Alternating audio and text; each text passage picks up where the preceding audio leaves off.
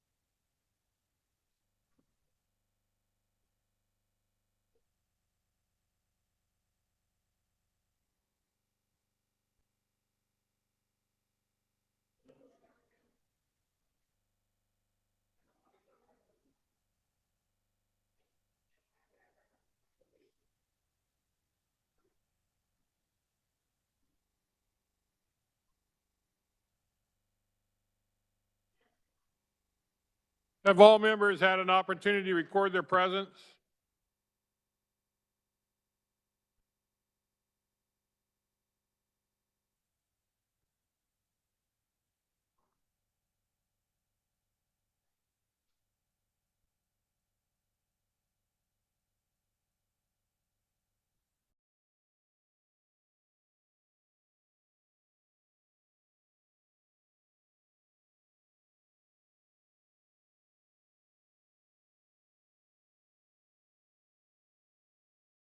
The clerk will record the attendance. Close the roll and record the attendance.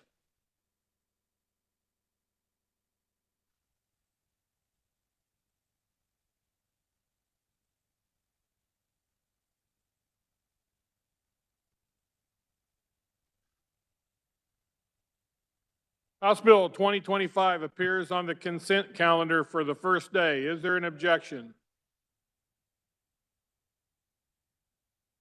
Seeing none, it will remain on the consent calendar for the second day.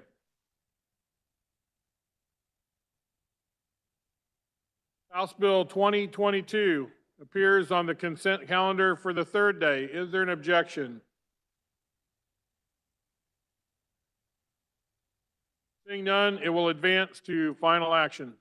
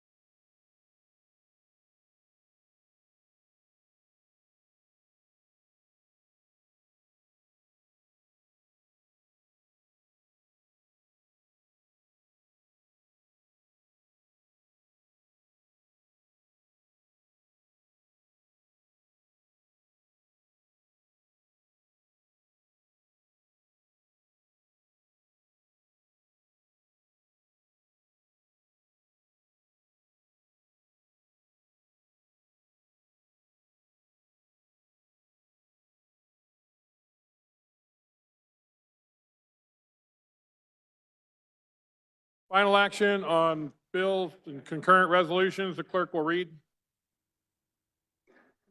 HB 2022 by Committee on Elections, an act concerning elections, clarifying when special elections may be held.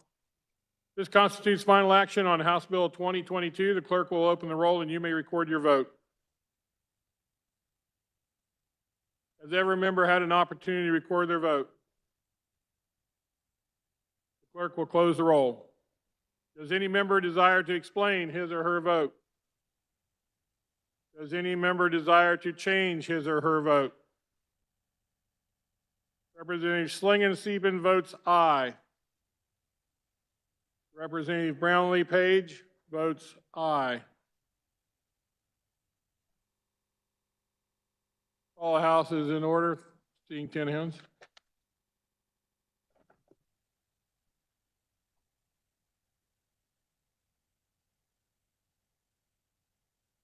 The doorman will close the doors, members will be in their seats, and the clerk will call the roll. Helgerson, Meyer, Penn, Stogsdale, Tarwater, Wilborn, Wynn.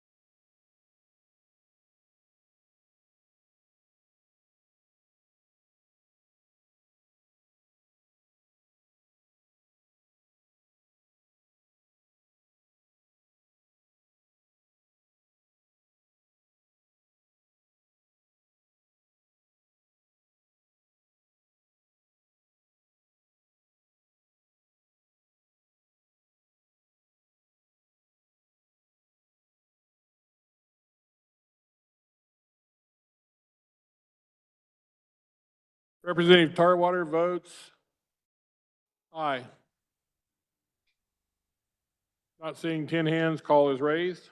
Does any other members desire to change their vote? Seeing none, 119 voting in favor, 0 against the passage of House Bill 2022. The same having received a constitutional majority, the bill is hereby declared passed. The clerk will record the vote.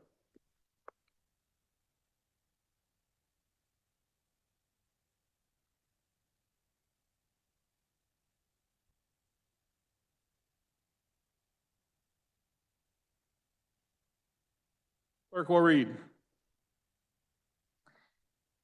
Sub HB 2007 by Committee on Appropriations, an act making and concerning appropriations for the fiscal years ending June 30, 2025, June 30, 2026, and June 30, 2027 for state agencies, authorizing certain transfers, capital improvement projects and fees, imposing certain restrictions and limitations, and directing or authorizing certain receipts, disbursements, procedures, and acts incidental to the foregoing.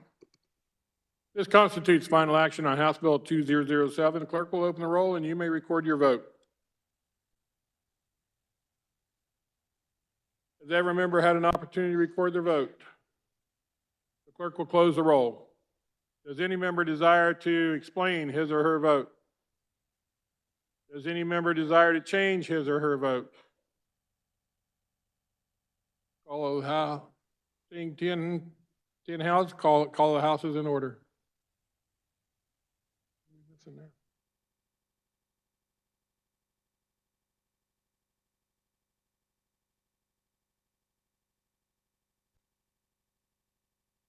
Representative Howe votes aye.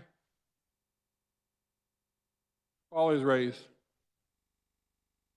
Does any member desire to change his or her vote? Seeing none, 84 voting in favor and 35 against the passage of House Bill 2007, same having received a constitutional majority. The bill is hereby declared passed. The clerk will record the vote.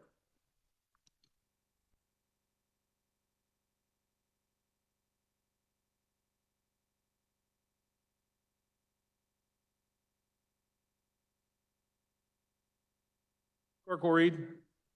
HB 2016 by Committee on Elections, an act concerning elections relating to voter registration, including private online obituary notices as sufficient grounds for removal of a deceased voter from the voter registration's books. This constitutes final action on House Bill 2016. Clerk will open the roll and you may record your vote. Has every member had an opportunity to record their vote? The clerk will close the roll.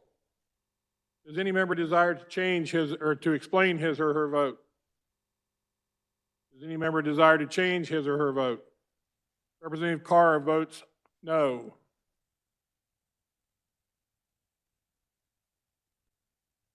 Representative Ruiz votes no. Representative Carlin votes no. Representative Weigel votes no. Any further changes of votes? Seeing Weigel, Virgil Weigel votes no. Any further changes of votes? Seeing none, 106 voting in favor, 13 against the passage of House Bill 2016, the same having received a constitutional majority. The bill is hereby declared passed. The clerk will record the vote.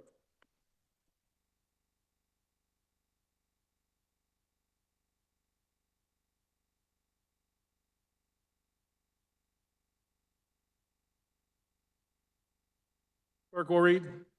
HB 2039 by Committee on Health and Human Services, an act concerning health care relating to the Kansas Credentialing Act, amending definitions to provide that certain entities providing physical therapy, occupational therapy, and speech-language pathology are not home health agencies.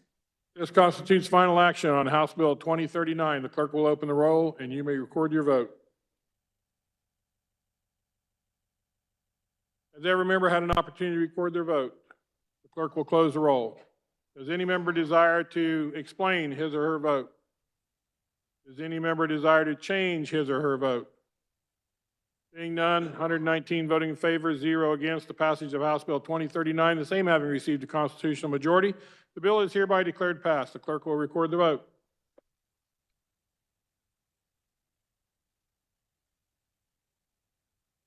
Clerk will read.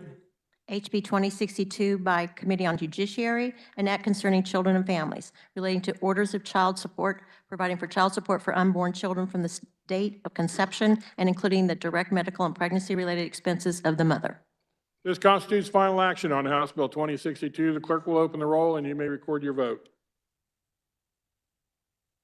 Has every member had an opportunity to record their vote? The clerk will close the roll.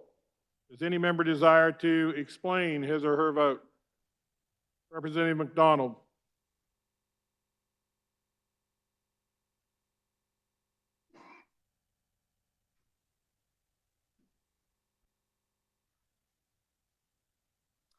I vote no on HB 2062. This legislation is an underhanded attempt to advance an agenda that denies women the right to bodily autonomy. Designed to lay the groundwork for fetal personhood, HB 2062 is just the latest attempt to criminalize any behavior deemed to threaten a pregnancy. The rights of a fetus or embryo should never be placed above the rights of a pregnant person. In addition, because of the ambiguity in the poorly written text of this bill, it will inevitably result in unnecessary confusion and future lawsuits. Representative Nikki McDonald, Tobias Slingensiepen, Kirk Haskins, Alex Simmons, Heather Meyer, Ford Carr. Any further explanation of votes? Does any member desire to change his or her vote? Seeing none, 85 voting in favor, 34 against the passage of House Bill 2062, the same having received a constitutional majority. The bill is hereby declared passed. The clerk will record the vote.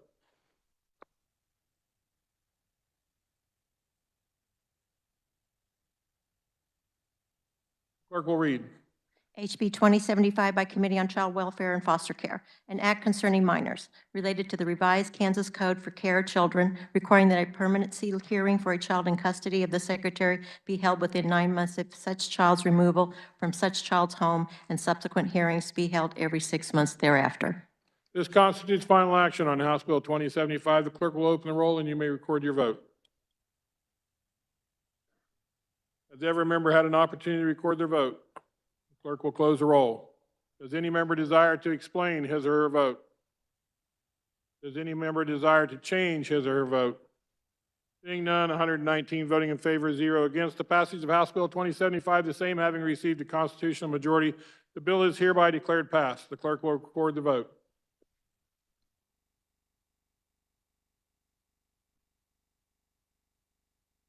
Clerk will read.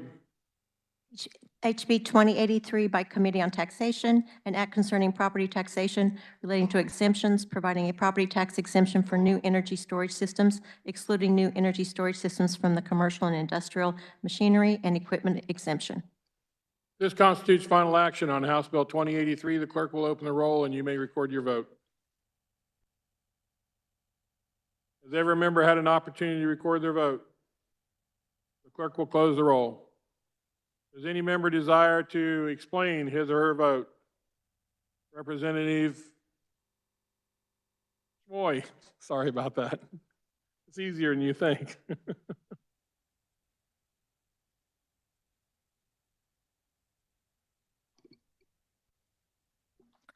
My constituents have spoken loud and clear that they see this legislation as an incentive for their local municipalities to build energy storage systems in their backyards today to serve as a potential revenue cash cow in 10 years. While they appreciate the attempt to eventually tax this equipment under the new designation, as they acknowledge that all similar existing equipment should already be subject to the property tax, they are firmly against incentivizing the building of these systems in their community through such legislation. Representative Schmoy, Representative Barth. Are there any further explanation of votes? Any member desire to change his or her vote? Representative Ruiz votes aye. Representative Schwertfeger votes no. Representative Chuck Smith votes no. Representative Blex votes no. Representative Hill votes no. Representative Humphreys votes no. Representative Tarwater votes no. Representative Butler votes no. Any further changes of votes? Seeing none. 90 voting in favor and 29 against the passage of House Bill 2083. The same having received a constitutional majority, the bill is hereby declared passed. The clerk will record the vote.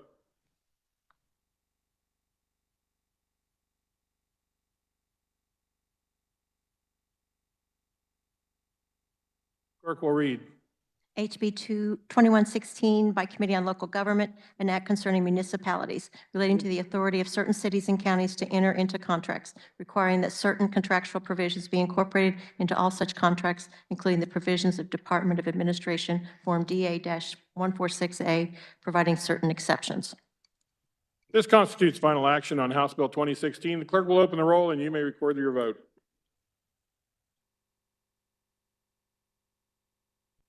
Has every member had an opportunity to record their vote? The clerk will close the roll. Does any member desire to explain his or her vote? Does any member desire to change his or her vote? Representative Pickard votes aye. Representative Humphreys votes aye. Any further change of vote? Representative Mosley votes aye. Any further change of votes? Seeing none, 119 voting in favor, 0 against the passage of House Bill 2016. The same having received a constitutional majority, the bill is hereby declared passed. The clerk will record the vote.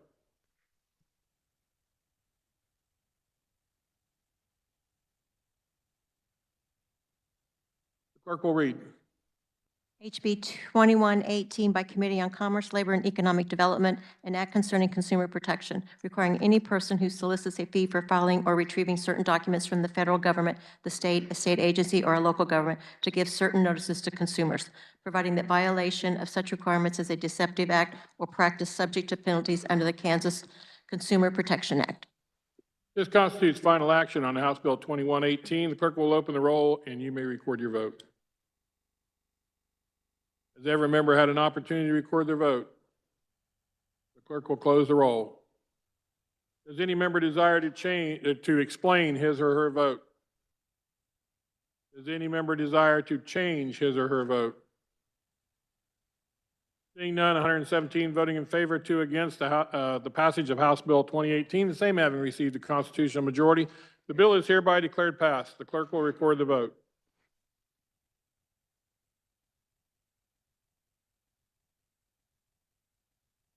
Clerk will read. HB 2121 by Committee on Transportation, an act concerning motor vehicles relating to annual license fees of electric and electric hybrid passenger vehicles and trucks and electric motorcycles, increasing the annual fee and distributing the fees to the State Highway Fund and the Special City and County Highway Fund. This constitutes final action on House Bill 2121. The clerk will open the roll and you may record your vote. Has every member had an opportunity to record their vote? The clerk will close the roll. Does any member desire to change or to explain his or her vote? Representative Megan Steele? No? Does any member desire to explain his or her vote? Does any member desire to change his or her vote? Representative Steele votes aye. Any further changes of vote? Seeing none, 99 voting in favor and 20 against the passage of House Bill 2121, the same having received a constitutional majority. The bill is hereby declared passed. The clerk will record the vote.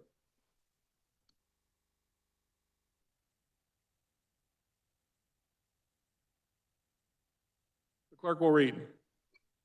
HB 2122 by Committee on Transportation, an act concerning motor vehicles relating to vehicle registrations, modifying the threshold limit for allowing quarterly payments of certain truck and truck tractor annual vehicle registration fees, eliminating the 2-quarter grace period for truck or truck tractor owners that have delinquent quarterly payments before certain penalties apply.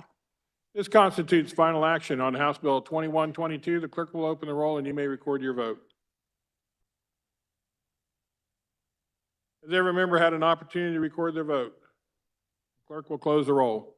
Does any member desire to explain his or her vote? Does any member desire to change his or her vote? Representative Roser votes aye. Representative McNorton votes aye. Representative Essex votes aye. Any further changes of votes? Seeing none, 118 voting in favor and 1 against the passage of House Bill 2122, the same having received the constitutional majority, the bill is hereby declared passed. The clerk will record the vote.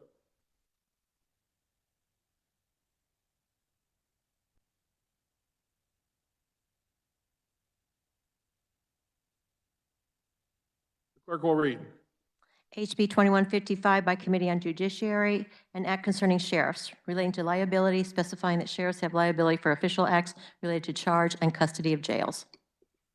This constitutes final action on House Bill 2155. The clerk will open the roll and you may record your vote. Has every member had an opportunity to record their vote? The clerk will close the roll. Does any member desire to explain his or her vote? Does any member desire to change his or her vote? Representative Johnson votes aye. Representative Michael votes no. Any other changes of votes? Representative Miller votes no. Representative Ruiz votes aye. Further changes of votes? Seeing none. 108 having voted in favor, 11 against the passage of House Bill 2155, the same having received a constitutional majority. The bill is hereby declared passed. The clerk will record the vote.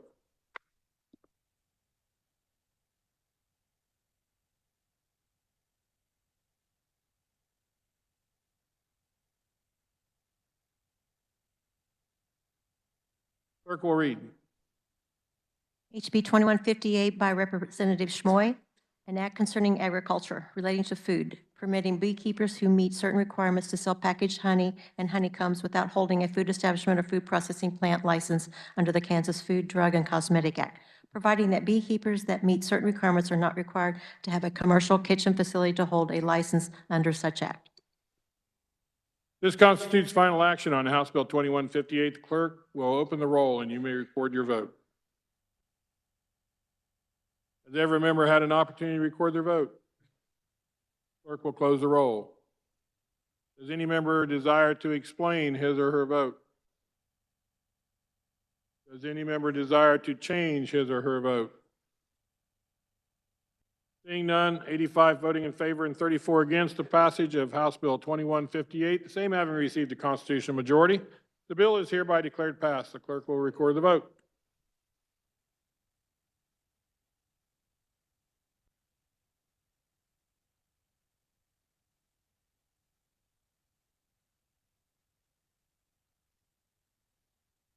Clerk will read. HB 2168 by Committee on Transportation, an act concerning motor vehicles relating to license plates, providing for the blackout distinctive license plate, creating the license plate replacement fund to be administered by the Secretary of Revenue, depositing the fees from the blackout license plate into such fund for purposes of replacing exhausted license plates. This constitutes final action on House Bill 2168. The clerk will open the roll and you may record your vote. Has every member had an opportunity to record their vote? The clerk will close the roll. Does any member desire to explain his or her vote? Does any member desire to change his or her vote? Representative Croft votes aye. Any further change of the vote? Seeing none. 101 voting in favor and 8 vote. Representative Sawyer Clayton votes aye. Any further change of the votes? 102 voting in favor and 17 against the passage of House Bill 2168. The same having received a constitutional majority, the bill is hereby declared passed. The clerk will record the vote.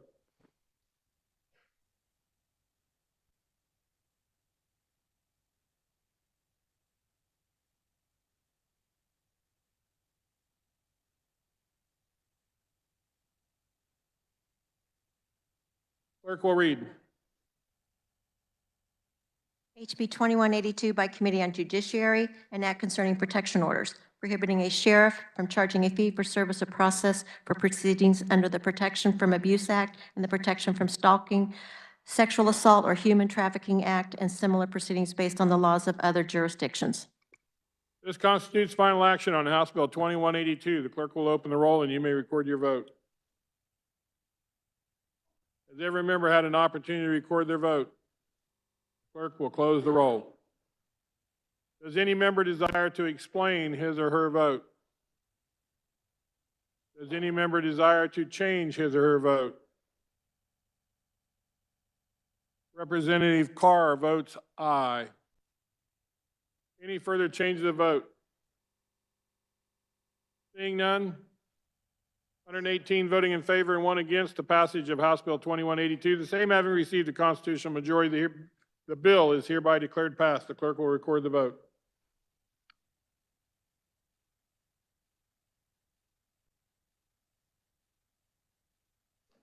Clerk will read. HB 2201 by Committee on Transportation, an act concerning motor vehicles relating to distinctive license plates, providing for the FFA license distinctive plate. This constitutes final action on House Bill 2201. The clerk will open the roll and you may record your vote. Has every member had an opportunity to record their vote? The clerk will close the roll.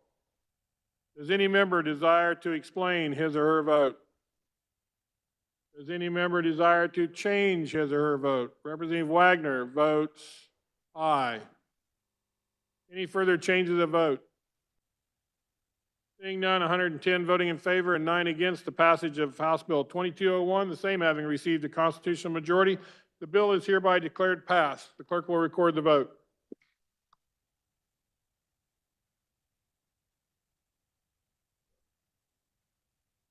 Clerk will read.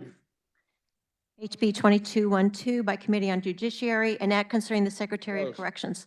increasing the amount of money that the Secretary of Corrections may reimburse inmates for personal injury or property damage or loss caused by negligence, requiring notice to the Secretary for claims exceeding the reimbursement maximum. This constitutes final action on House Bill 2212. The clerk will open the roll and you may record your vote. Has every member had an opportunity to record their vote? Clerk will close the roll. Does any member desire to explain his or her vote? Does any member desire to change his or her vote? 111 voting in favor and 8 against the passage of House Bill 2212, the same having received the constitutional majority. The bill is hereby declared passed. The clerk will record the vote.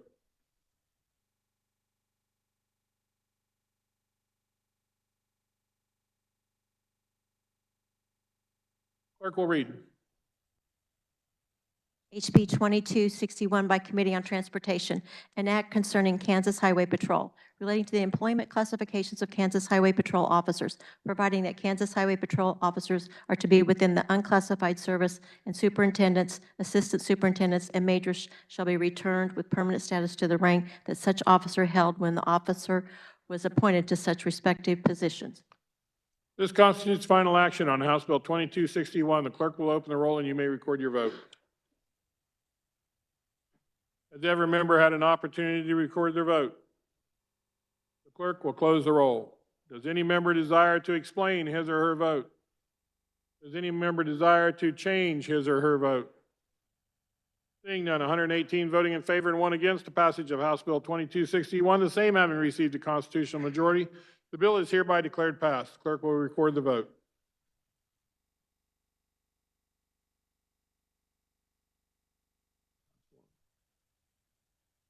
Clerk will read.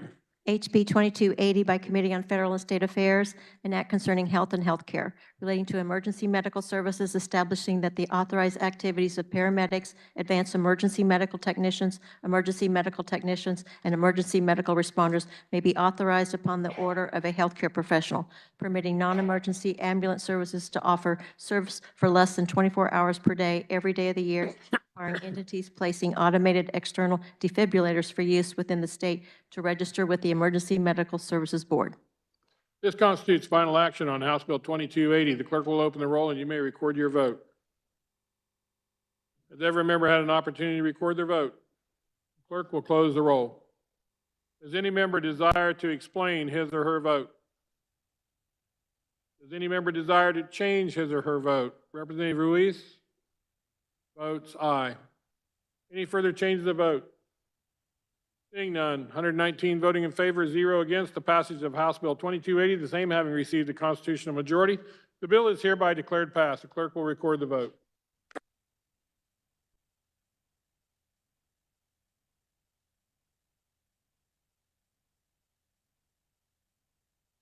Representative Ballard is recognized for a request to change vote.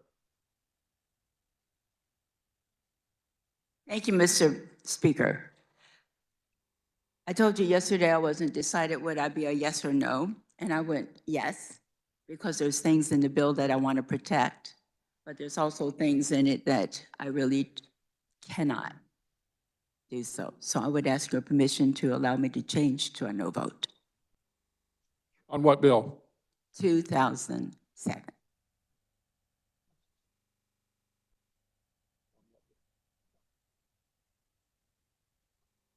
Okay, on 2007, Representative Ballard would request unanimous consent to change her vote from aye to no, or yes, to a no, correct? Yes. To a no. To a no. Is there any objection? Being no objection, the vote will be changed. Thank you very much.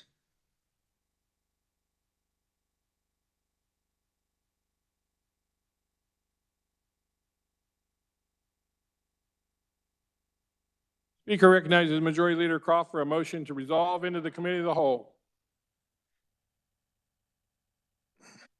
Here we go. Mr. Speaker, I move the House resolve itself into the Committee of the Whole for the purpose of considering those items under the heading of General Orders. You have heard the motion. All those in favor signify by saying aye. Opposed, no. The ayes have it. Motion carries. Speaker appoints Representative Christy Williams to chair the Committee of the Whole.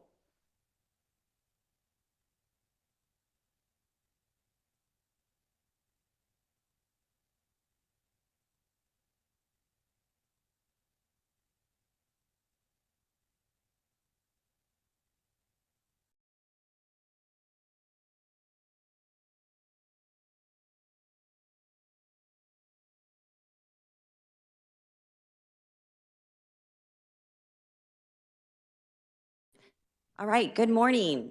The first item of business is House Bill 2088. For the purpose of carrying House Bill 2088, the chair recognizes Representative Turk.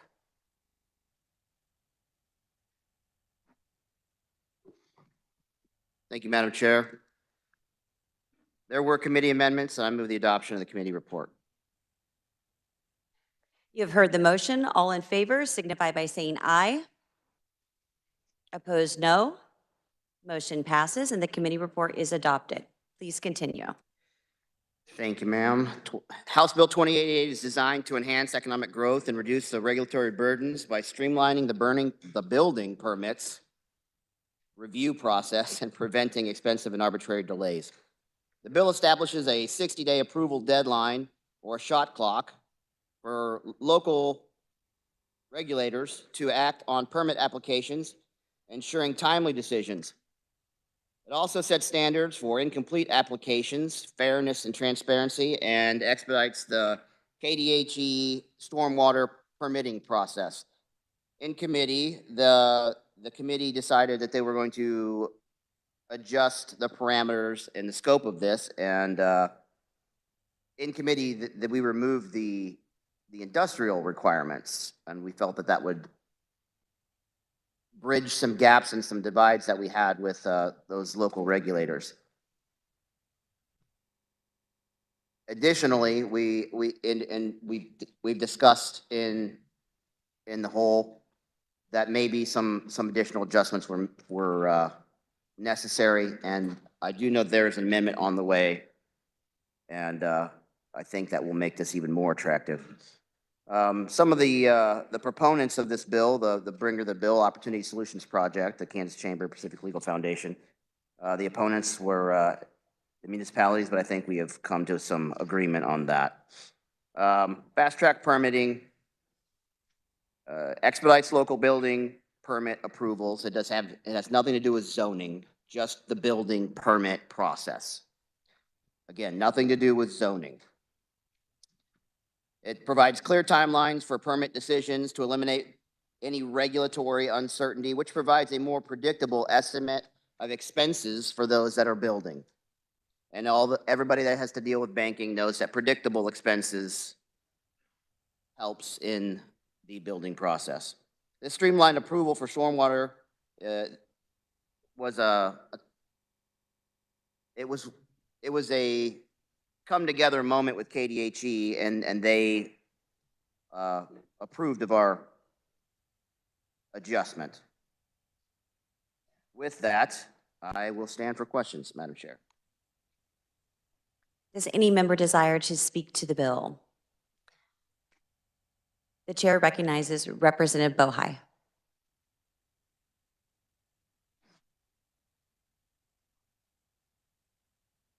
Thank you, Madam Chair.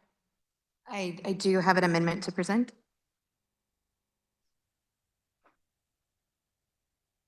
Yesterday in calendar, when we were discussing the various aspects of this bill, it seemed that while the intent of the bill is good, and what we really need in the state of Kansas is more single-family residential homes, there were some aspects of the bill that I would not be able to support. However, with this amendment, I will be fully able to support this bill. The amendment is short. The clerk will read. Move to amend HB 2088 as amended by House Committee on page 1 in line 27 by striking all after residential in line 28, by striking residential also in line 28, by striking or commercial. Representative, would you like to continue to explain? I think it's pretty self-explanatory. I'll stand for questions at this time. All right. Does any member wish to speak to the amendment? Representative Turk. Thank you, Madam Chair. This is a friendly amendment, and this is an example of coming together and really highlighting in a bill what is the most important. Obviously, housing is the most important thing in many of our districts, and I feel like if we can narrow the scope of this, I feel like we can bridge that gap between what's needed, what regulatory changes are needed, and protecting local control. So this is a favorable amendment. Thank you. The chair recognizes Representative Sawyer Clayton on the amendment. Hello, body. At first blush, this amendment looks good. I have as of yet to have anyone with municipalities return my text, so we can only guess and use our own reasoning, but based on that, I will be supporting the amendment. The chair recognizes Representative Carmichael on the amendment. Thank you, Madam Chair. A question for the carrier of the amendment, please. I understand that this is a simple amendment and everybody else seems to know what it's about, but I don't understand what it does. Could you just explain it to me, please? Sure. So I'm so sorry. The original bill had it to where it was single-family residential, multifamily residential, and commercial, and we've taken out the multifamily residential and the commercial, so it was focusing on single-family residential with regards to the permitting process. I now understand. Thank you, and thank you, Madam Chair. Is there any further discussion on the amendment? No further discussion. Representative Bohai, you may close. Thank you, Madam Chair. I would request that we vote favorably on this amendment. You have heard the motion by Representative Bohai to amend. All those in favor signify by saying aye. Opposed, nay. The ayes appear to have it. The ayes do have it, and the motion passes.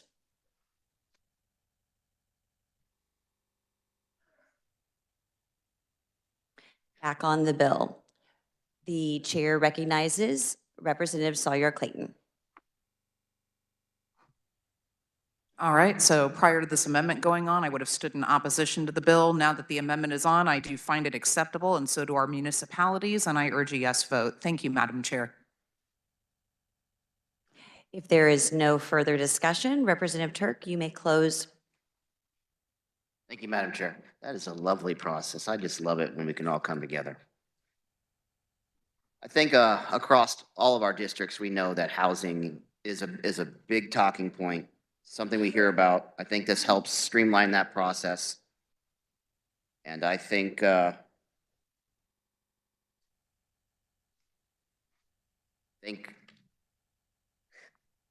we'll make everybody happy with this.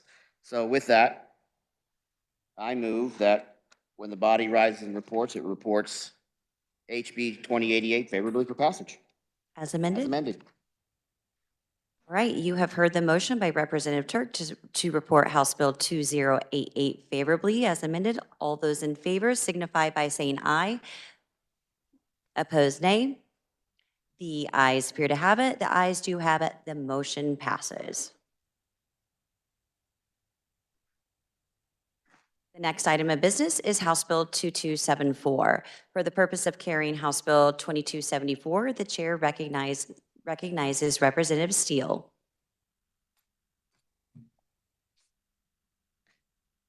Thank you, Madam Chair. There were no amendments, and I rise before the body to present House Bill 2274. The bill originates from the Veterans and Military Committee and was requested by Representative Thompson. HB 2274 is an act concerning occupational licensing, certification, and registration fees for military spouses. The bill will amend the current state statute 483406. This statute was passed in 2021 and allowed active military spouses and service members to get a Kansas occupational license quicker via reciprocity. This bill would amend the statute's definition of complete application to include military spouses if the spouse's service member is not considered active duty. Essentially, this bill is going to remedy an oversight in the 2021 legislative session that mistakenly excluded National Guard and Reserve members. With that, Madam Chair, I will stand for questions. All right, does any member desire to speak to the bill? The chair recognizes Representative Poskin.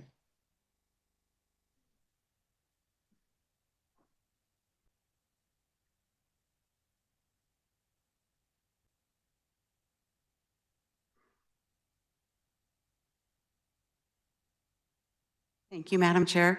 The carrier did an outstanding job explaining the bill. I rise in very strong support of this and also want to commend the carrier of the bill for her first term in the legislature, serving on 2 committees with her. She is very active and engaged and has a lot of questions, and I commend her for that. I stand in support of the bill. The chair recognizes Representative Wassinger. Thank you, Madam Speaker? Chair, okay. Thank you, Madam Chair. Could the carrier of the bill stand for questions, please? Yes, ma'am. Okay, can you explain something to me in the bill? Do you have an issue with social distancing or lack thereof?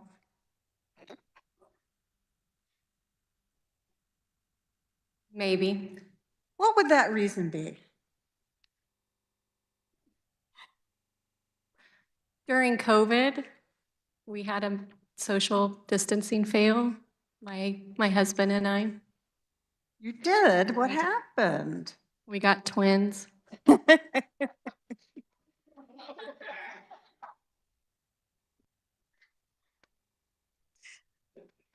well, that makes a lot of sense.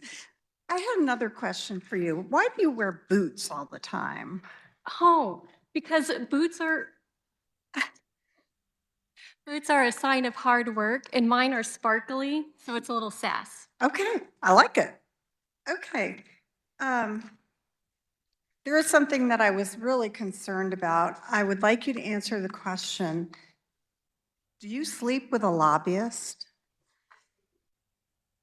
My husband So your happens to be a lobbyist. There you go. And we had the social distancing fail. So.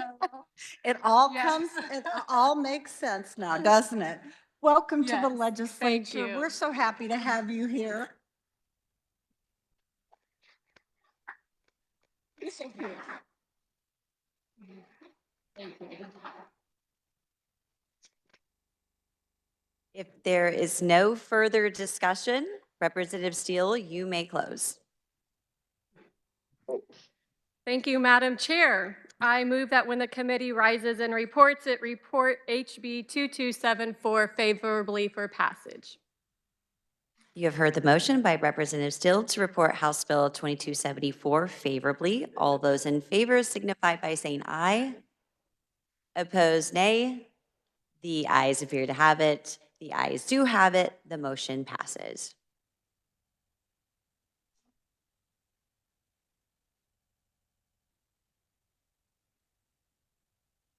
The next item of business is House Bill 2033.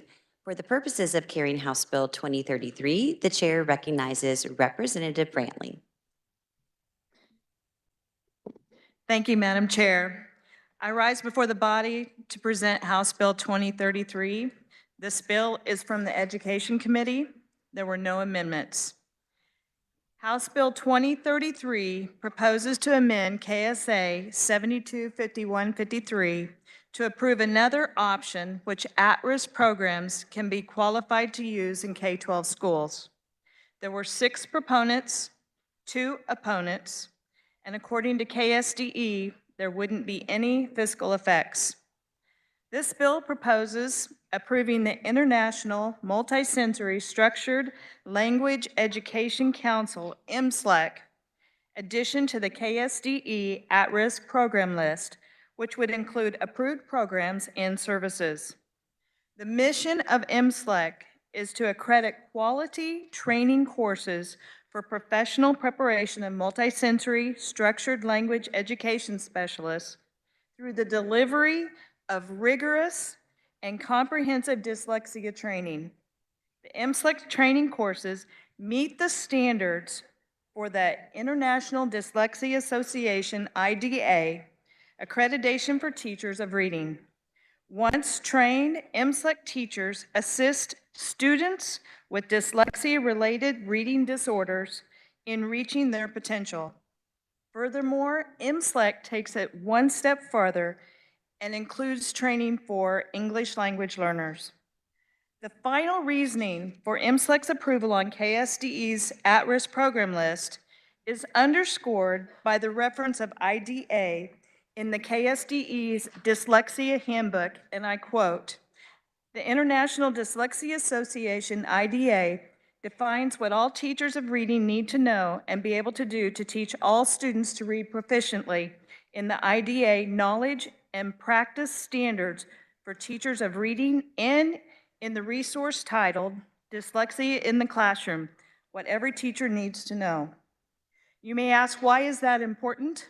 Because school districts cannot utilize their at-risk funding to purchase programs and services unless the program is listed on the at-risk list.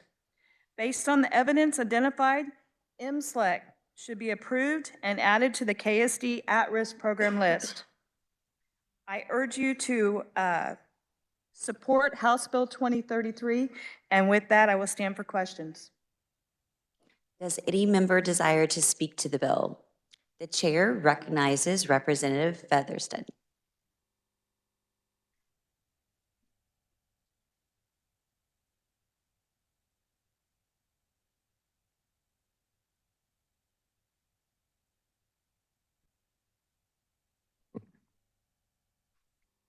Thank you, Madam Chair. I think MSLEC is probably a very good program. I have the utmost respect for the legislator who brought the bill to committee. However, we have a process which I think we approved last year for these programs to be chosen, and this bill is government overreach. We are overreaching into the purview of our state and local school boards, which are duly elected just like we are. I encourage a no vote on this bill due to that government overreach. The chair recognizes Representative McDonald.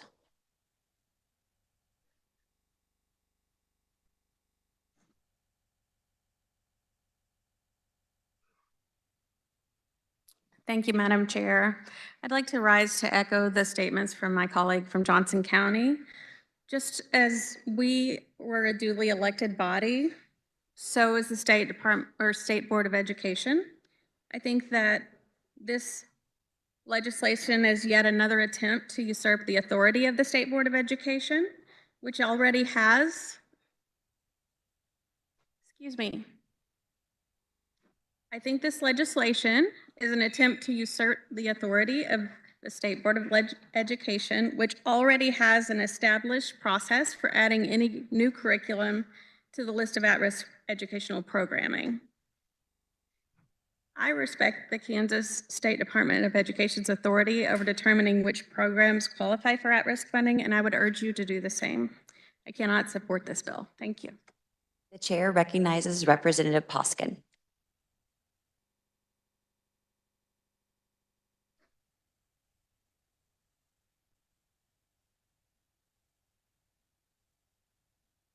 Thank you, Madam Chair. Will the carrier of the bill please stand for questions?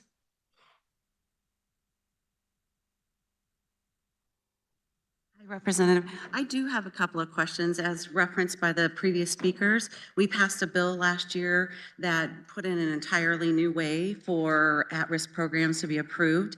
Does this bill fix a problem with that bill?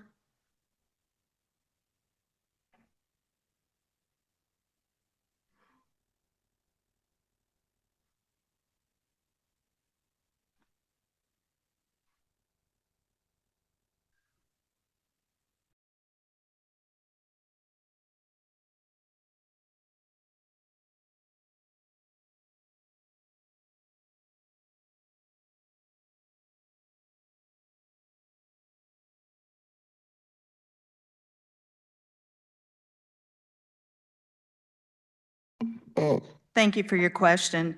In the bill, it states on page 2, line 9, that state-based national nonprofit organizations can be added. And I believe this just adds one more tool to their toolbox for the state board to utilize in the program. Okay, so KSDE just published its new list of approved at-risk programs. Did this particular program go through that process and get denied?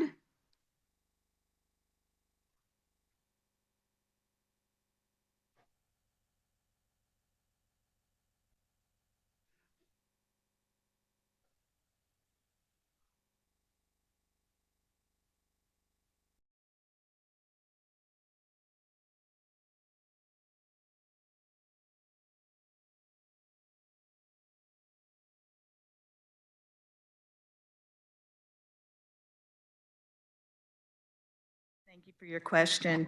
What this bill will do is add MSLEC to the list so that if another program which was added was Phillips Learning Center, they are accredited through the MSLEC. So this would just based on the MSLEC added to the approval list. But they did not go through the process to apply to be on the approval list? We're just adding them by legislation?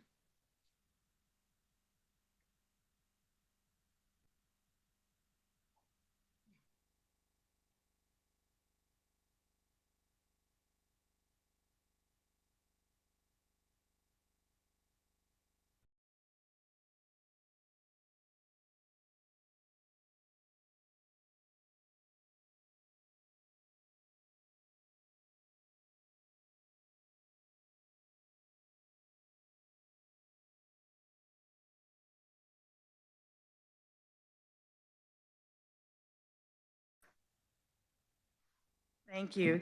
To be on the at-risk, KSDE at-risk list, it would be a program. What was added recently was the Phillips Learning Center. MSLEC is the coursework that would be taken by an entity to be able to be accredited to deliver dyslexia training. This would just add one more piece for organizations to have training through the MSLEC piece, which is recognized by IDA, which is the foundation for KSD. Okay, I guess it just sounds like we're putting programs on through legislation that are not using the process that we approved last year. So I'm still a little unclear on that. And I'm just concerned that we're passing legislation to get a program on that couldn't go through the process and that we are circumventing the process that we created just last year. So, am I correct or incorrect? MSLEC is an accreditation coursework that an organization like Phillips Learning Center could take. Their trainers could receive the training from MSLEC. Having MSLEC on there is an accreditation coursework for dyslexia training. So they are an IDA accredited dyslexia training. All right. Well, thank you so much for standing for questions. I know that was a lot of questions. I too think that I will rise in opposition to this bill because it doesn't seem to fix a problem in the bill that we passed last year, allowing multiple entities to get on this, and it seems designed for just one. So thank you for your patience, body. The chair recognizes Representative Estes.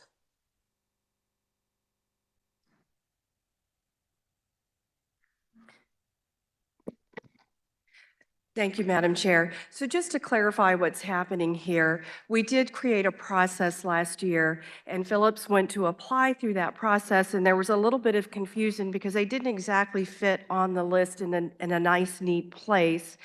And Phillips did work with the Department of Education, and they did get approved. And part of why they were approved is they were able to show that they were kind of an equivalent of peer-reviewed, which was the main criteria that we wanted to add last year, by going through a very rigorous and intensive process to be accredited by MSLEC. So I just want to clarify that MSLEC is not a program, it's an accrediting body. So should another organization that's accredited by MSLEC wish to serve Kansas students, and they would have a much easier process and not have to go through the limitations of the current list, So literally, this just adds another tool to the list, and everybody will still have to go through the same process. Will the carrier please stand for questions?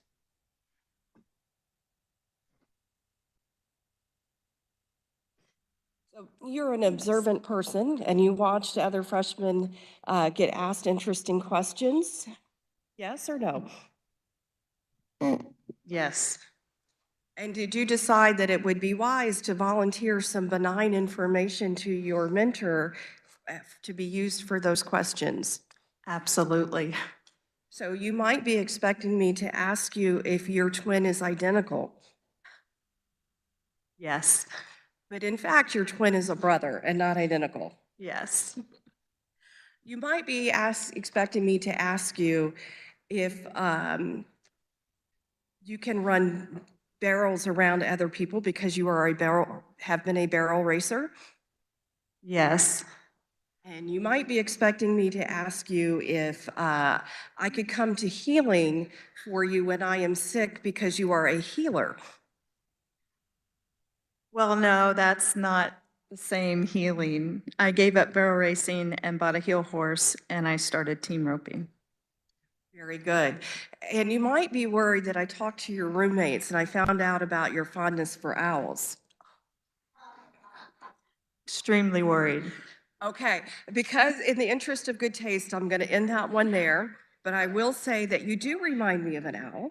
And when I was a teacher, my students, we called ourselves, and my maiden name is Oliver, we called ourselves Oliver's Owls because of that studiousness. And what I've noticed about you in committee is that you study every single bill, you look through every single word, and you really put a lot of time into this job, and I think that is going to serve you and us very well. Welcome to the legislature. Thank you.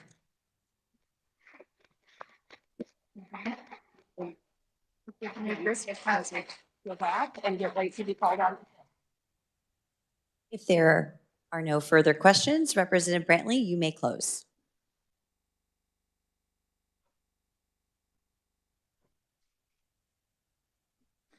Madam Chair, I move that when the body rises and reports, it reports House Bill 2033 favorably for passage. You have heard the motion by Representative Brantley to report House Bill 2033 favorably. All those in favor signify by saying aye. Opposed, nay. The ayes appear to have it. The ayes do have it. The motion passes.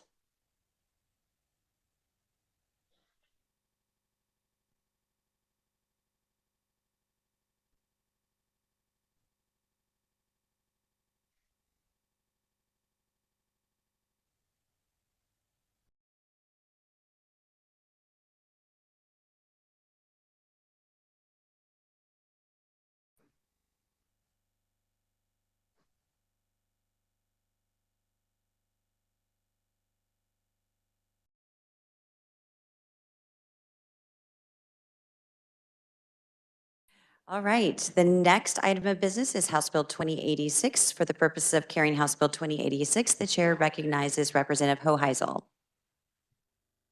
Thank you, Madam Chair. There were no committee amendments. Colleagues, HB 2086 is an enhancement or an adjustment to our KPERS 3 plan we currently have. I'm going to preface this by saying it's not a fix or the fix.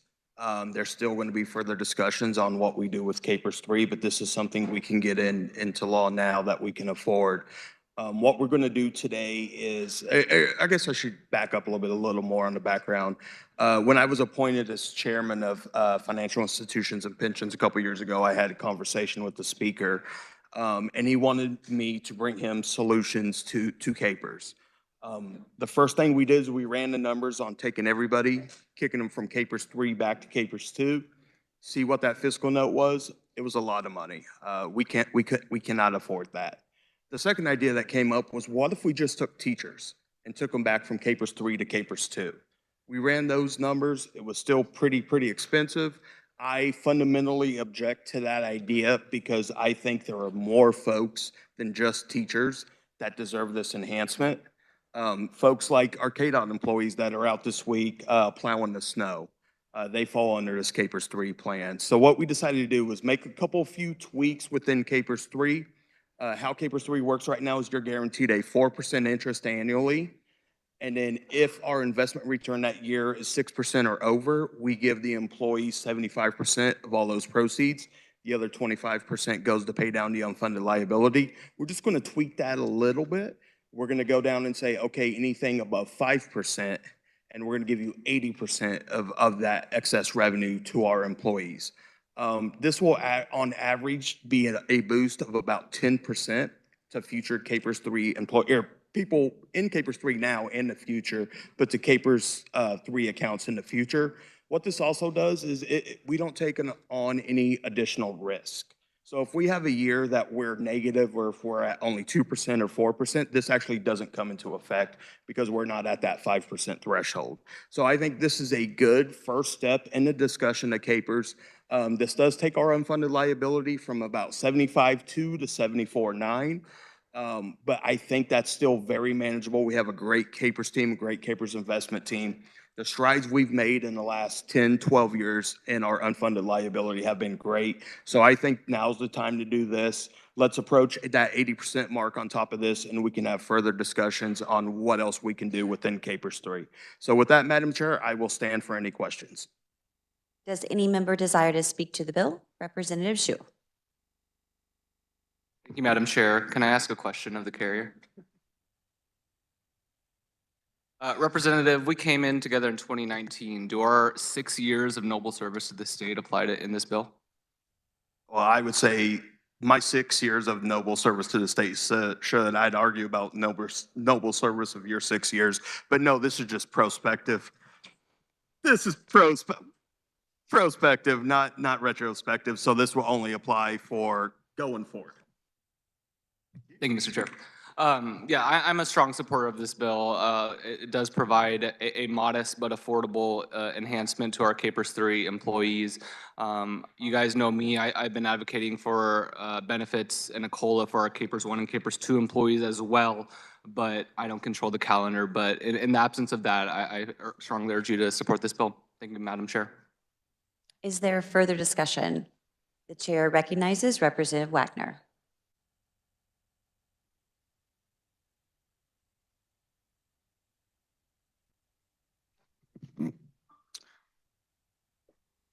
Colleagues, House Bill 2086, I mean, there are definitely things you could say for its favor. I do want to remind folks, we just passed a budget here just today, which is really the first time in a number of years that we've actually lowered the budget for fiscal year 2026 is down 2%. We're at like $10.56 billion in our state general fund budget. But every bill that we pass that has a fiscal note adds on to that. That the amount of money that we have going forward or that the ultimate budget that we're going to end up with is going to be very dependent upon the actions that we make for the various bills that come forward. This bill does have a fiscal note. It is in totality $107 million. It would be spread over obviously a number of years. And I think the rub that I have with this bill, there's a couple things. Pensions, I've been up here the last 6 years. And, every year we have folks sending us emails about pensions, about Capers, about different ways to increase it for particular groups or overall, whether it's a COLA or whatever. It is kind of a feel-good measure, increasing a pension, but a pension, you're obligating, future actions as far as when you pass any sort of pension increase. We have seen a couple years ago when the governor was looking at re-amortizing, I think if that's the right word, Capers. We had documents presented to us that if we stay the course with our current Capers, that in about another 5 or 6 years, I think it's going to be in the early 2030s, we actually hit a point where the amortization, that we're actually in a very good position, and the actual annual cost to the state for Capers will actually drop dramatically. I mean, by a couple $100 million a year. I think one of my points would be that when we come forward to that, when we get closer to that point, is the point where you really could look at capers and really look at the whole state pension plan. Because in that case, you would actually be making changes based on savings that you're accruing rather than adding additional obligations or additional costs as this bill would do. Private workers, I was doing a little bit of research on this. Private workers over the last 2 years, in 2023, their average pay went up 4.3%. In 24, it was 3.7%. State and local workers, by comparison, it was 4.7% and 4.5%. As far as benefits, private sector workers were up 3.6%, 3.3%. It's 4.6, 4.9. I mean, private workers, the people who are paying the taxes to pay for this, are not going up at the same manner as we currently have state and local workers doing. I mean, the regular folks that pay the taxes for this do not have the same level of benefits often than what you have for your state and local workers. As a matter of fact, the average median private pension just pays out over $11,000 a year. The average state and local government pension pays out over $24,000 a year. I mean, you're basically asking people who are averaging $920 a month in payments to increase what the folks who are making over $2,000 a month are getting. I don't think that's right. I don't think that's really good policy. I appreciate the concept, but my basic argument would be that we really should wait to when the whole CAPERS structure is going to be much better and hold off on increasing the budget anything at this point for fiscal year 26 and going forward. Anyway, thank you very much. The chair recognizes Representative Riley. Thank you, Madam Chair. I need to ask a couple questions of the carrier of this bill, please.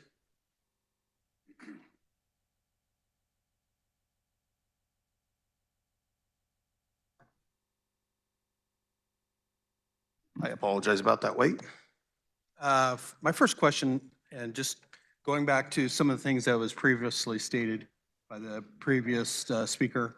So does this take any more money out of SGF because we are adding more money to our state contribution for teachers or employees? For state employees, yeah, in the future, this will cause SGF, this will cause the employer contribution to go up. Now, let me explain kind of just, if I may, for a second on how the employer contribution works.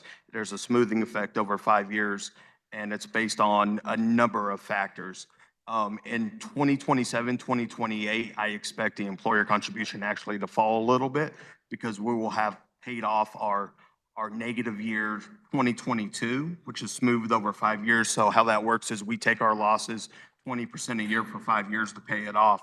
So by the time we're coming out of that, the employer contribution will fall. It'll bump up a little bit from that fall with this, but it will be, in my estimation, pretty much a wash. But to your point, yeah, it will be about a $7.3 million, I believe, annual note.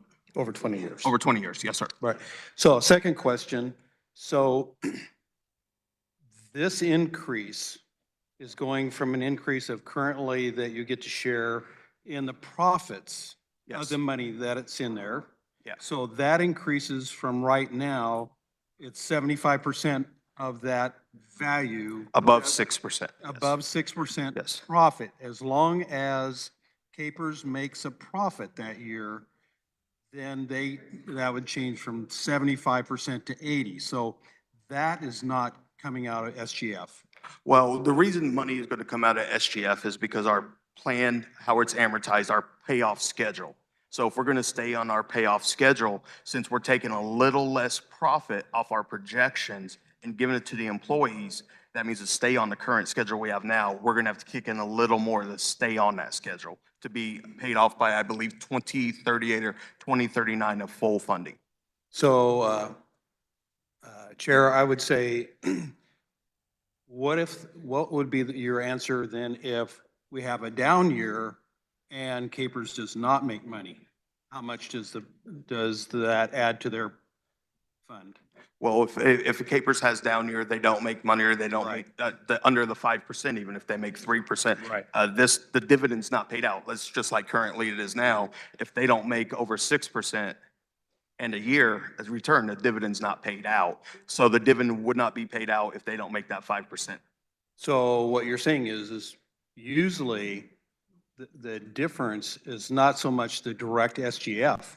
The difference is how much money that the Capers Fund makes every year. Yeah. Whether they make a profit or not a profit. Yeah, and That's what's going to affect yeah, this. yeah. what- But again, we're also 6% to 5%. I have the numbers in my office now. I'm trying to think of a time where we fell between that 5 and 6% years ago. threshold. It was 2 years ago when we I fell think- between 5 and 6. Well, we've had a couple down years. Well, down years, but was it between 4% and 6%, that 5% cap, or did it come in play? I think that would be if you understand. That'd be a what good I'm saying, question. that'd be the question. So I'm not sure how much that really comes into play between 6% and 5%. And one last question. Yes, sir. And I do understand what you're doing with this. You're trying to make Capers look better. But there's another Capers program, 457 There is. program. And so if I decide that I want to have a better retirement, do I have the ability to put aside an extra 10% in that 457 program that would add to my investments? Yeah, you can use a 457. Obviously, as a state employee, you're required to put 6% into Capers. But if you want to go anything above that into a 457, yeah. Right, and so that would be even a better retirement because Capers has an awesome ability to make money. Their fund has done very well over the years. And so I just want everybody to look at this, that there is another alternative if they don't feel that Capers 3 is a good program. They could invest additional money voluntarily in the 457 program. Yeah, and they can, and I encourage people to look into that too. We've had conversations with the treasurer's office and the Capers team on how to better advertise 457 plans. But that is an option. But I would say one of the things on this is we require Capers employees to kick in 6%. They only get a 4% guaranteed interest. And then anything between 4 and 6%, we're using to pay off the unfunded liability, which in effect is Capers 1 and Capers 2. We're subsidizing Capers 3 employees are subsidizing the Capers 1 and Capers 2 folks. So I think that's the key is like we're requiring them to kick in 6%, but we're only giving them that 4% interest. The chair recognizes Representative Chuck Smith.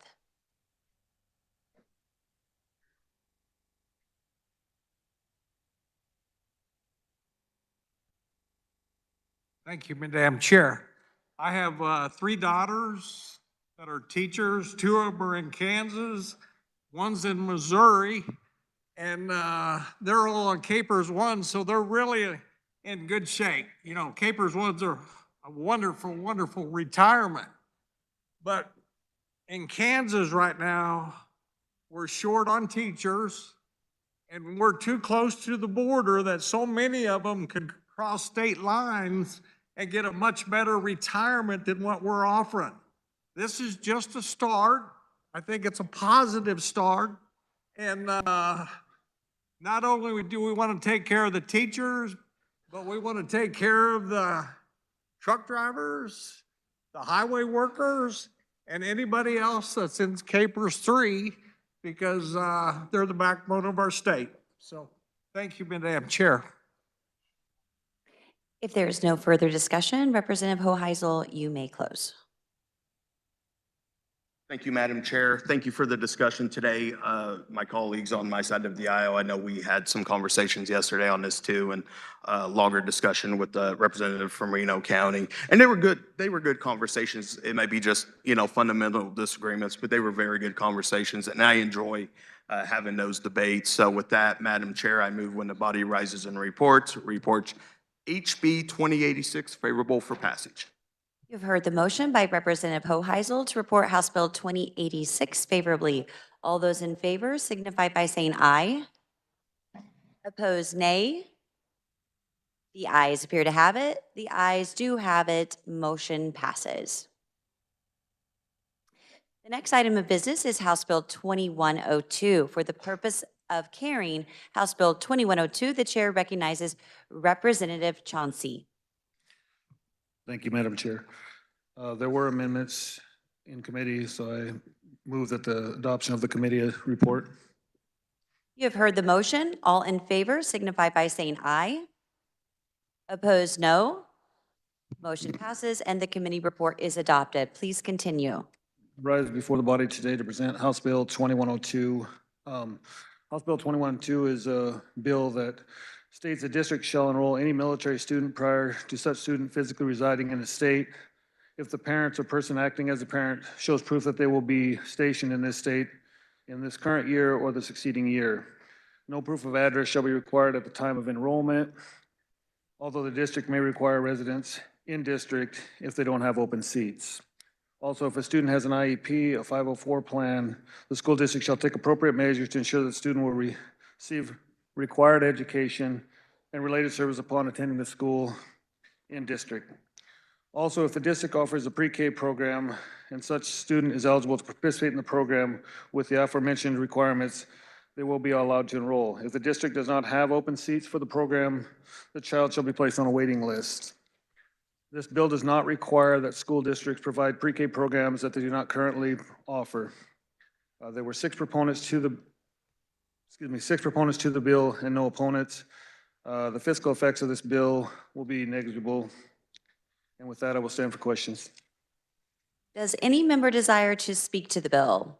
The chair recognizes Representative Featherston.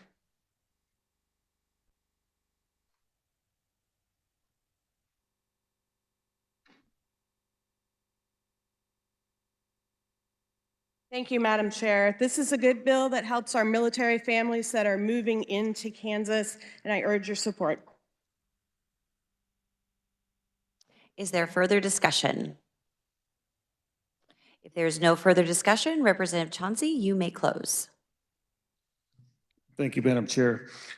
I'd just like to state real quick, I guess, if there's near as much struggle as we had to get this bill on the floor with the military families getting enrolled in school, I sure hope that we would pass this bill. So with that, Madam Chair, I move that when the body rises and reports to the report House Bill 2102 favorably for passage. You have heard the motion by Representative Chauncey to report House Bill 2102 favorably. All those in favor signify by saying aye. Opposed, nay. The ayes appear to have it. The ayes do have it. The motion passes. The next item of business is House Bill 2113. For the purposes of carrying House Bill 2113, the chair recognizes Representative Lux.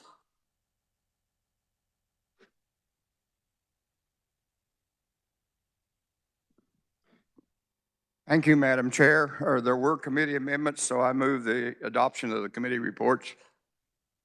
You have heard the motion. All in favor signify by saying aye. Opposed, no. The motion passes and the committee report is adopted. And I would remind the body to turn off your light once you have finished speaking. There are several of you on the board. Thank you. Please continue. Thank you, Madam Chair. Water, water, water. We can all walk on water today, I think, although because it's ice.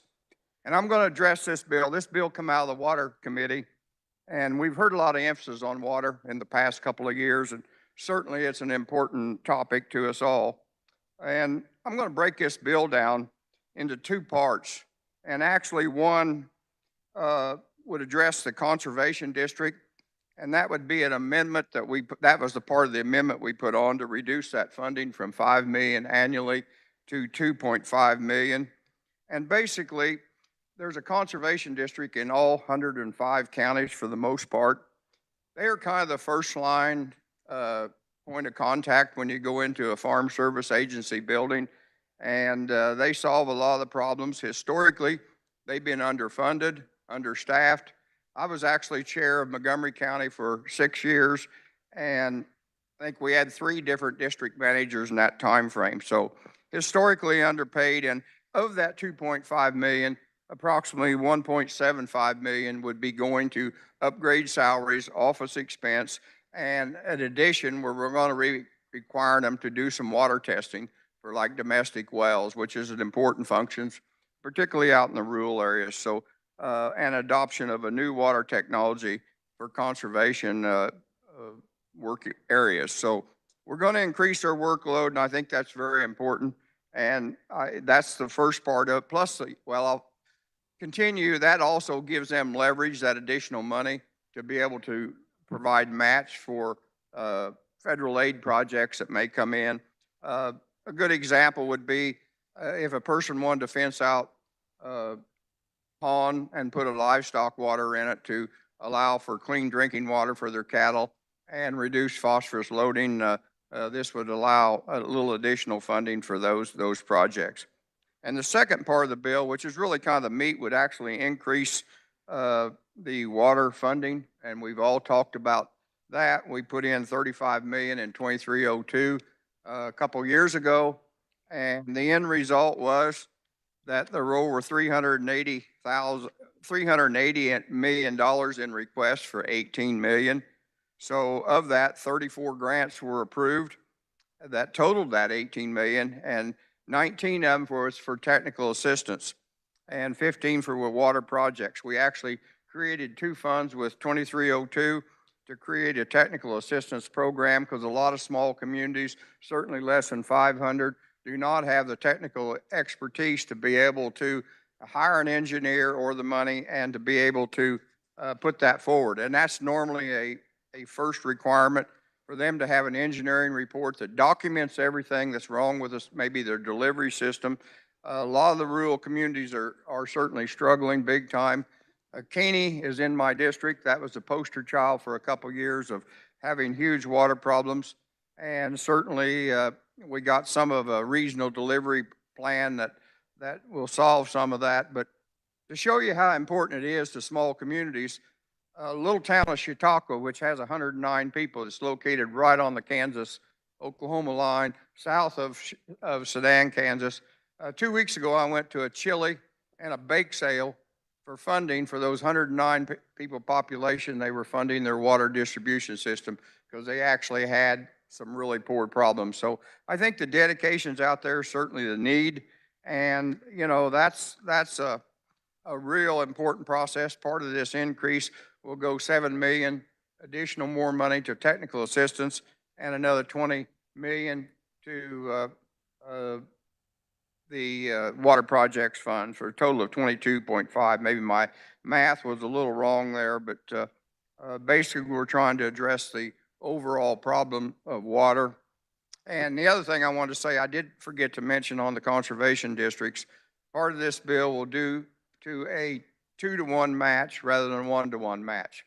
Currently, if your local county commissioners will, if they fund up to 25,000, the state will fund 25,000, match that on a 1-to-1 base. This bill would allow the state to match it on a 2-to-1. So if the county funds 25,000, the state would be able to fund 50,000. So that's a 2-to-1 match. That's a very important issue for a lot of those counties. And we had a lot of supporters. Certainly all the farm groups were involved in it. Kansas Livestock Association, Association of Conservation Districts, Kansas Municipal Utilities, League of Municipalities, Rural Water Associations, as well as the Water Office and Kansas KDA. So we had a strong support in committee, and I think it's a long time that we need to address this problem of water. It's going to be costly. And then we get questions sometimes, well, why they messed up? Why don't they fix it? Well, I look at the town of Caney. Grandma's sitting there with a minimum of $120 monthly water bill, whether she uses a drop or not. And that's the minimum. And she's impacted by the decisions that leadership made, really not her fault. So for that, I'll stand with questions. Does any member desire to speak to the bill? The chair recognizes Representative Vaughn. Thank you, Madam Chair. Woo, it's Water Day, everybody. You guys know this is an issue that's really important to me and to many others, so I hope you'll indulge me a little bit here. I want to thank the carrier of the bill. He did a great job outlining the contents of the bill. And so I want to actually take my time to give a little bit more context. How did we get to this point, and where are we going? So, I think water issues impact every single part of our state. There are large parts of the aquifer that are declining rapidly. Some areas will be depleted in less than 25 years. Some are already gone. We talk a lot about sedimentation, an issue in our reservoirs that impacts the eastern part of the state in many reservoirs across the state of Kansas. Tuttle Creek and John Redmond, for example, will almost be entirely filled with sediment by the year 2070, something that is not too long away. Kannapolis, Perry, Pomona, Fall River, Toronto, and Elk City reservoirs will all be at least 50% filled with sediment in that same time frame. So sedimentation is also a huge issue. We have over 150 public water supply systems that are at risk or already over acceptable nitrate contamination levels, which is a big deal because it's a significant contributor to blue baby syndrome. And beyond that, as the carrier of the bill mentioned, it's an issue that's already having direct impacts in our communities. There's a large chloride plume that's a result of oil and gas operations that's currently migrating towards the city of Wichita. We have uranium coming down the Ark River in western Kansas that's sinking into the groundwater supply. We have townships like Caney that have crumbling water infrastructure. Something that contributed to them completely running out of water this summer was they had a 40% loss in their water infrastructure. So these are real issues that are impacting our towns. And currently there are 100 communities that are at risk of running out of clean water in less than 25 years. So this is urgent. It's important that we act. And I'm grateful to the work of the Water Committee and the advocates who have been involved in this issue and moving this forward, especially in the last couple of years. Like the carrier, I also wanted to take some time to address a couple of the arguments that we've heard, as I've been sitting in on committees and listening to, some of the folks who have become engaged in this issue, what some of their concerns are. Namely, the argument that small towns should be taking care of these problems on their own. And I would argue that that's what this bill enables. This bill gives small communities the financial support through technical assistance and through small grant programs to proactively address their crumbling infrastructure and to start taking on these challenges that are going to get worse and worse. And when they're not addressed, we've seen the impact of that as well in communities like Pretty Prairie that had long-term nitrate contamination and had to implement a $1.2 million reverse osmosis system, or the city of Lakin that had uranium contamination issues and had to implement a $6 million nanofiltration system. So this bill enables small towns to take care of those issues now instead of pushing them into the future. And there have also been comments that, we should be prioritizing communities like Hayes that are already implementing conservation measures and that are doing the work, and that they should be eligible for these funds. And I would encourage the people who are interested in this topic to take a look at the grant evaluation criteria, because conservation plans and regionalization are both important grant criteria in order to receive these funds. So this is an issue that's not going away, and it's an issue, as the carrier mentioned, that there is a substantial need that is not being met. I want to reiterate the numbers that he listed. In 2024, the grant applications that were received for the funds and the underlying bill were in a total amount of over $380 million.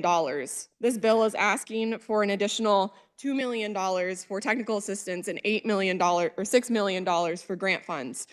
That doesn't even begin to scratch the surface of the need that exists across our state. In this past year, there were an additional $227 million in total requests. So this may seem like a lot of money, but this is barely scratching the surface of the issues that exist across our state. I also wanted to bring up here the list of towns that have already benefited in Kansas from these dollars. So for those who represent small communities, I hope you listen, because these are the towns that have received these funds. And these are the types of towns that we can continue to help with bills like 2113. Those towns include Atwood, Bern, Burton, Burr Oak, Chetopa, Deerfield, Dexter, Downs, Effingham, Fowler, Harveyville, Keats, Logan, Mankato, McDonald, Milford, Wilson, Miltonville, Warren, Ness City, Ogden, Osborne, Paxico, Protection, Randolph, Republic, St. Paul, Tescott, Timken, Wakefield, Waterfield, Williamsburg, among others. All of those towns have benefited from these funds, and there are many more like them that could do the same if we pass House Bill 2113. The other comment that I want to address is that it seems like we're throwing money at the issue of water, that, we've had these large increases. Where are these funds going? There are multiple agencies involved. And how do we know that this money is going where it needs to go? And I would argue that water is the only issue in the state of Kansas that has an active local input process to the state budget. So in 2017, after Brownback's Blue Ribbon Task Force, regional advisory committees were created across the state of Kansas in each of the water basins. Those RICs do a number of things, but one of them is to make recommendations for our state water plan fund. Those recommendations are forwarded to the Kansas Water Authority, which make the official recommendations for those funds to the legislature. So these needs are coming directly from our local communities, and they're telling us where these funds should be directed. So we have local input in this process, we have agency and expert input in this process, and we have legislative input in this process. Not only that, but the reason that this is necessary is because there's been a chronic underfunding of water resources for a long time in Kansas. The first demand transfer was set out in 1989 for only $8 million. And not only is that woefully underfunding the existing need, but that amount of money went unfunded for a long time. The first time that $8 million was fully appropriated since 2008 was 2023. So we went, almost not quite 2 decades without actually funding our water resources at the level that our statutes demand. That's left us in a really difficult place. So the money that we've injected into water is helping to address that chronic underfunding. We know what the issues are, and it's helping us to make sure that those major issues are mitigated. And I also want to talk a little bit about the history of this funding and the levels of funding that we're seeing. Out of the Blue Ribbon Task Force that was conducted in 2017, they found that in order to fully implement the water vision, which I do think needs to be updated, but they found that in order to fully implement it, we need to invest a total of $55 million in water programs and projects, which in today's dollars is equivalent to $72 million. The amount that this bill will help us achieve if it's passed. So this is already in line with this bill is in line with the recommendations of the Blue Ribbon Task Force. It aligns with local agency and budget subcommittee recommendations, and it puts us on track to ramp up for the needed, it helps us for the ramp up period that's needed to implement a long-term strategic framework for water in Kansas, which I think is the next step and where we go from here. So I think we'll talk more about that later today with another bill we're going to be hearing, but this is a really important bill to keep us moving forward. When I talk about water, one of the reasons that I'm really passionate about this issue is because I think Kansas is unique. We're one of the only states with our aquifer where we still have time to make a difference. We're late to the table. We should have taken action a long time ago, but it's not too late, and we can still prevent our aquifer from being depleted. And there are a lot of great people working on the ground across Western Kansas who are making sure that that happens. It's not too late with our reservoirs. We're seeing serious levels of sedimentation. But we've been selected by the Army Corps of Engineers for unique pilot projects to help mitigate and create sustainable management plans for the sediment into the future. We have a window of opportunity. We've spent the last many years talking about this issue, and people in the past, especially in regards, I think, to the task force, have said, this is just another task force. This is just another, opportunity to talk the talk and not walk the walk. But I think the difference here is that we have the momentum. We have passed meaningful legislation in 2023. We've paid down our unfunded liability on our reservoirs. We have required the use of conservation plans in our aquifer. And this is an opportunity to move forward again and to take the next step to pushing this issue forward for the future of Kansas and the future of the state's most critical resource. So with that, I would urge your support on House Bill 2113 so that the people in my generation and the future generations of Kansas can live anywhere in our state and have access to a clean water supply for their families, their farms, their businesses, and their communities. So this bill is extremely important, and I hope you will join me in supporting it. Thank you, Mr. Chair. Is there further discussion? The chair recognizes Representative Wassinger.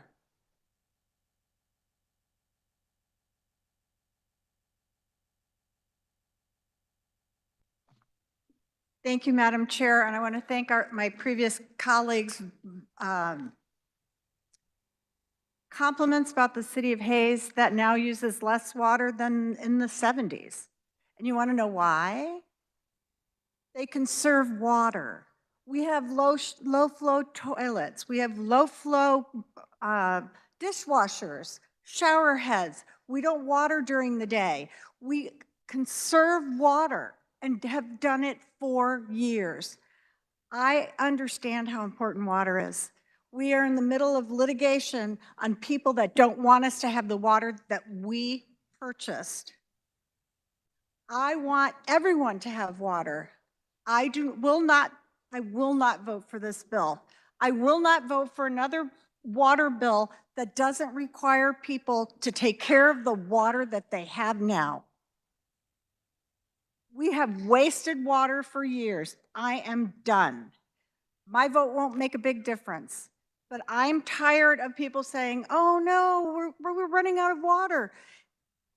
Did you just wait until the day you're running out of water? You're worried about a shower? Thank you. The chair recognizes Representative Minix.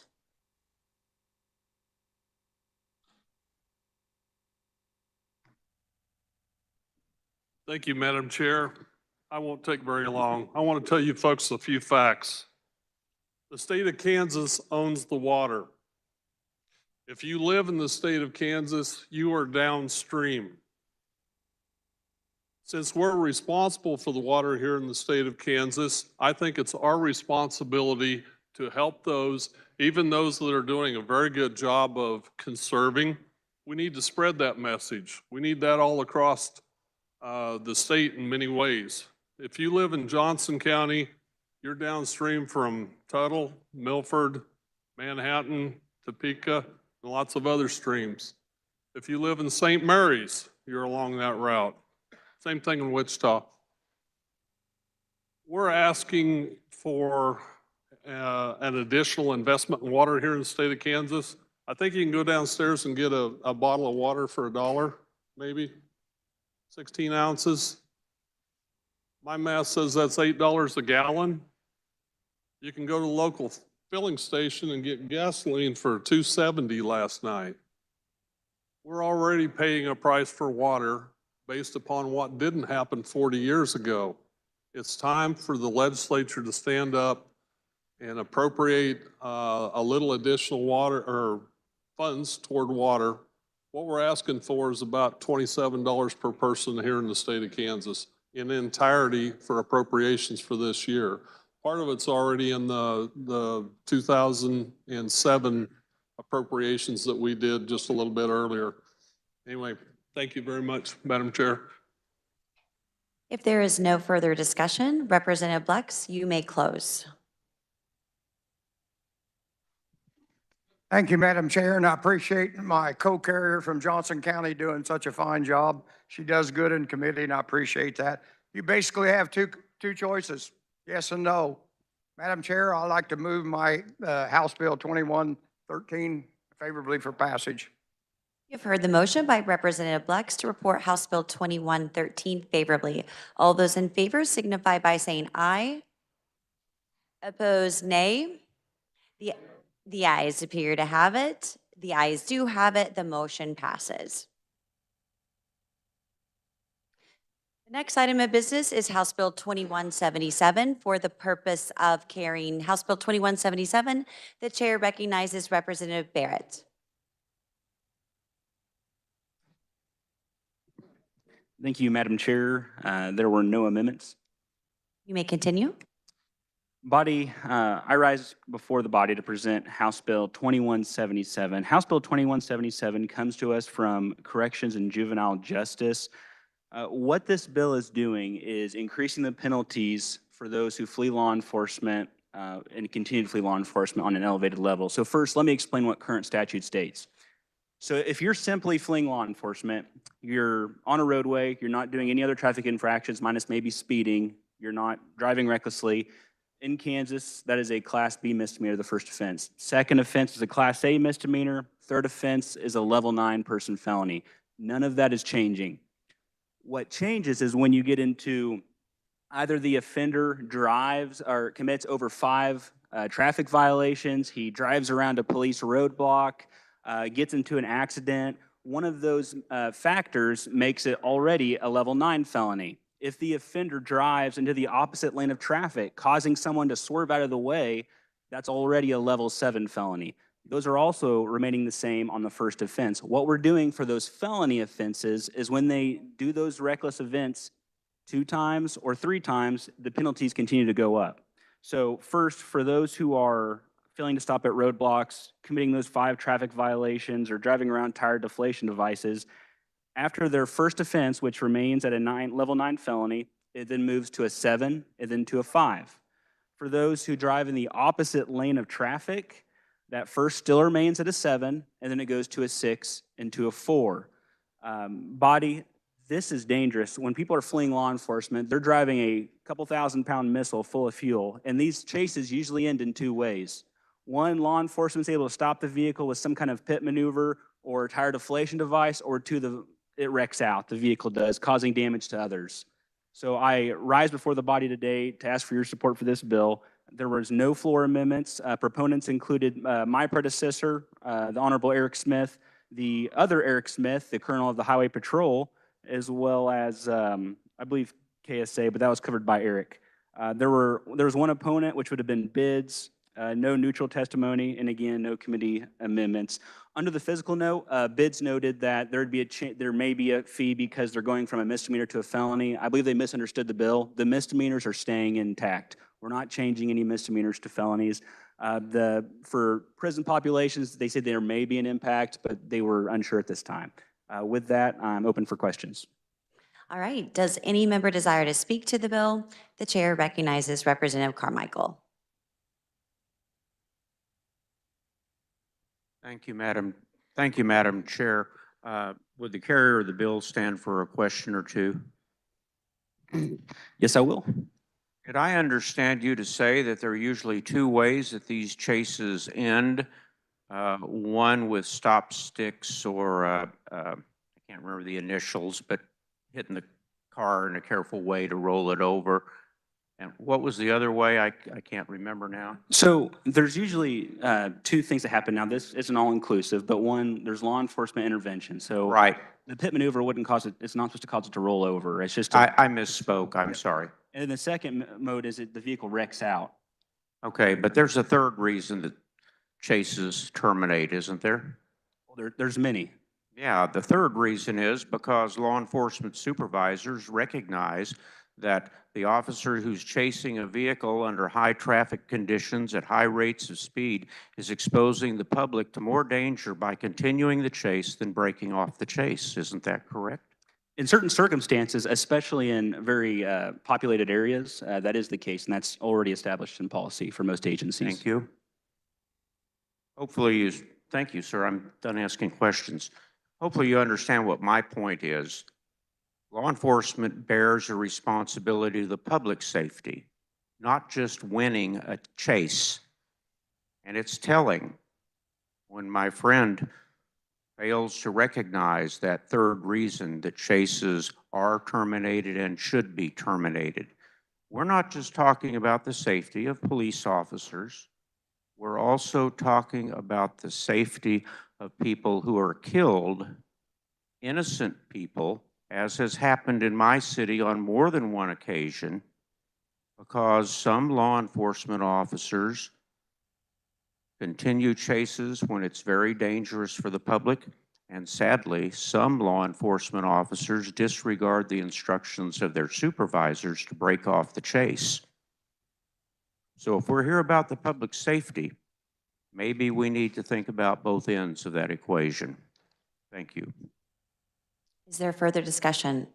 The chair recognizes Representative Schlingen-Siepen.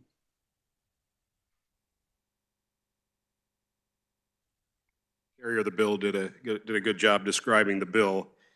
I have a problem with this bill. And that is, there is no evidence that raising the penalties on fleeing and eluding will have any deterrent effect at all. And simply adding to the prison population doesn't seem to me to be a solution here. What I would have liked to see is, research from other states indicating that increasing penalties actually did some good. That would have been persuasive for me. Every year we come back and we hear that we need to put more and more penalties on things, and I think we need to be aware that the Sentencing Commission has already told us that in 10 years we're going to have to build the equivalent of another prison to house the expected number of inmates that we're going to have in the state of Kansas. I don't think we want to spend that kind of money, and I don't think we need to. And I wish this bill would have come with a little more information. I understand where law enforcement is on this issue. I would just feel more comfortable if we had more information, and if we understood this isn't a black and white issue, as the previous speaker from Sedgwick County made very clear. There's a lot of nuance in these kinds of situations, and I think this bill doesn't really address much of that. So I personally won't be voting for it, but vote your district, certainly. Thank you. Thank you, Madam Chair. If there is no further discussion, Representative Barrett, you may close. Thank you, Madam Chair, and I do certainly respect the opinions of others. However, this bill does come to us from law enforcement, and from originally this bill came from a prosecutor in Coffee County. They acknowledge there's an issue, and our job is to protect the public. Now, sometimes law enforcement won't pursue, and their policy dictates that. I understand. Sometimes we have to chase. If it's a high-level felony, or if you're in a rural setting and you know that what that individual is up to, and you need to stop him before he commits a crime. The one example I can give, as a deputy in Coffee County, when we pursued a vehicle, this individual had been arrested for domestic violence 3 or 4 times. If we hadn't have got him that night, guess where he would have went back to? His wife, who was the reporting party, RP on that call. This individual had been stopped before for this, but he continues to get out. We have a job to protect the public from harming others. And when someone's driving a several thousand-pound bomb with fuel, we need to hold them accountable for their actions. With that, Madam Chair, I rise to report House Bill 2177 favorably for passage. You've heard the motion by Representative Barrett to report House Bill 2177 favorably. All those in favor signify by saying aye. Opposed, nay. The ayes appear to have it. The ayes do have it. Motion passes. The next item of business is House Bill 2219. For the purpose of carrying House Bill 2219, the chair recognizes Representative Blex.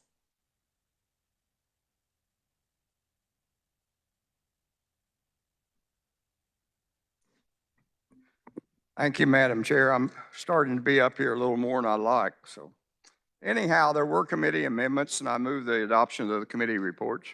You've heard the motion. All in favor signify by saying aye. Opposed, no. The motion passes and the committee report is adopted. Please continue. Thank you, Madam Chair. House Bill 2219 is a physician's assistant compact. We had several compacts that passed through the House Health and Human Services Committee. And basically what this would do would allow physicians' assistants licensure in compact with other states. And the purpose is to facilitate the interstate practice of physicians' assistants, commonly called PAs. That'll reduce the administrative burden, facilitate the licensing of active duty military personnel or their spouses, who are maybe PAs, and help and improve public access to medical services. And only the licensee's home state would have the power to take adverse action against the license issued in the home state. A member state would have the authority to take adverse action to remove a compact privilege if they wanted to, or to protect the health and human safety of its citizens. There were no, there were some small, the technical amendments when they done it in committee, just striking a few words to make everything the same, but the proponents were Department of Defense, the Adjutant General's Deposit, or Department, excuse me, Kansas Chamber, Kansas Academy of Physicians Associates, Teladoc Health, Kansas Hospital Association, and the Kansas City Chamber. We had no opponent testimony and no neutral. And fiscal note on this would be about $65,000, which would include one position for licensing and another near $10,000 for office and computer equipment. There's currently already, the compact would require 7 members, and there's currently right now, as I speak, 7 members. So this compact, if we pass this bill out favorably, it would be people that want to come in would be able to apply for that compact license. I will stand for questions. Does any member desire to speak to the bill? The chair recognizes Representative Ruiz. Thank you, Madam Chair. The representative did a great job of explaining this important physician assistant licensure compact, and I urge your support. Thank you. Is there further discussion? If there's no further discussion, Representative Blex, you may close. Thank you, Madam Chair. I move when the committee rises to report, they report House Bill 2219 favorably for passage. You have heard the motion by Representative Blex to report House Bill 2219 favorably. All those in favor signify by saying aye. Opposed, nay. The ayes appear to have it. The ayes do have it. The motion passes. The next item of business is House Bill 2221. For the purpose of carrying House Bill 2221, the chair recognizes Representative Neely. Thank you, Madam Chairman. There was one massive one-word amendment. I move for approval of the committee report. You have heard the motion. All in favor signify by saying aye. Opposed, no. The motion passes and the committee report is adopted. Please continue. Thank you, Madam Chairman. I rise before the body to present HB 2221. The bill was brought by the Committee on Corrections and Juvenile Justice and concerns state funds relating to the Alcohol and Drug Treatment Abuse Fund, creating the Kansas Department for Aging and Disability Service Alcohol and Drug Abuse Treatment Fund, transferring monies and liabilities to the Department of Corrections Alcohol and Drug Abuse Treatment Fund, to the Kansas Department of Aging and Disability Services Alcohol and Drug Abuse Treatment Fund, abolishing the Department of Corrections Alcohol and Drug Abuse Treatment Fund, meow. The majority of this bill is 6 pages of definitions and previous legal diction that help to define the bill. The proponents for the bill were the Kansas Department of Corrections and KDADS. There were no opponents and no neutral. The fiscal note would have a fiscal effect on revenues and expenditures for the agencies. KDOT would have reduced and KDADS would have increased. KDAD estimates it would be 1.1 million or 7.48% of the total of 15 million in estimated court fees. And I will stand for questions. Does any member desire to speak to the bill? No further discussion? If there's no further discussion, Representative Neely, you may close. Thank you, Madam Chairman. I move that when the body rises and report, they report HB 2221 favorable for passage. You have heard the motion by Representative Neely to report House Bill 2221 favorably. All those in favor signify by saying aye. Opposed, nay. The ayes appear to have it. The ayes do have it. Motion passes. Just a reminder, please turn on your light if you wish to speak. I'm not always looking to catch your hand going up. Next item of business is House Bill 2249. For the purpose of carrying House Bill 2249, the chair recognizes Representative Turner.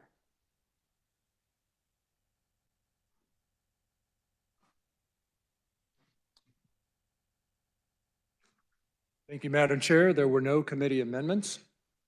Please continue. Body HB 2249 comes from the House Committee on Health and Human Services. This bill is intended to clarify legislative intent for KDAD's licensing of skilled nursing care beds in rural emergency hospitals. So if passed, this bill would require the Secretary of Aging and Disability Services, also known as KDADs, to grant a physical environment waiver to rural emergency hospitals so that those hospitals can provide up to 10 beds for skilled nursing care. So some background on this is that in 2020, about 5 years ago, the federal government allowed rural hospitals that were struggling, and they could change their classification to a rural emergency hospital. Kansas was one of the first states to embrace that, and we have 3 hospitals that have changed over to rural emergency hospitals. Those are in Ark City, La Crosse, and Mound Ridge. So this model allows these hospitals to continue to operate their emergency room, as well as serve other needs of the community. One option that one of these hospitals chose to take was to offer these skilled nursing beds. And these skilled nursing beds are basically a short-term, 2 to 3 week stay as you're transitioning out of hospital stay before you go home. So this change from the old critical care hospital model to the rural emergency hospital and these skilled nursing beds created a question of oversight, because on the traditional hospital model, it's KDHE that regulates, and for these skilled nursing beds, it was decided that KDADS would be the licensor and the regulator of those. So KDADS interpreted statute to mean that licensing of these beds, even for these facilities that had transitioned from the old critical care model over to the rural hospital model, that they needed to license them as though they were brand new facilities and apply all those standards. Well, that was prohibitive for these facilities. For example, the one in Mound Ridge that converted, it would have cost them $2 or $3 million. They were already providing these services. They just relabeled as a rural emergency hospital. So they were providing the services, had the beds, and it's not the intent of the legislature that they have to completely spend $2 or $3 million to remodel in order to offer these services to the community. So again, this bill simply clarifies the legislative intent that these facilities have already been providing these skilled nursing beds, and that they should be given a waiver from the environmental requirements so that they can continue to offer these beds when they switch to being a rural emergency hospital and provide this needed service to the community.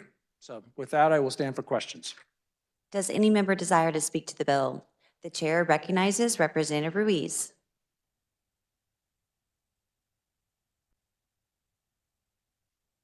Thank you, Madam Chair. The carrier of the bill did a really good job of explaining a bill that could be just a little bit confusing. This is a very good bill. This will help our hospital system, especially those living in the rural areas. Thank you. Is there further discussion? The chair recognizes Representative Chuck Smith.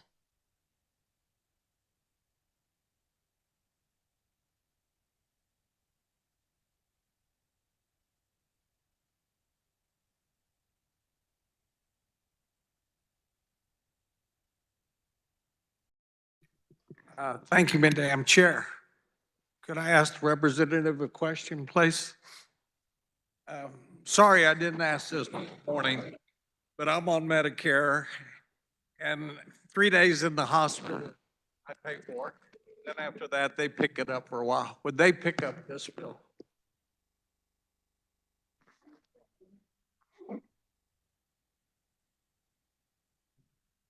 It's a bit of a different question. You're talking about what your Medicare plan picks up and what they don't, and that's not really in the bill, and I don't have that answered, but certain there are members here that probably are Medicaid experts and could answer that. Yeah. for you, but sorry. Yeah, I'm sorry I didn't ask that earlier, but thank you. Thank you, Madam Chair. All right, if there is no further discussion, Representative Turner, you may close.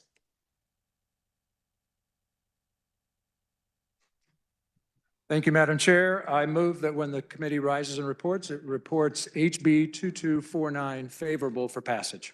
You've heard the motion by Representative Turner to report House Bill 2249 favorably. All those in favor signify by saying aye. Opposed, nay. The ayes appear to have it. The ayes do have it. Motion passes. The next item of business is House Bill 2263. For the purposes of carrying House Bill 2263, the chair recognizes Representative Bohai.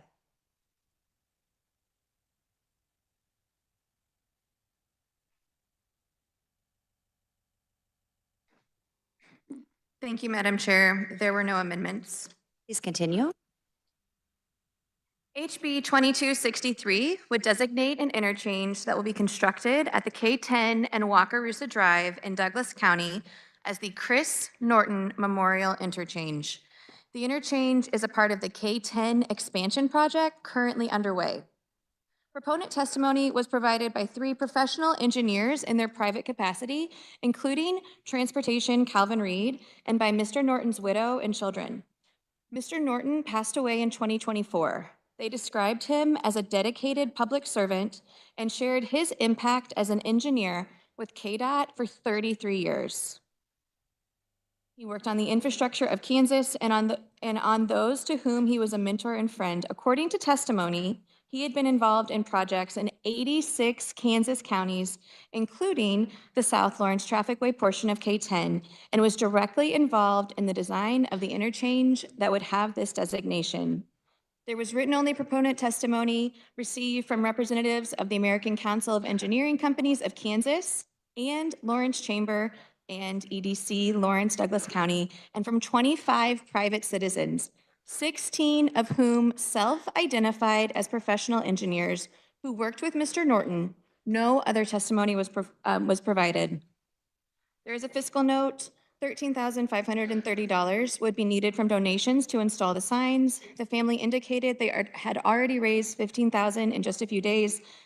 KDOT indicates implementation of this bill would require an increase of $9,020 for the agency's operation account in fiscal year 26. There were no opponents. I will stand for questions. Does any member desire to speak to the bill? The chair recognizes Representative Hoy. Thank you, Madam Chair. As the carrier indicated, the Transportation Committee had the privilege to hear about the impact that Chris Norton, a KDOT employee, had on our state. We heard from his colleagues in both the public and private sectors about his commitment to transportation and infrastructure. And he was very involved in this very project that will have his name on it. We heard very moving testimony from his family, including his young daughter, and it brought many of us to tears just hearing how special Chris Norton is to the KDOT community. And I would urge your support of this bill. We have so many, we do hear a lot of memorials in and I think that is one of the fortunate things that we get to be a part of. And this one, 100% Chris Norton deserves to have his name in memoriam on this interchange. Thank you, Madam Chair. Is there further discussion? The chair recognizes Representative Amix.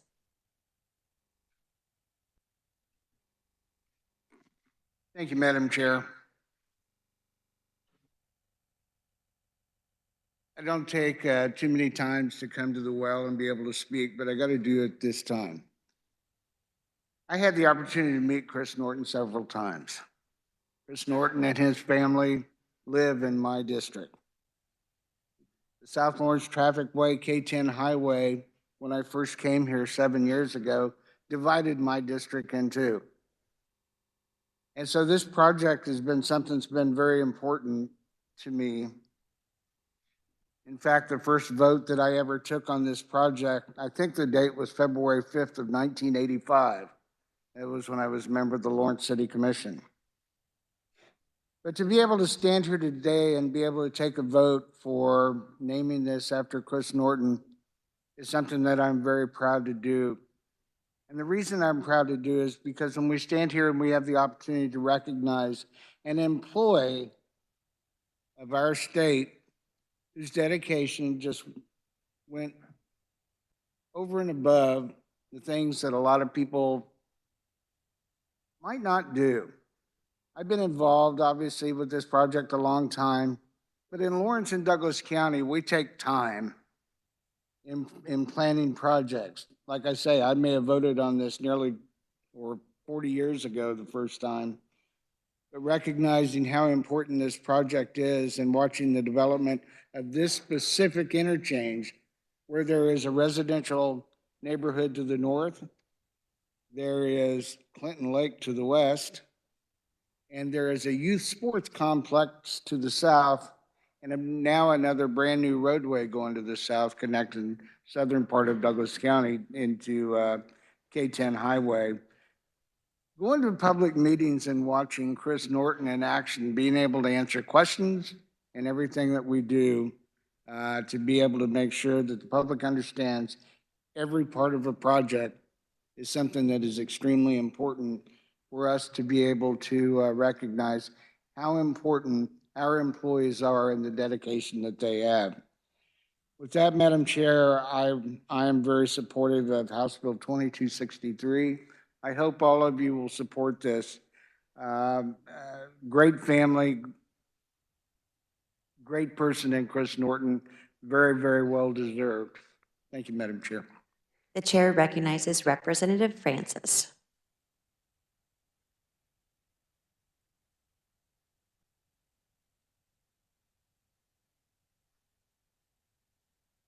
Thank you, Madam Chair. You know, I think this bill right here just emphasizes that one of our most important assets at the state of Kansas are our employees. I know often in our role, we often hear when there are problems, we don't often have an opportunity to honor the many employees across our state that give great constituent service and are vital to improving our citizens' lives.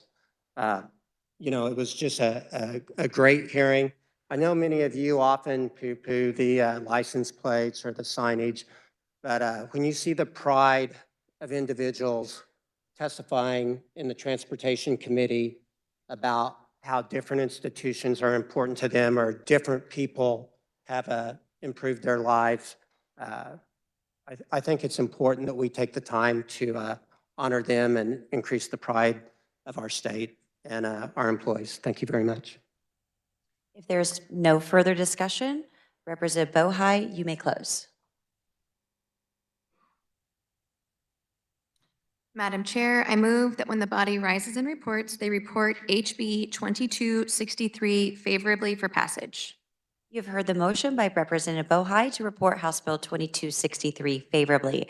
All those in favor signify by saying aye. Opposed, nay.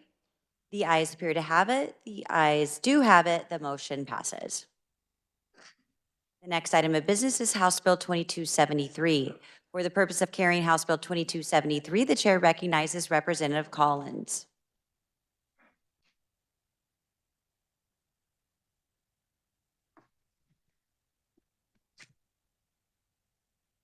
Thank you, Madam Chair. There were committee amendments. I move the adoption of the committee report. You've heard the motion. All in favor signify by saying aye. Opposed, no. The motion passes and the committee report is adopted. Please continue. Thank you, Madam Chair.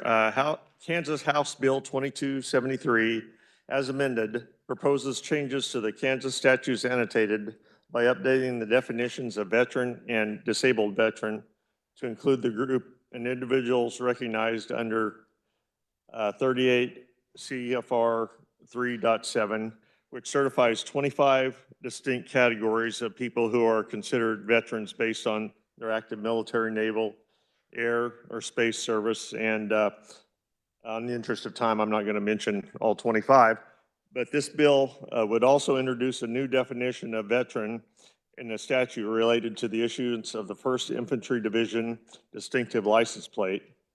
And this would ensure consistency across both state and federal legal frameworks.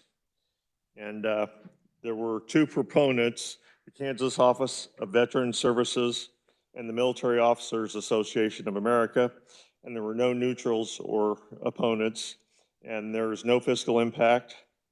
And the one amendment in committee changed the Federal Register to the Code of Federal Regulations in the wording of the bill. With that, I'll stand for questions. Does any member desire to speak to the bill? The chair recognizes Representative Poskin. Thank you, Madam Chair. The carrier of the bill did a great job explaining the bill. And unlike the bill we're cleaning up from last year that resulted in a ruckus at the rail, lest we forget, this bill is non-controversial, and I urge your strong support of House Bill 2273. Thank you. If there is no further discussion, Representative Collins, you may close. Thank you, Madam Chair. I move that when the committee rises and reports that it reports House Bill 2273 favorably for passage. You've heard the motion by Representative Collins to report House Bill 2273 favorably. All those in favor signify by saying aye. Opposed, nay. The ayes appear to have it. The ayes do have it, and the motion passes.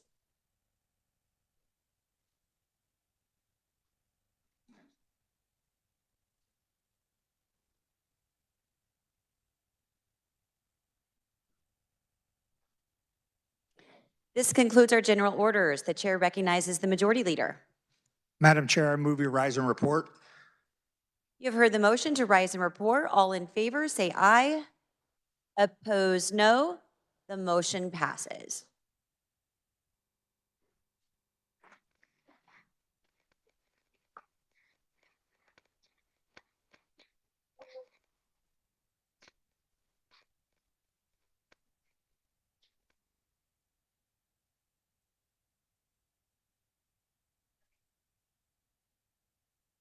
We will pause for 1 moment.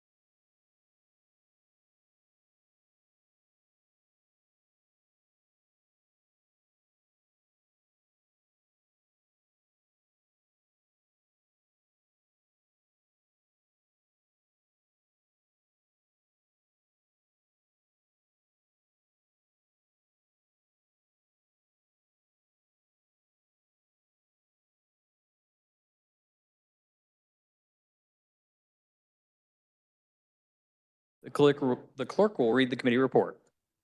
Mr. Speaker, your committee of the whole recommends that House Bills 2274, 2033, 2086, 2177, 2249, and 2263 be passed. House Bills 2088, 2102, 2113, 2219, 2221, and 2273 be passed as amended. The Speaker recognizes Representative Christy Williams to adopt the committee of the whole report. Thank you, Mr. Speaker. I move the adoption of the committee of the whole report. You've heard the motion to adopt the committee report. All those in favor signify by saying aye. All opposed, no. The ayes have it. The committee report is adopted. Are there announcements? Speaker recognizes Minority Leader Woodard.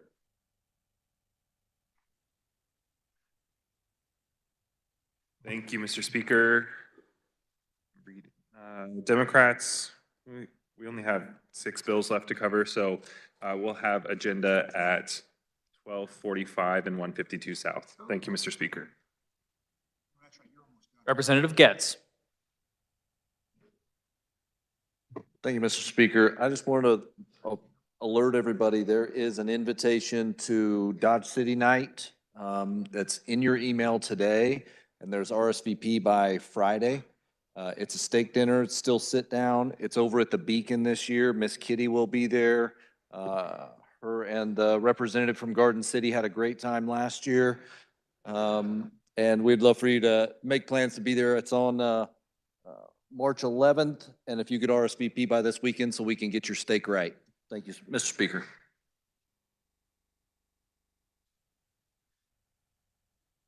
The Speaker recognizes the Majority Leader for a motion to recess.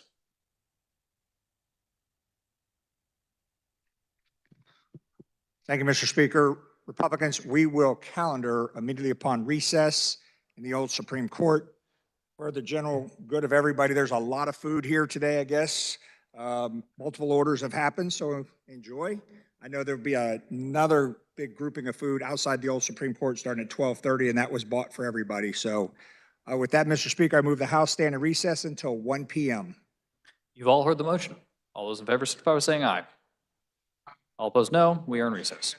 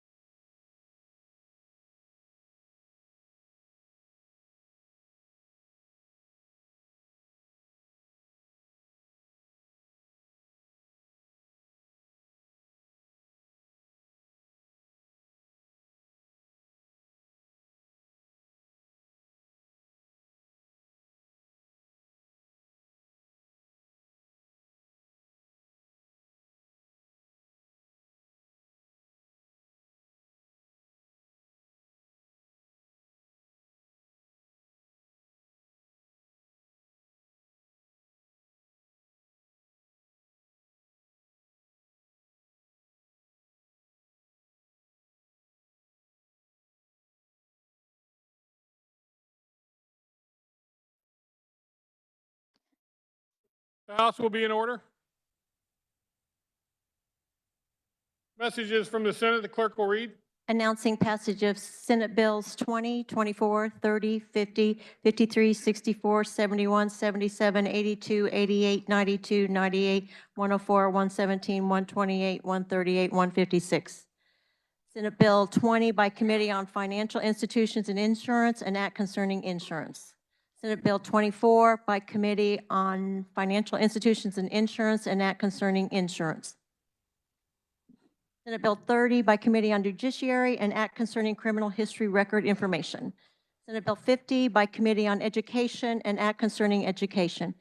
Senate Bill 53 by Committee on Judiciary, an act concerning county law libraries. Senate Bill 64 by Committee on Financial Institutions and Insurance, an act concerning retirement and pensions. Senate Bill 71 by Committee on Judiciary, an act concerning crimes, punishment, and criminal procedure. Senate Bill 77 by Committee on Government Efficiency, an act concerning administrative rules and regulations. SB 82 by Committee on Public Health and Welfare, an act concerning rural emergency hospitals. SB 88 by Committee on Public Health and Welfare, an act concerning the State Long-Term Care Ombudsman. Senate Bill 92 by Committee on Utilities, an act concerning the State Corporation Commission.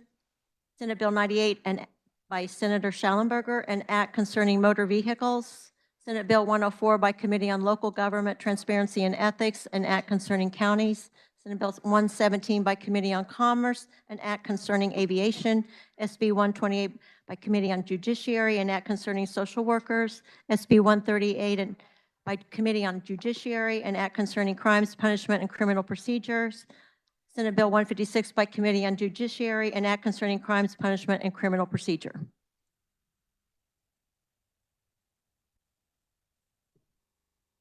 As you can see, the Senate has been very prolific today. Got a lot of work done over there. Just as a warning that we have a lot of work to do today, a lot of work, and expect us to be here until we get done. Hopefully that's not too late, but in our efforts to be able to get out of here at a decent time tomorrow, we need to get through everything that we've got scheduled today. And so just plan on being a little bit later than normal. With that, Speaker recognizes Majority Leader Croft for a motion to resolve into the Committee of the Whole. Mr. Speaker, I move the House resolve itself into the Committee of the Whole for the purpose of considering those items under the heading of general orders. You have heard the motion. All those in favor signify by saying aye. Opposed, no. The ayes have it. Motion carries. Speaker appoints Representative Waymaster to chair the Committee of the Whole, and I need two people to come up and help us get him up in here.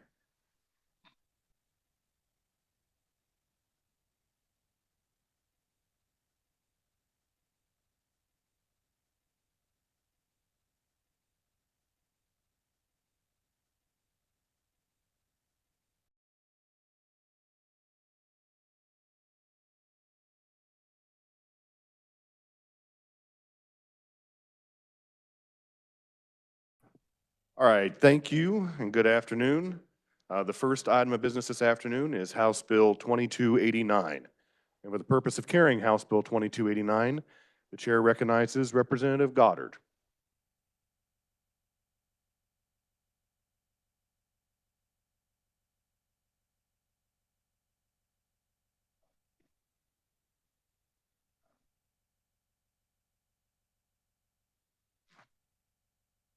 Thank you, Mr. Chair. I'm here to carry Bill 2289. There were no amendments. You may continue. 2289 is an act concerning motor vehicles relating to license plates, and it is not requesting a personalized plate. It does four things. We have it would reduce the number of personalized license plates issued from 2 to 1, and would remove the option for displaying a second plate on the front of a vehicle. 2 plates created an issue for law enforcement when it was used as on a second vehicle illegally. The second thing the bill would do would be to eliminate the requirement that applications for personalized license plates would have to be made within 60 days prior to the applicant's renewal or registration date. The third thing is that this removes the requirement that registration decals carry a county designation for placing it on the plate, because the plates are printed with the county designation on the plate. And finally, because they are digitally created, the license plates will be shipped directly to the customer for whom the plate was issued. There was one proponent for the bill from the Vehicle Services Department. She was a senior manager for Vehicle Services. There was no other testimony. There were no amendments, and there is no fiscal note. However, there is a statement that they were unable to estimate the fiscal effect the bill would have on counties if enacted. And at this time, I would stand for questions. Are there any members that wish to speak to House Bill 2289? The chair recognizes Representative Hoy. Thank you, Mr. Chair. The carrier did a great job explaining the bill, and this is really a cleanup bill since we do have the digitally printed plates now. Department of Revenue did show us the plate that in fact the county decal is printed on the plate, so the sticker only needs to have the month and the license plate number on it. I urge your support of this bill. Thank you, Mr. Chair. Any further discussion? Seeing no further discussion, Representative Goddard, you may close. Thank you, Mr. Chair. I move that when the committee rises and reports, it reports House Bill 2289 favorable for passage. You've heard the motion by Representative Goddard to report House Bill 2289 favorably. All those in favor signify by saying aye. Aye. Opposed, nay. The ayes appear to have it. Motion passes. The next item of business is House Bill 2307, and for the purpose of carrying House Bill 2307, the chair recognizes Representative Berquist.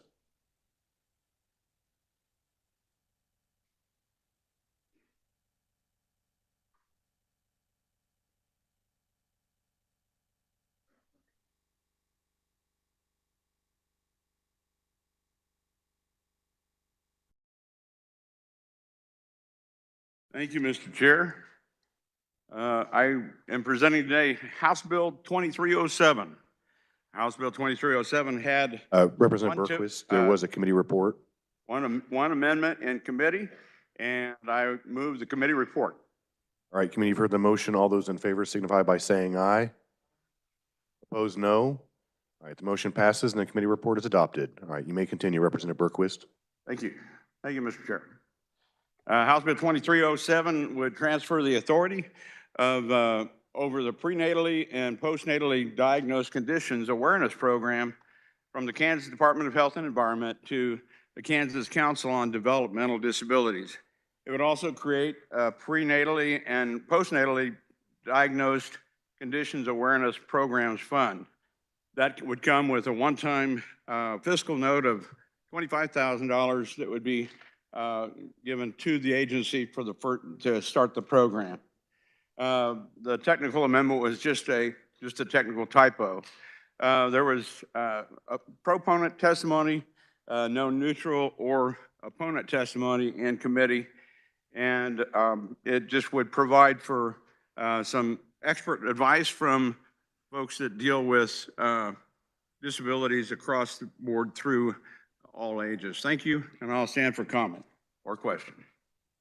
All right, does any member wish to speak to House Bill 2307? And the chair recognizes Representative Ruiz.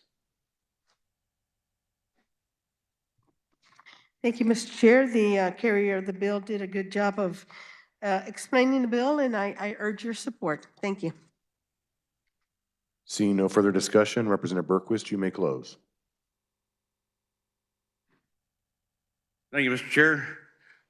Mr. Chair, I move that when the committee rises a report, they report House Bill 2307 favorably for passage.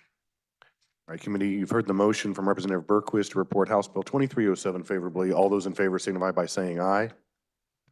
Opposed, nay. The ayes have it. Motion passes. The next item of business is House Bill 2312. For the purpose of carrying House Bill 2312, the chair recognizes Representative Schwertfeger.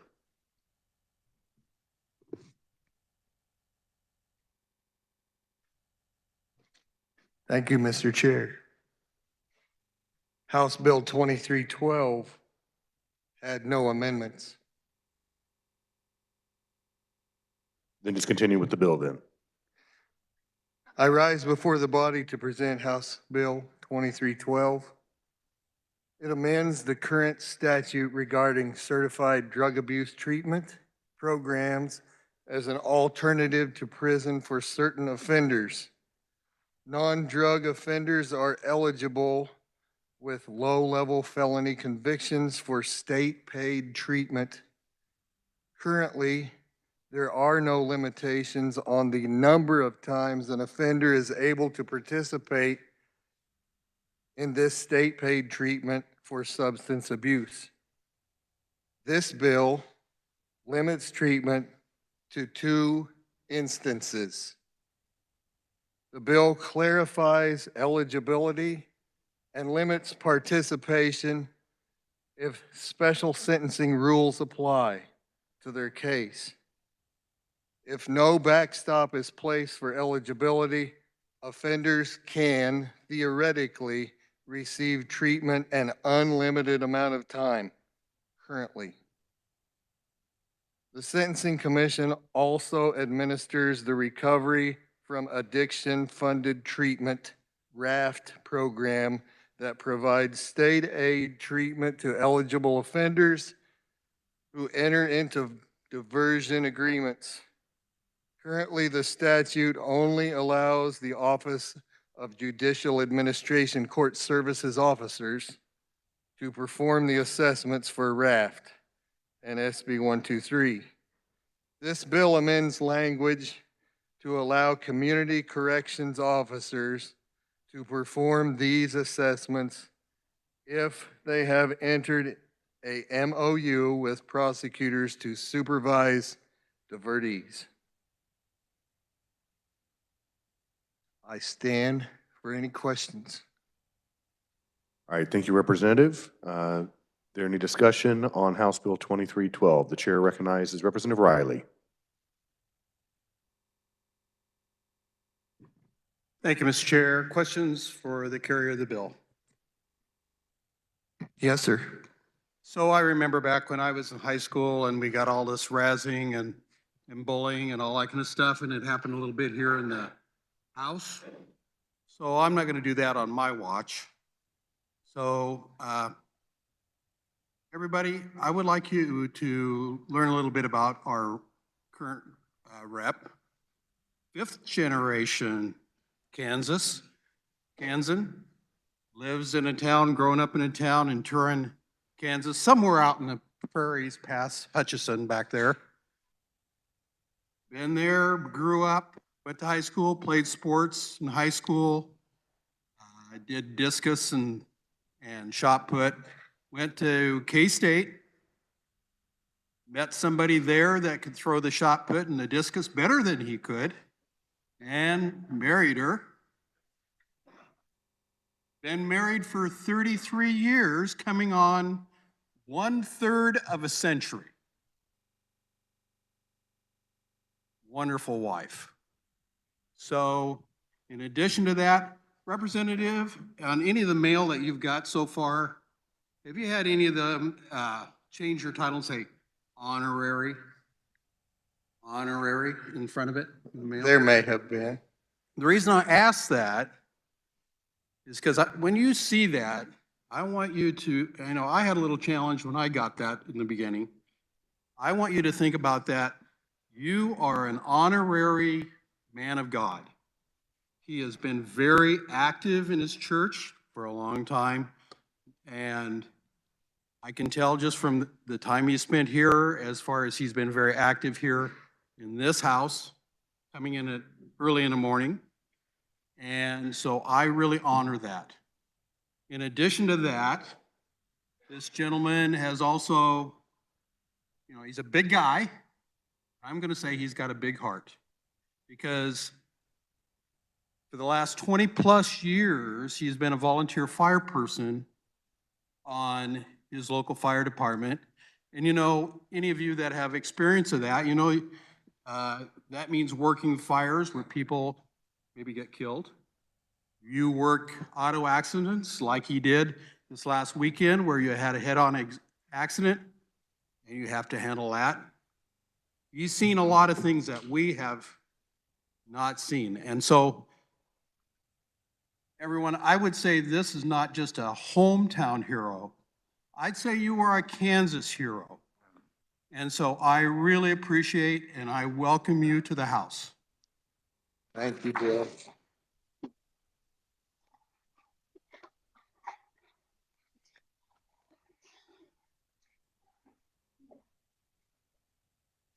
Thank you. It's an honor to serve you and serve the citizens of Kansas and be with you here today.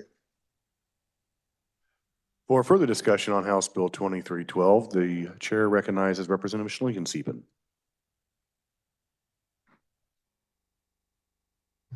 Will the carrier of the bill stand for questions? Yes, easy ones. You know, somewhere before those 5 generations, you Schwertfeger, that's the German, that was the pronunciation, Schwertfeger, polished swords. That's what they did. They cleaned and polished swords. So, and as you can see, we've already learned how to pronounce each other's names. And we serve on corrections together. And so I just want to say you did a fine job explaining the bill. It's not an easy bill, but it's a good bill. And I urge you all to support it and to join me in welcoming Kevin to the legislature. Excuse me, representative to the legislature. Thank you very much. Good to see you.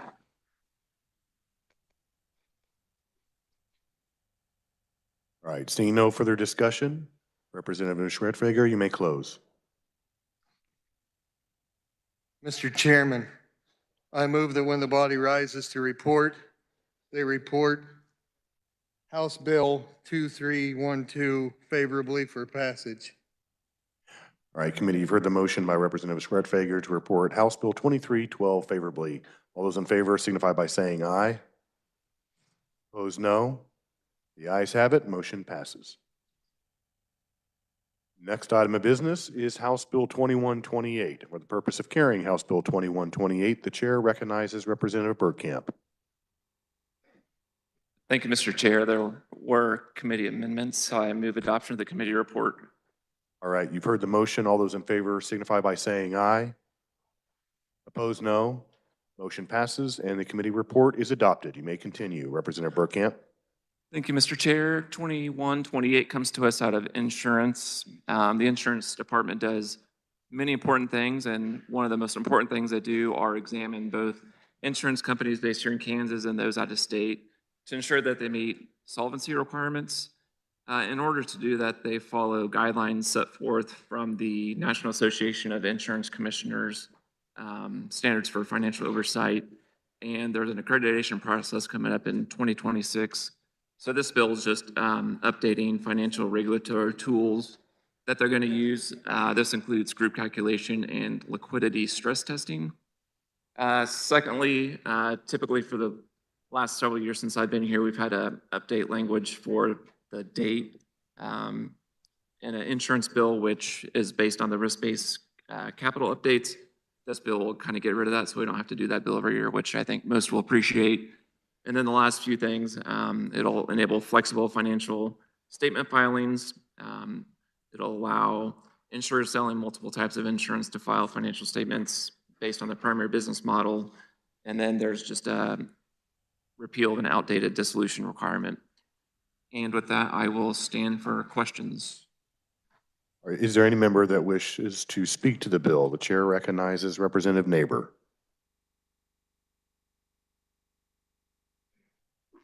Thank you, Mr. Chairman. The carrier of the bill did an excellent job of breaking this bill down, and I ask for your support.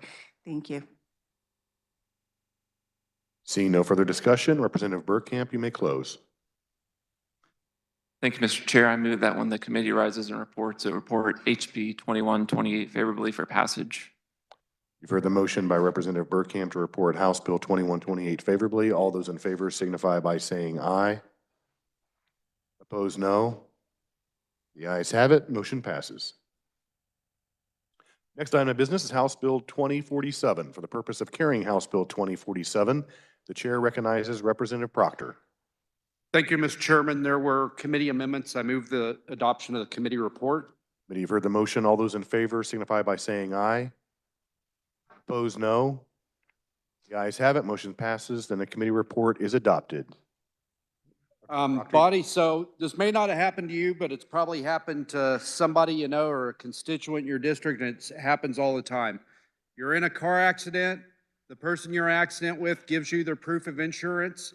When the cop shows up, takes the report, and then you go home to call their insurance, and you find out that they ain't got none. That they had just gotten the card and then stopped paying for their insurance. So this bill is intended to fix that problem or address that problem. What 2047 does is require the Commissioner of Insurance to establish a web-based system for online verification of motor vehicle insurance and require motor vehicle insurers who do business in Kansas to establish and maintain a system that allows them to be responsive to inquiries from that web-based system. The bill would direct the commissioner to establish online verification of motor vehicle insurance systems.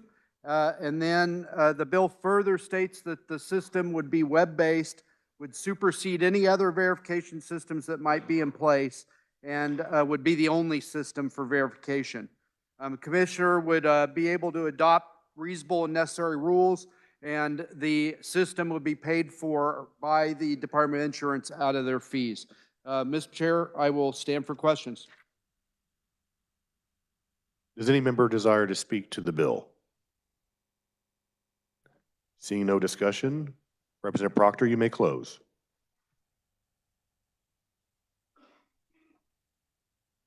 I thought it was from the previous bill. Okay. Representative Neighbor?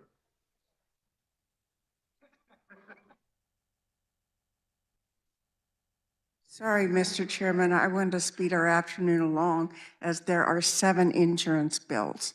So I just left my light on and I apologize. The carrier of the bill did an excellent job. It's about time that we get this bill in place, and I ask for your support. Thank you. Now seeing no further discussion, I apologize, Representative Neighbor. Representative Proctor, now you may close. Thank you, Mr. Chairman. I move that when the body rises and reports, it reports House Bill 2047 favorably for passage. All right, you've heard the motion by Representative Proctor to report House Bill 2047 favorably. All those in favor signify by saying aye. Opposed, no. The ayes have it. Motion passes. The next item of business, another insurance bill, is House Bill 2087. And for the purpose of carrying House Bill 2087, the chair recognizes Representative Berquist. Thank you, Mr. Chair. This bill, 2087, deals with authorizing certain non-admitted insurers to transact certain business in Kansas and requiring the Commissioner of Insurance to maintain a list of eligible non-admitted insurers. These insurers include admitted insurance carriers such as Lloyd's of London type of insurance that's very specialized, don't always want to do all the businesses required in our state to have that kind of insurance. Some of that includes vehicle dealers and damage insurance for large lots of vehicles or large ownerships of vehicles and other such. So if this bill is passed, it would standardize clarifying that non-admitted insurers, if they can provide coverage in Kansas and they meet the eligibility standards, that they could be registered when they're not currently registered. One update in this is the capital requirement for such an insurer to appear on the list, increasing their financial liability from $4.5 million to $15 million. The Non-Admitted and Reassurance Reform Act covers this across the country in different places, and this would be something similar to what's done in other places. It simplifies the process for non-admitted insurers to become eligible. There were proponents, insurance proponents. There was no opponent testimony and no neutral testimony, and I would stand for questions. Thank you. For discussion on House Bill 2087, the chair recognizes Representative Neighbor.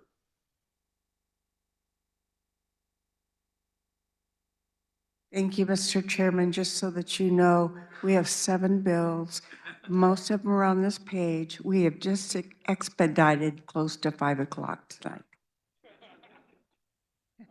Thank you, Mr. Chairman, and the carrier of the bill did an excellent job, and I ask for your support. Thank you, Mr. Chairman. Any further discussion? All right, seeing none, Representative Berquist, you may close. Thank you, Mr. Chair. I move that when the committee rises and reports, that it reports House Bill 2087 favorably for passage. You've heard the motion by Representative Berquist to report House Bill 2087 favorably. All those in favor signify by saying aye. Opposed, no. The ayes appear to have it. The ayes do have it. Motion passes. The next item of business is House Bill 2246. And for the purpose of carrying House Bill 2246, the chair recognizes Representative Sutton. Thank you, Mr. Chair. There were committee amendments. I move the committee report. You've heard the motion. All those in favor signify by saying aye. Opposed, no. Motion passes, and the committee report is adopted. You may continue, Representative Sutton. All right, thank you, Mr. Chair. All right, 2246 is a for those of you who were here last year, if you liked this bill then, you'll like it now. If you didn't like this bill, you still might like it now because there's been some work done on it since then. This is the hospital pricing transparency bill. We ran this late in the session last year, and it wasn't ready for prime time when we brought it up here, and so I'm thankful that we had the opportunity to spend a little bit more time on it now. This really doesn't do a tremendous amount in itself because hospital pricing transparency is already federal law. All right, that's already been done by Health and Human Services, HHS, and so all we're doing here is copying that regulation into Kansas statute as well. And the reason for that is so that if there are complaints at the Kansas level, the AG can then, and this is where the bill differs from last year, the AG can then refer the hospital that may or may not be in compliance because that determination wouldn't have been fully vetted yet, but will then be able to refer that hospital to HHS, who has a wide variety of things that they can do. They most often work with the hospitals to get them into compliance, but that could go as far as fines and penalties and that sort of thing as well. But that would be up to HHS. That would not be up to the AG. The AG would just be referring. If you'll recall from last year, one of the issues that arose was that it was theoretically possible, and I say theoretically because I don't, nonetheless. Anyway, it was theoretically possible that Kansas and the federal government could simultaneously be duplicative in assessing penalties to a hospital for the same offense. Okay, I'm glad we had a chance to look at that more carefully. I agree that was never the intent to have duplication in there, and so by making it a referral instead, we've gotten rid of that possible complication. There was another amendment, and that was to remove what was, well, it was section 4 in the original bill, if you have the original bill pulled up, and that was dealing with civil lawsuits, and the concern was that it could create a new cause of action for a civil complaint for a hospital that was in noncompliance. Again, we removed that. I'm not certain that it changes the avenues of justice that a that a citizen could pursue in civil litigation, but we removed it from our bill so that it just doesn't come into play. So the net result of all of this is that if there is a hospital, and most hospitals are in compliance. I'll just go ahead and say that right now. Most hospitals are in compliance. However, if there is one that is noticed by a Kansas constituent who calls the AG about it, the AG will then be able to refer that to HHS. And that's the purpose of the bill, and I'll stand for questions. For discussion on House Bill 2246, the chair recognizes Representative Neighbor.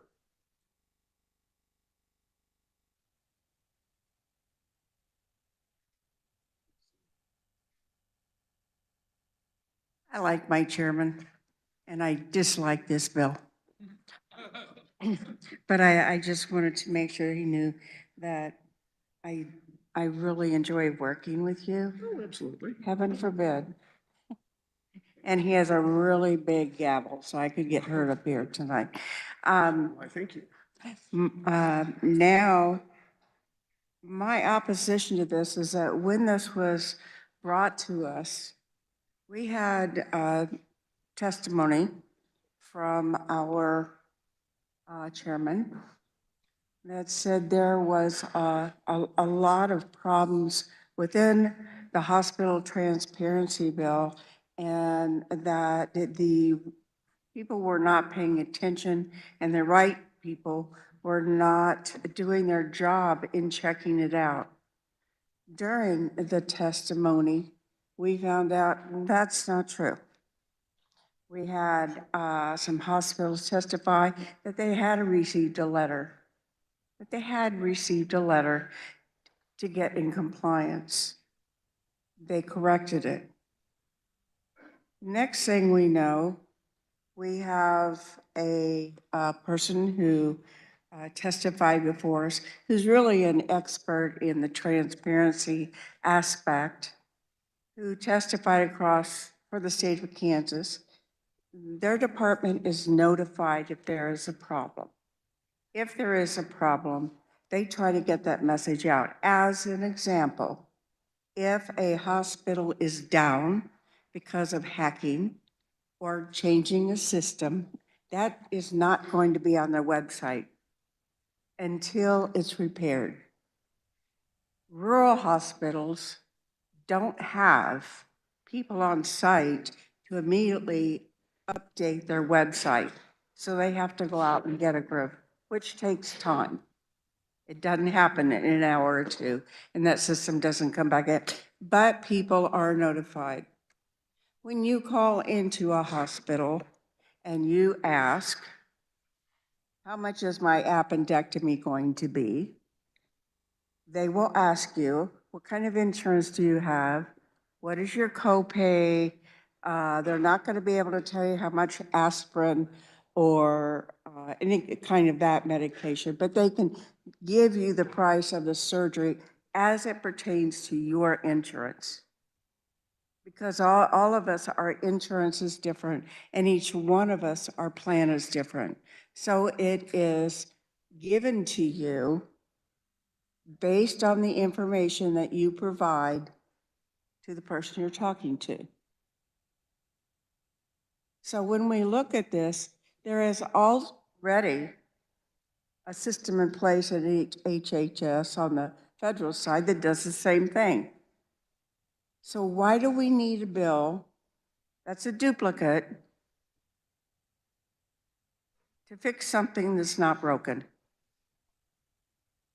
There's not a system that's broken, and we know from testimony that there are people that have received their letter and have been told what they need to do for an action plan and have corrected their problem. So with that, I would ask for you not to support House Bill 2246. And I'm sorry if I elongated this to 505 instead of 5, because this is just a more complicated bill. Thank you, Mr. Chairman. For further discussion on House Bill 2246, the chair recognizes Representative Weichel. Thank you, Mr. Chairman. Will the carrier of the bill stand for some questions? So I want to make sure I understand correctly. This is about the provision in the Affordable Care Act that requires hospitals be transparent about their prices. Is that correct? That is correct. Okay, great. Thank you for the support of the ACA.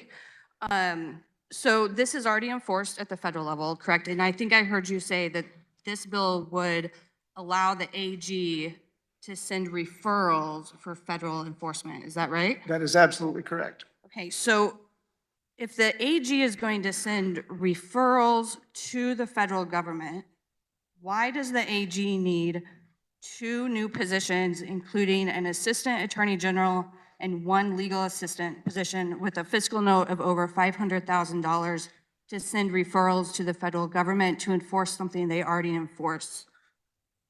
Good catch, and I'm glad you brought that up. No, we'll be dealing with that issue in appropriations. There is absolutely no reason for that fiscal note. Thank you. So you're guaranteeing us that if this bill passes, the AG's office will not get the FTEs allocated in this bill?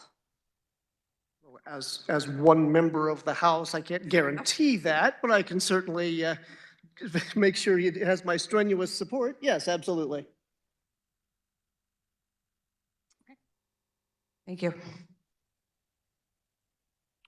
Any further discussion on House Bill 2246? Seeing none, Representative Sutton, you may close. All right. Thank you, body, for I was trying to keep this thing moving faster, and I apologize for not doing that, but it is common for us to mirror state law with federal law so that we have the enforcement capabilities. I think we can all agree that our medical system needs help as far as, and I mean, this is all over the place. This is insurance providers, this is hospitals, this is pharmaceuticals, this is pharmacy supplies. You name it, we have issues that we have to deal with, and we can't get started. And it's not going to be a one fix, by the way. This is going to be a multi-step process, but we can't do it by putting it off to the federal government to handle. If Kansas is going to try to solve this problem, Kansas has to have enforcement capabilities, even if it is just a referral rather than actual penalties along the way. So with that, I urge your support. I move that when the committee rises to report, it reports HB 2246 favorably for passage. All right, you've heard the motion by Representative Sutton to report House Bill 2246 favorably. All those in favor signify by saying aye. Opposed, no. The ayes appear to have it. The ayes do have it. Motion passes. The next item of business is House Bill 2333. For the purpose of carrying House Bill 2333, the chair recognizes, again, Representative Sutton. All right, this one's going to be a whole lot more boring, folks. Thank you, Mr. Chair. HB 2333 it just straightens out, it renames the Department of Insurance as one step. Apparently in statute, we have it referred to as the Kansas Insurance Department as well as the Kansas Department of Insurance. We're just straightening that out. So the new name, well, or the more consistent name, will now be the Kansas Department of Insurance. The other item that takes place here is actually stemming from a move that the legislature made in 2017. It replaces the term Office of the Securities Commissioner with the term Department of Insurance Securities Division after we moved the Securities Commissioner into the Insurance Department, like I said, back in 2017. The bill also replaces it also removes the confirmation from the role now titled Department of Insurance Assistant Commissioner Securities Division because that's a position now under a separate elected official, and it's just weird to have Senate confirmation for a position at that level.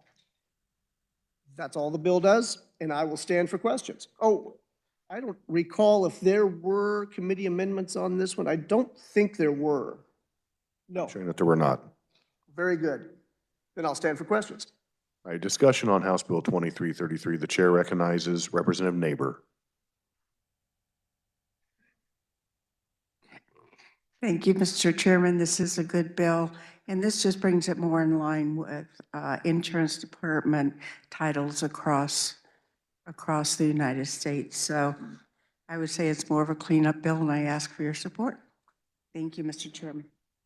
Any further discussion on House Bill 2333? Seeing none, Representative Sutton, you may close. Thank you, Mr. Chair. Now, despite the fact that the insurance department has already changed their letterhead, I do urge your support for HB 2333. And so I move that when the committee rises to report, it report 33 favorably for passage. All right, you've heard the motion by Representative Sutton to report House Bill 2333 favorably. All those in favor signify by saying aye. Opposed, no.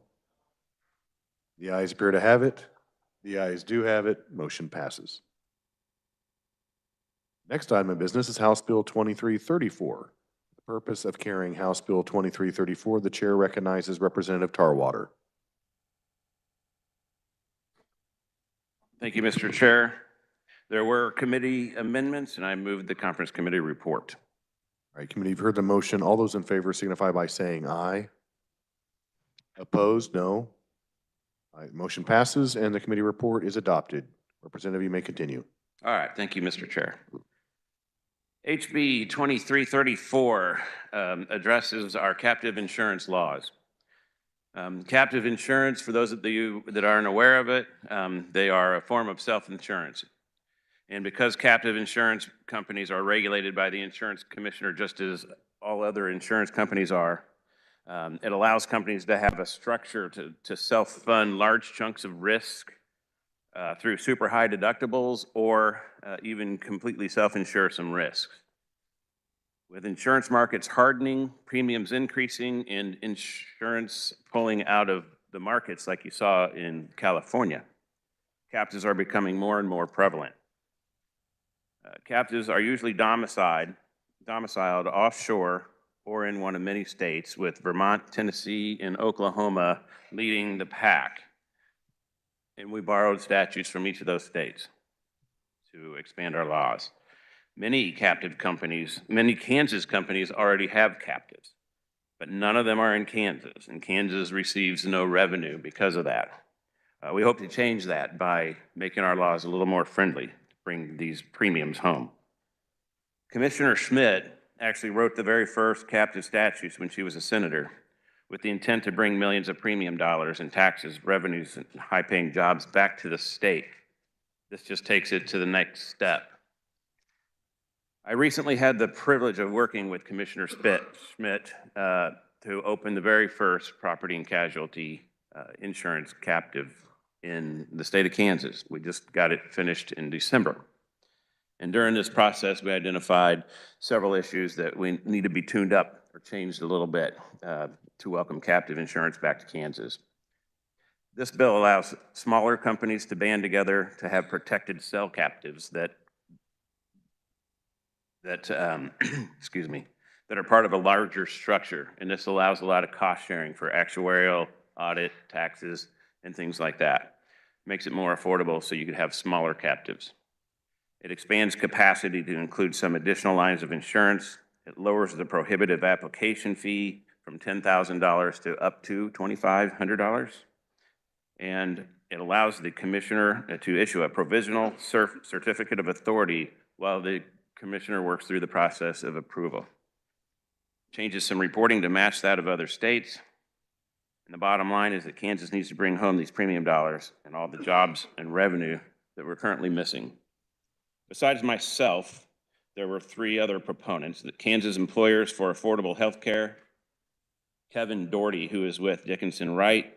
He wrote all the laws in Tennessee, who's one of the fastest growing and largest states in captive insurance. He was the past president of the Tennessee Captive Insurance Association and is currently still on the board there.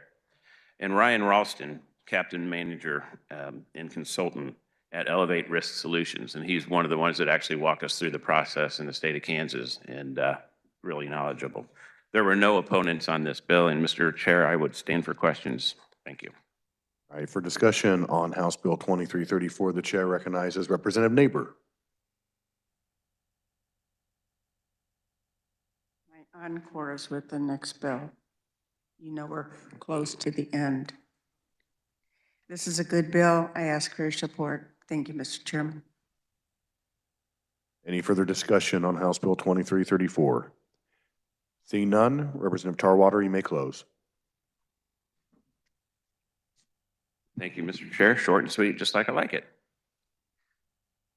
Mr. Chairman, I move that when the House rises and reports HB 2334 favorably for passage.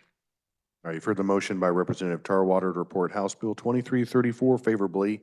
All those in favor signify by saying aye. Opposed, no. The ayes appear to have it. The ayes do have it. Motion passes. The next item of business is House Bill 2335, and the purpose of carrying House Bill 2335, the chair recognizes Representative Proctor. Thank you, Mr. Chairman. There were no committee amendments. Body, I rise before you today to present House Bill 2335. This may sound familiar because this is the third time that we've had this on the floor. The last two times it was voted unanimously or nearly unanimously, but then it never got to the Senate and has not been passed into law. So for the last couple years, we've been doing this as a budget proviso, but I've got a good feeling, third time's a charm.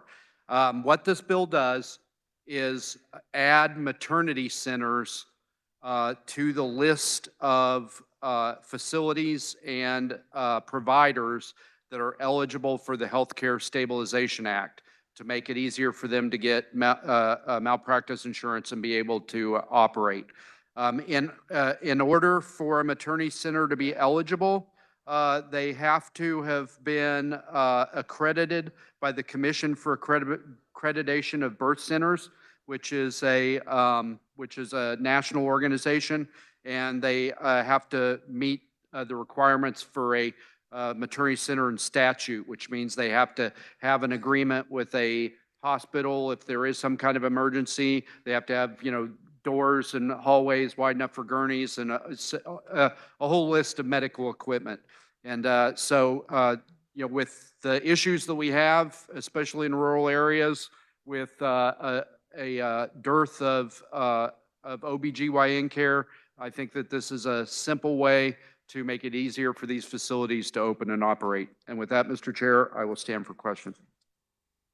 For discussion on House Bill 2335, the chair recognizes Representative Neighbor.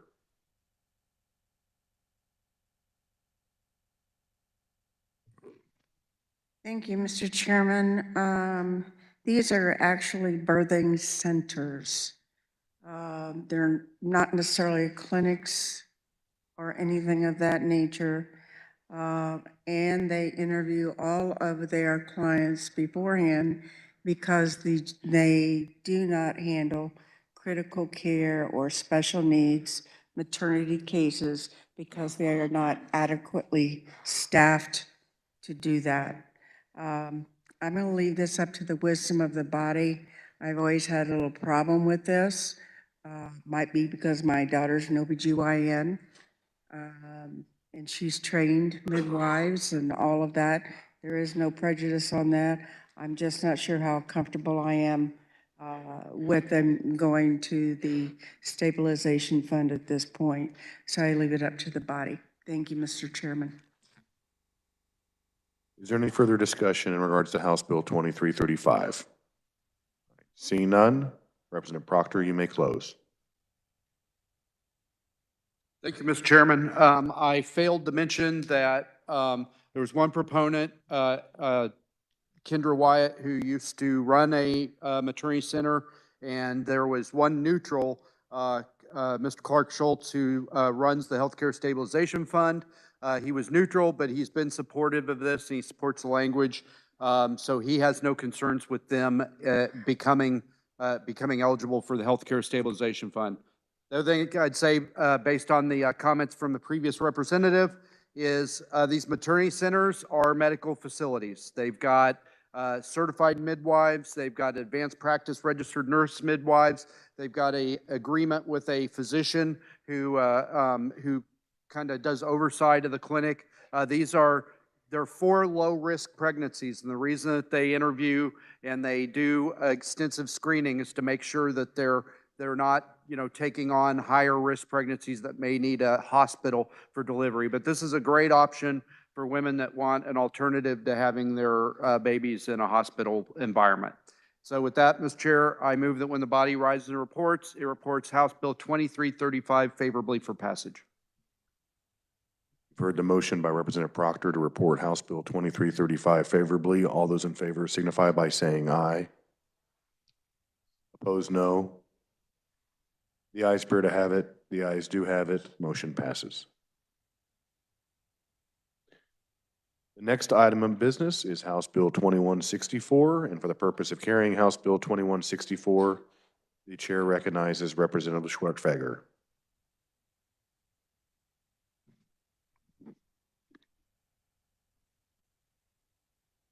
Thank you, Mr. Chairman. House Bill 2164 had no amendments. It authorizes persons who are 20 years old or older to apply for certification as a police officer or law enforcement officer under the Kansas Law Enforcement Training Act. This bill would help with recruitment and retention for Kansas law enforcement departments to help address shortages of workers. It allows 20-year-olds professional status and ability to train, to be employed, and leading to becoming fully recognized upon age 21 as law enforcement officers. Proponents of this bill were the Chief of Police of Topeka, the City of Overland Park, the League of Kansas Municipalities, and the Wichita Police Department. There were no opponents and no neutrals. With that, I stand for questions. For further discussion on House Bill 2164, the chair recognizes Representative Alcala.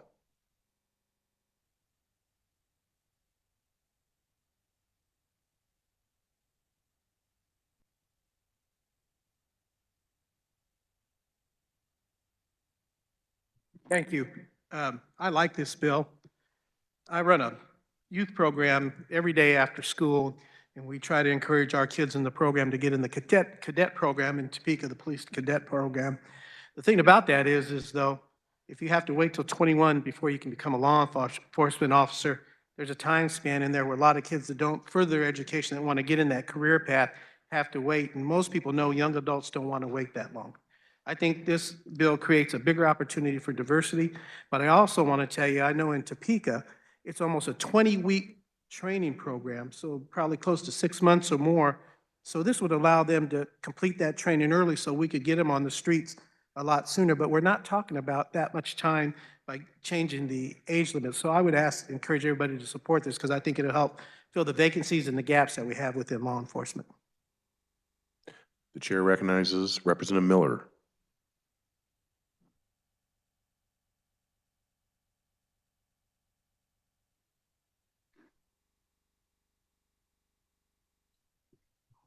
Hello, everyone. So this is mainly to address some recruiting concerns that we heard from, I believe, at least from one chief of police. Obviously, I'm always down to get into the larger discussion about how old someone should be in order to make certain decisions about their life. I know that depending on the situation, we talk about frontal lobe development and so on, but this would obviously get a good head start on people who are, clearly interested in following the law enforcement career path. So would I guess the bringer of the bill stand for one question? Yes, sir. Thank you. It's great working with you. Thank you. So The question was brought up earlier about how long overall the training for law enforcement officers is, and I guess in general, like what's the overall training time? I defer to my chairman.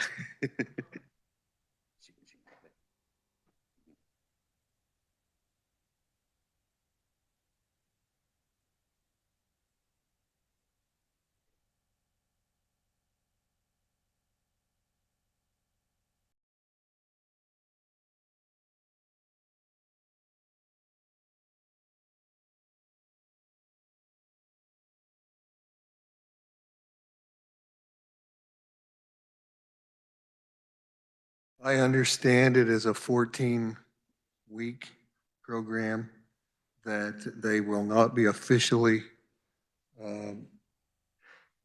known as a police officer until they are the age 21, but this bill authorizes them to get started on their training prior to that, as they are age 20 or older.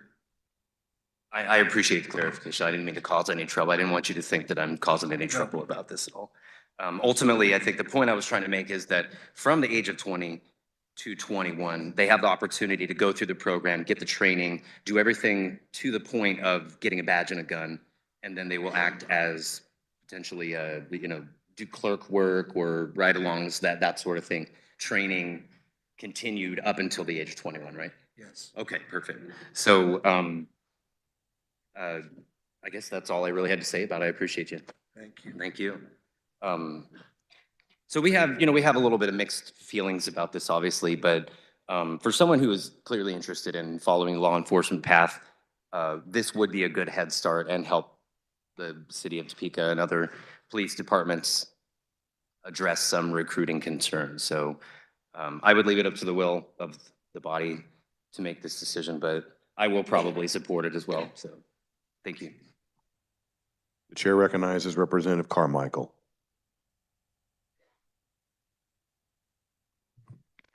Thank you, Mr. Chair. I do have some questions for the carrier of this legislation. Yes. I'm looking here at page 2 of the bill, down at lines 22, 23, and 24. I think that represents the actual amendment to the existing Kansas Law Enforcement Training Act. Is that correct? I believe so, yes. Okay. And the first thing it says, make sure I get this right.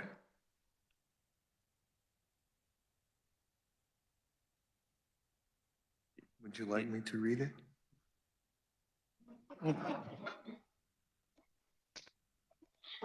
Feel free to read anything you like, Representative. But I do have a question when you conclude. Starting at line 19. Be free of any physical or mental condition which adversely affects the ability to perform the essential functions of a police officer or law enforcement officer with reasonable skill, safety, and judgment. Be at least 20 years of age. Be at least 21 years of age prior to service as a full-time or part-time police officer or law enforcement officer. As I understand the law presently, in order to enroll at any of the police training academies in Kansas, you have to be 21 years of age. Is that correct?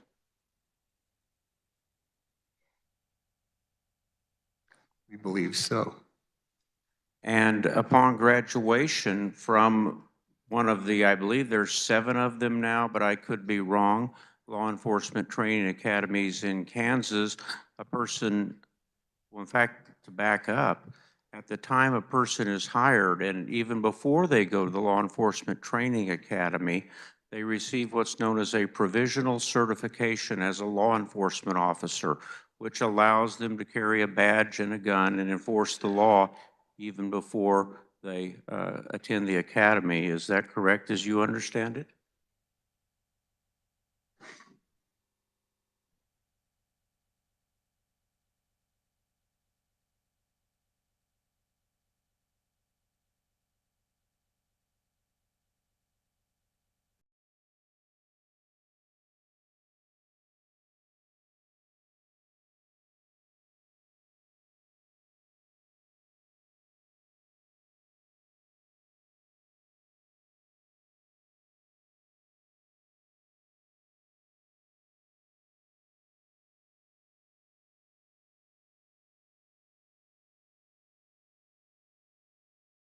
Under the bill, I have been told Mhm. that you would be employed, but would be ineligible to carry a gun until you are official at the age of 21. And so under this law, do these 20-year-olds, do they receive their certification as a Kansas law enforcement officer at the time they're hired or after they go to the academy, or is it after they turn 21? Because I can't figure out from this bill how these underage law enforcement officers or when they become certified as a law enforcement officer. I understand that it's when they turn the age 21. Well, I couldn't find that anywhere in the bill. The bill doesn't seem to match the certification requirements. Can you help me reconcile those?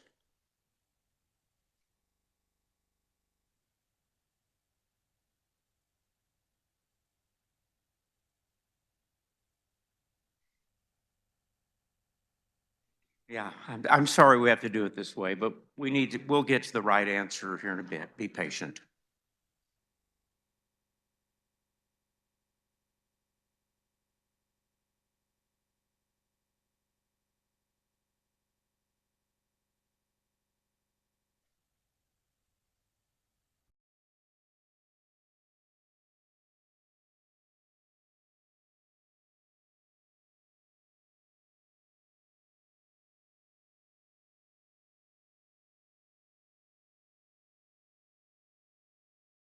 May you please ask the question one more time? If I can remember it. I'm trying to find out where it is this bill addresses when these underage law enforcement officers become certified law enforcement officers in Kansas. I think that was my question, but I may have lost track. Thank you.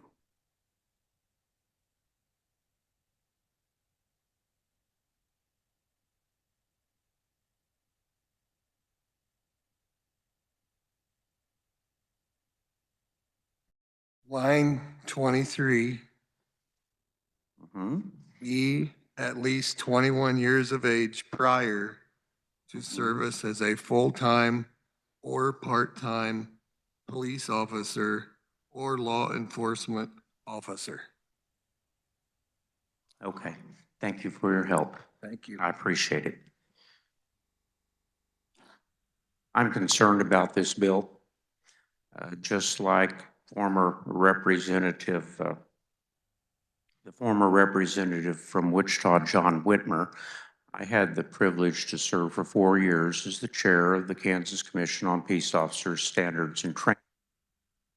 And in my judgment, this seems to be moving too quickly for young people who want to enter this profession.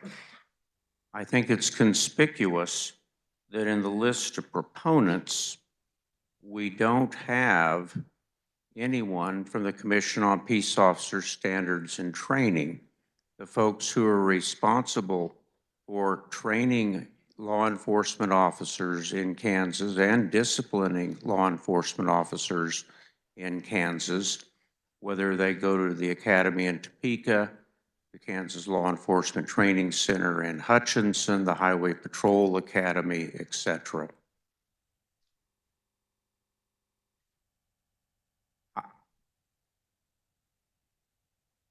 I would like to be able to fill the ranks of Kansas law enforcement immediately.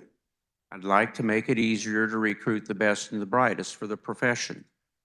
But I really do have concerns that for the minimal benefit of a few months, that we're going to take people who are probably not mature enough to be law enforcement officers, and we are going to send them to either the Topeka Academy, but most of them will go through KLETC, the Law Enforcement Training Center in Hutchinson, where they will be in a class with people who are already provisionally certified law enforcement officers, some of whom unfortunately are going back and working the streets before they graduate. But they're going to be the youngsters in this class. They're not going to have the maturity. And I really think for just a matter of saving a few weeks, 16 weeks minimum, perhaps some places 20 weeks. I don't know exactly what the Highway Patrol requires now, but that we are risking having folks who just haven't reached the maturity level yet, folks who aren't old enough to buy a beer, going to school to be a law enforcement officer. Now, if you want to get started in the profession, you could actually do like I did. And you can go to Wichita State University, you can go to Washburn University. There are programs there that will get you a degree in criminal justice. But we're moving too quickly on this without, in particular, seeing the endorsement of the folks who are responsible for training law enforcement officers. So I urge the House to move very slowly on this request, because I think we're going to make mistakes. We're going to have people without the maturity out there as police officers who, the day they turn 21, are going to have a badge and a gun. And some places they're going to be sent out by themselves into the night. And I don't think that's a good idea at all. Thank you for hearing me enough. The chair recognizes Representative Carr.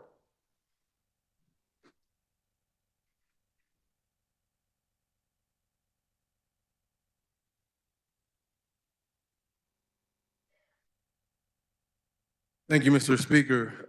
Would the carrier of the bill please stand for question? Yes, sir. My first question is an extremely simple one. Can you tell me how to pronounce your last name? It is simple. German phonics. You split it in half. The first half is a German term for sword, Schwert. Or you may say the English form, Schwert. The second half is an action word, Feger, to polish the sword. Schwertfeger. Thank you. Fantastic. I'll stick with Representative. Representative, could you, you mentioned that there was a difficult time hiring officers. Can you give me some of the reasons that we've had such a difficult time hiring officers?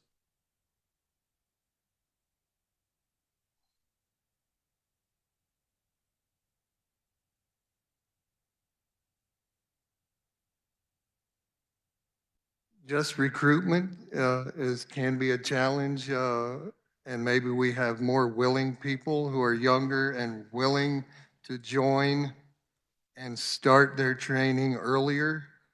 And we would hate to deny them the ability to become employed and start on their career path when they choose to, even at the age of 20. Thank you, Representative. No more questions. So statistically speaking, one of the reasons that the recruiting classes went down for law enforcement officers was the stigma that law enforcement officers had gotten over the last recent number of years, based on acts that had been formed and then videotaped and then shown where officers were involved in situations that we would say would not be becoming of an officer.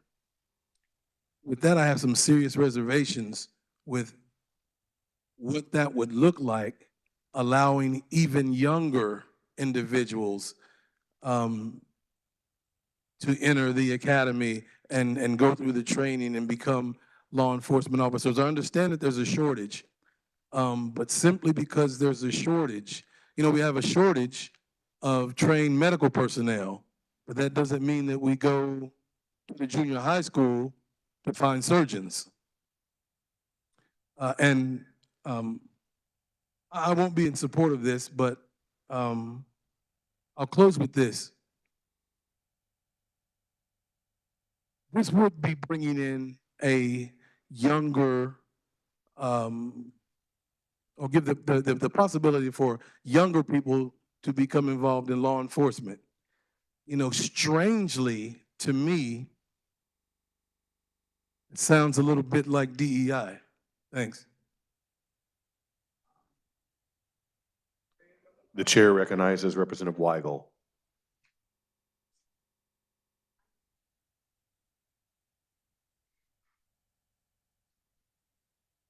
Thank you, Mr. Chair. Would the carrier of the bill come up here for a question or two? Representative?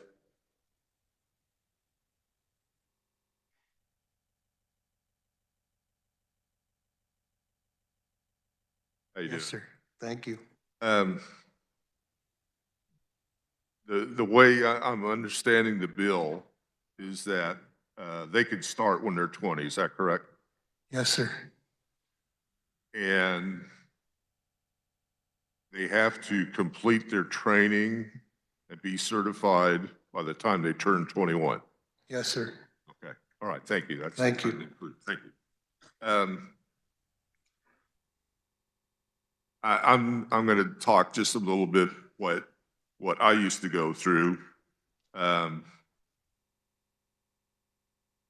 KLATC, and I'm not going to date myself. It's been a while. KLATC and Topeka PD, both Topeka PD has their own training academy here, and if I remember right, Topeka PD's training is actually 2 or 3 weeks longer than KLATC down in Hutch, if I remember right. So there's different also, Wyandotte County, the Kansas City, Kansas Police Department also has their own training academy.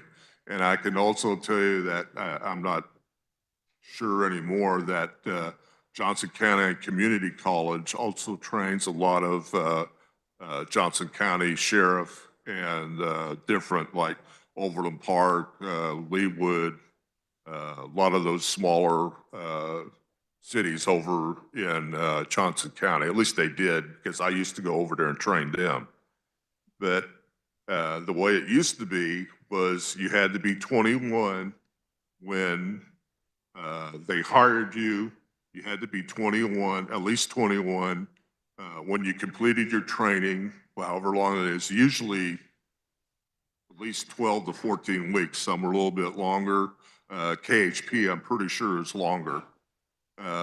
They have their own academy as well. But you had to go through all of the academy. There's certain things that you're going to go through regardless of where you're going. If it's KLATC, I'm going to actually say KLATC actually oversees all of the other training. In other words, the Topeka PD or KCK would have to follow at least certain guidelines, training guidelines that are put out by KLATC down in Hutch. They may vary that a little as far as like street patrol, things like that. But each academy, wherever you go, has to train their incoming recruits on certain aspects. That's like law, firearms training, legal background, all of those things. I'm sure that most of the training academies here in the state operate that way. One of the things I'm catching when I'm listening to all this is that talking about certification and how old you are when you get your certification. The way I understand, the way I did. Representative, could we quiet it down here in the chamber? Right, now you may continue. And what I want to say is that once you go to work for a police department, and you're not already trained, you're not already certified, it's your first job in law enforcement, you, like my case, the agency that I worked for, which was out in Hayes, you had a 12-month window from the time they hired you till the time you had to go to the academy and get certified. You did not get that certification until you had gone through all the training and passed all that. You usually have a certification, then you have a graduation ceremony. That's the way it works, at least used to. I'm not familiar with that because I've been out of that profession for quite a while now. But that's the way it used to work here in the state of Kansas. So just a little education for you. Thank you. Thank you, Mr. Chairman. The chair recognizes Representative Schmoy.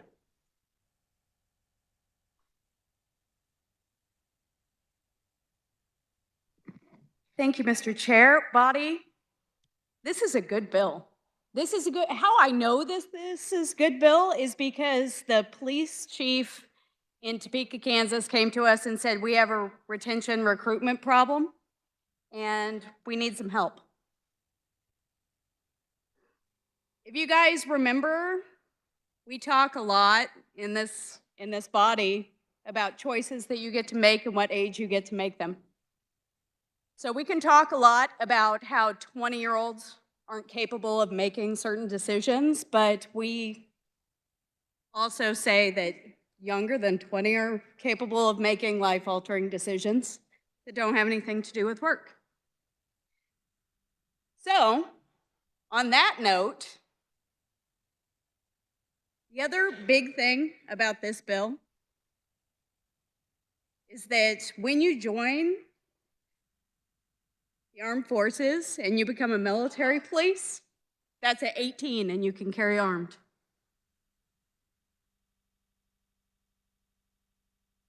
I'm not understanding what the hang-up is here. We have police departments who need the help. We have young men and women who want to serve their communities. So they go get a provisional, they get hired, they get a provisional to be a police officer at 20, and they don't become a full-fledged police officer until 21. It seems pretty cut and dry. Let's help our police force. Let's help these young people who have a passion for their community. Thank you very much, and I encourage you to support your local police departments. Thank you. For continued discussion on House Bill 2164, the chair recognizes Representative McDonald.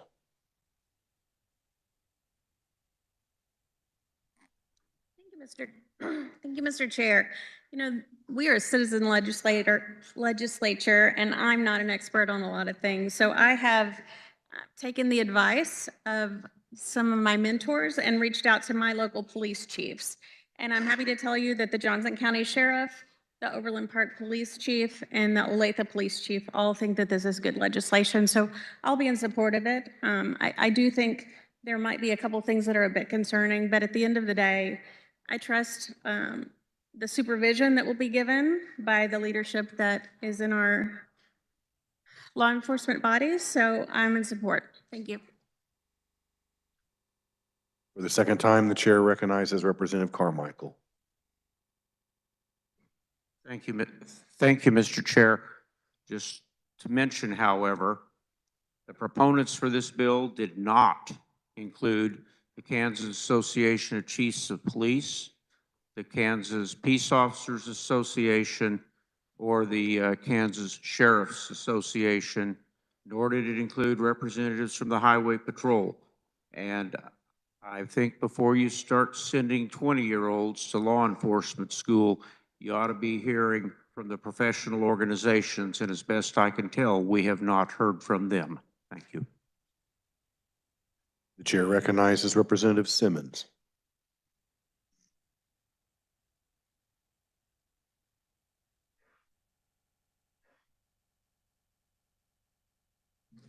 Hi, everybody. We heard this bill first in the pre-session Shawnee County delegation meeting, and I asked a couple of questions. and didn't receive answers that I would consider to be particularly satisfying. I have been thinking about one Topeka family in particular, the family of Taylor Lowry.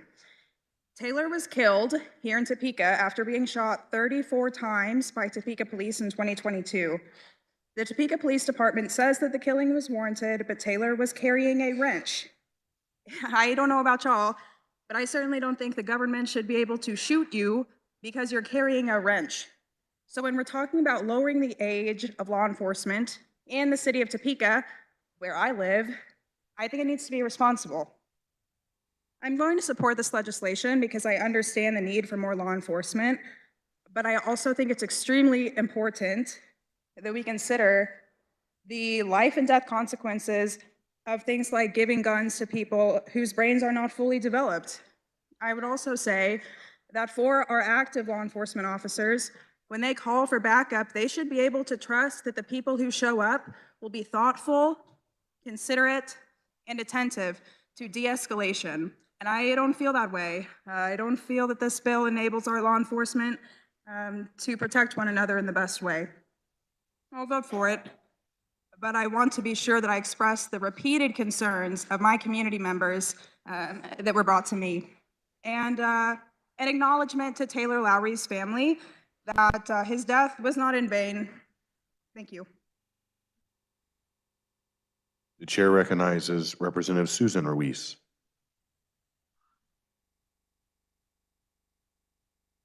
Representative Ruiz.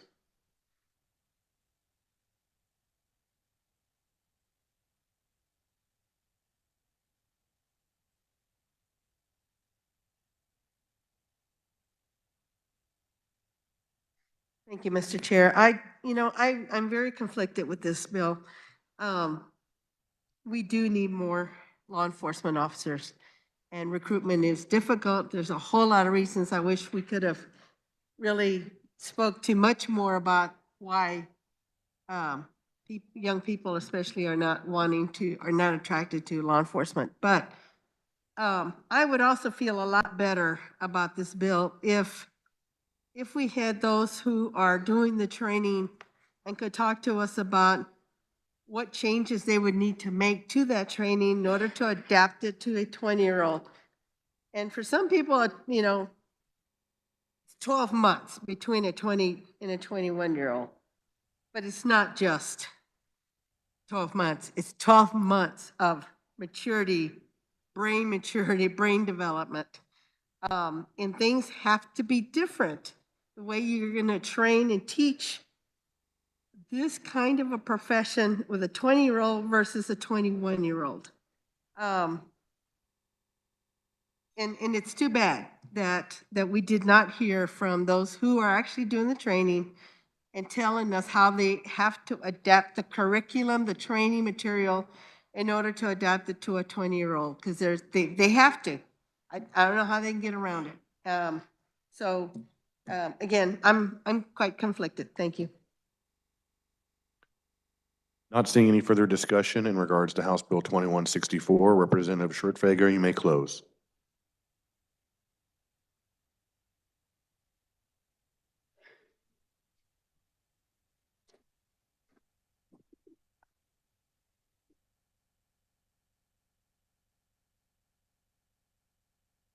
House Bill 2164 is a good bill.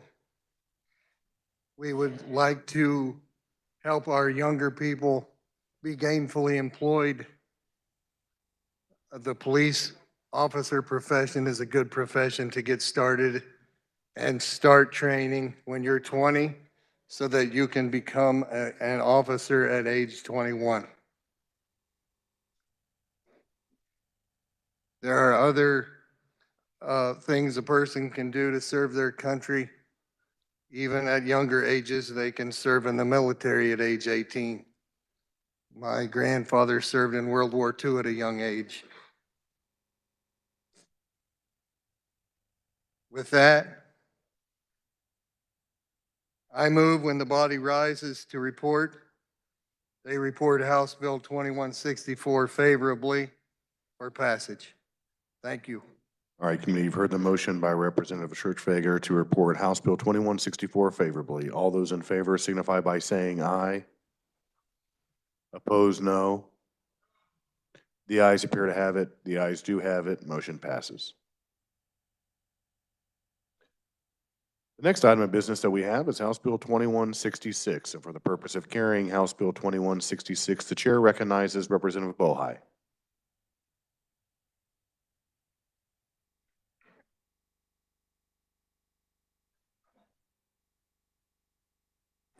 Thank you, Mr. Chair. There were no committee amendments. Excuse me, there were no amendments to the bill. Then just continue. Yeah. All right, so HB 2166 occurs every year. This is under KSA 45-229. The reviser reviewed the sunset of the Kansas Open Records Act. It is our necessary update to the Kansas statute required by law, so we review and renew the exceptions of KORA. I will now stand for questions. All right, is there any discussion in regards to House Bill 2166? The chair recognizes Representative Osman.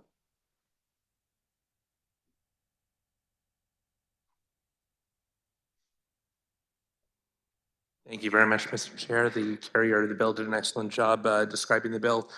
This is a relatively routine bill that we pass every single year, so I would encourage support. Thank you. Any further discussion in regards to House Bill 2166?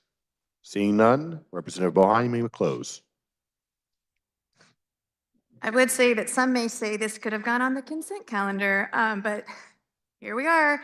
I would ask the body to pass HB 2166. Excuse me, I move that when the body rises and reports, they report HB 2166 favorably for passage. All right, you have the motion by Representative Bohai to report House Bill 2166 favorably. All those in favor signify by saying aye.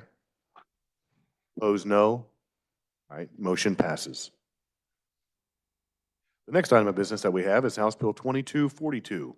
And for the purpose of carrying House Bill 2242, the chair recognizes Representative Goddard.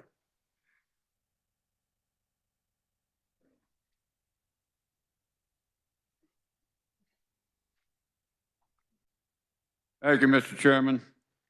2242 is a bill on concurrent resolution on federal lands. There were no committee amendments.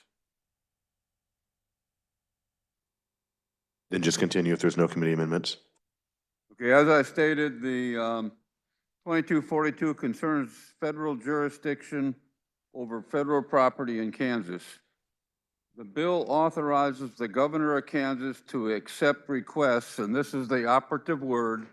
It's a request from the federal government to establish concurrent jurisdiction over land owned by the United States for military purposes within the state.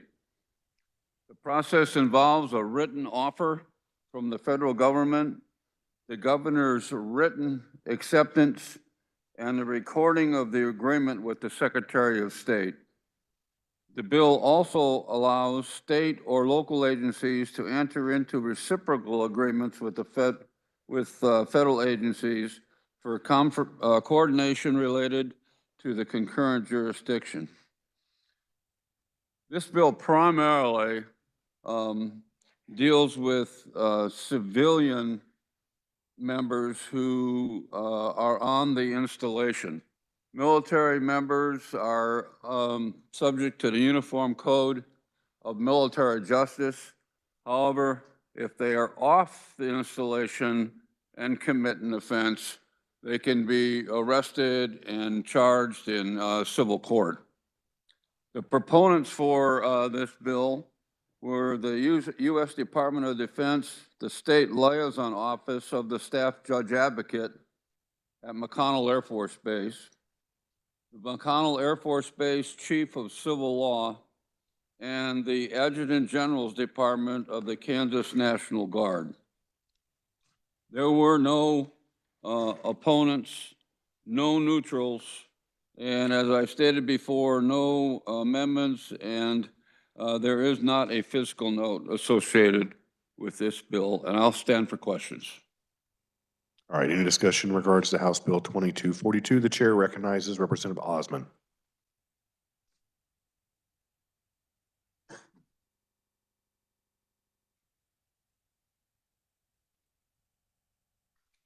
Thank you very much, Mr. Chair. The carrier of the bill did an excellent and thorough job explaining what the bill is. And, you know, just as a clarification, I think that he may have said that there were no proponents, but there were 4 proponents. One of them was written. Regardless, this is a great bill. I would support it and recommend you do as well. Thank you. Any further discussion in regards to House Bill 2242? All right, seeing none, Representative Goddard, you may close. Thank you, Mr. Chairman. I move that when the committee rises and reports, it report House Bill 2242 favorably for passage. All right, committee, you've heard the motion by Representative Goddard to report House Bill 2242 favorably. All those in favor signify by saying aye. Opposed, no. All right, ayes have it, motion passes. The next item of business, we have House Bill 2371. And for the purpose of carrying House Bill 2371, the chair recognizes Representative Lewis. Good afternoon, body. There was one amendment. Move the adoption of the committee report. Yes, I'd move that, please. You make a motion to move the adoption of the committee Yes, report. I move adoption of the committee report. All right, you've heard the motion. All those in favor signify by saying aye. Opposed, no. Motion passes and the committee report is adopted. Now you may continue. This is a corporation law bill. It's brought to us by the Kansas Bar Association Working Group on Corporation Law. And they do this periodically to update our corporations code. And they brought this, the statute that they're amending runs about 60 pages, which everybody's welcome to read. I'm sure everybody has read it, preparing for today. In particular, they are proposing updates to 3 portions of our corporations code: the LLC Company Act, the Business Entity Transaction Act, and the Business Entity Standard Treatment Act. Largely what they are proposing is to bring our Kansas Corporation Code, these 3 portions, into accord with the Delaware Corporations Code. Typically, we look to Delaware law in this area because it has experts, and they're typically, we follow them, although not always. There are certainly times when we'll deviate from them. So that's essentially what the bill is about. There was an amendment that we approved in committee, and it pertained to the LLC Company Act, one of the 3 acts that I said were portions of the Corporation Code Act. And in particular, it concerns something called a series LLCs. You can kind of think of a series LLC as a subsidiary of a corporation. Just like in a regularly formed corporation, you could have a parent and then subsidiaries. In LLC law, you can have what I'll call a master LLC and then LLC, series LLCs underneath them. And so it's a group of LLCs that are known as series LLCs. So the amendment was proposed to us by the chamber, and they also got buy-in by the bankers, Kansas bankers. And what the amendments did is they didn't strike anything that the working group had done. Nothing that they proposed to change was stricken. Simply a few sentences were added that are additive, as I said, and I think in large part just clarify or make clear what the act does. And they're designed, the changes are designed to make it easier and more efficient for these series LLCs to work together. So for instance, in the case of if they can consolidate, for instance, under the provisions of the amendment and make it easier to file tax returns and to register where they have to go to different states to do their registrations. It just makes it easier and more efficient.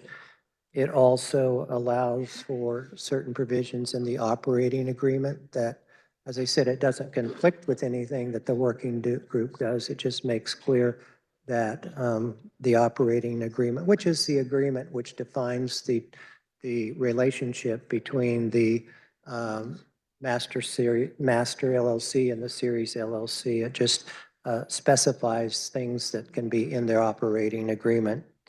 And finally, it also takes care of a problem or an issue, I guess I should say, the bankers had. They wanted to make sure that there weren't fraudulent transfers between the various series. And some of these series LLC groups will have 7 or 8 series or 7 or 8 under subsidiary LLCs, and they wanted to make sure that the law would void any attempt at fraudulently transferring assets from one series LLC to the other. That's the bill, and I'll stand for questions. All right, for discussion on House Bill 2371, the chair recognizes Representative Osmond.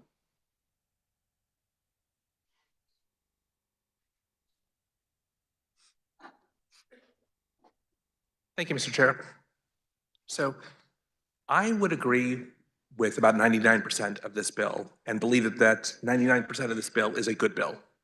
I want to talk about the 1% because I don't have a way to communicate whether it's good or not, and that's the series LLC. But before I get to that, let me talk about the dirty little secret that we all deal with in the legislature, which is we all don't read every single bill from start to finish. We just do not. We do not have the time, so we rely on other people. We rely on our rankings or vice chairs. We rely on the chairs of the committees. We rely on leadership. And in the case of this bill and bills like it, we rely on outside experts, experts that come by and actually help to guide us on what is best practice.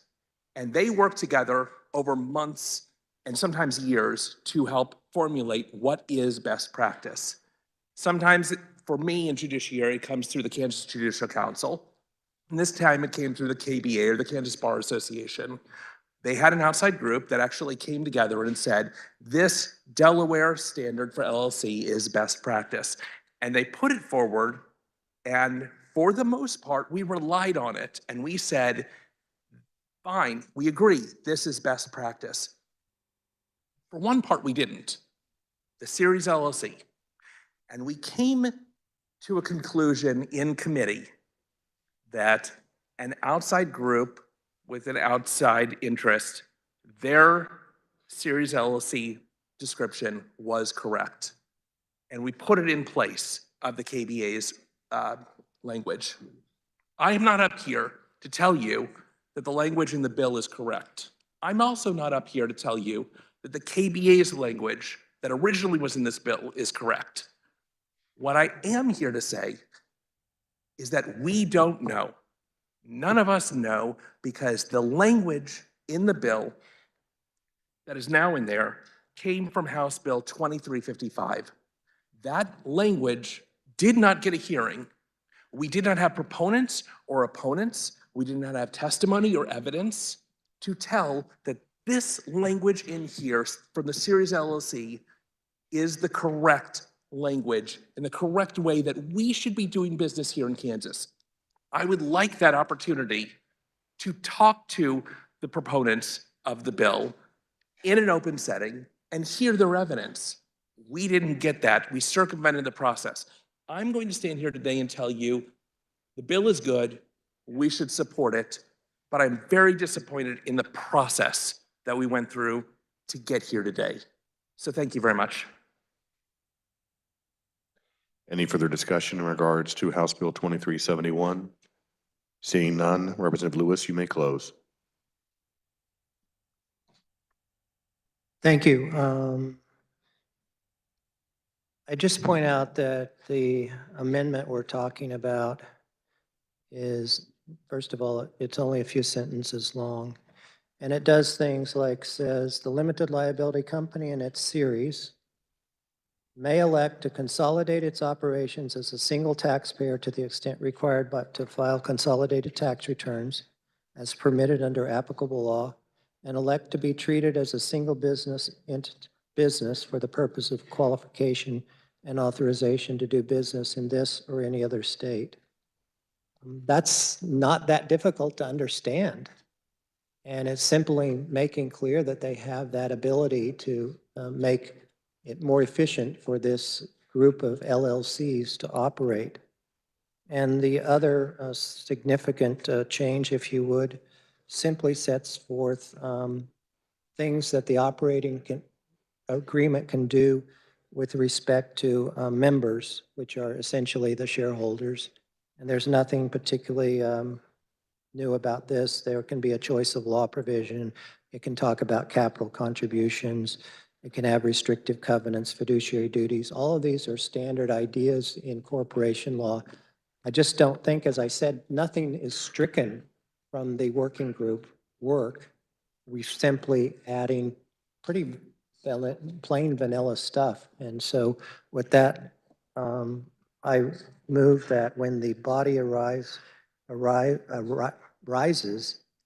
it vote favorably for passage of HB 2371. All right, committee, you've heard the motion by Representative Lewis to report House Bill 2371 favorably. All those in favor signify by saying aye.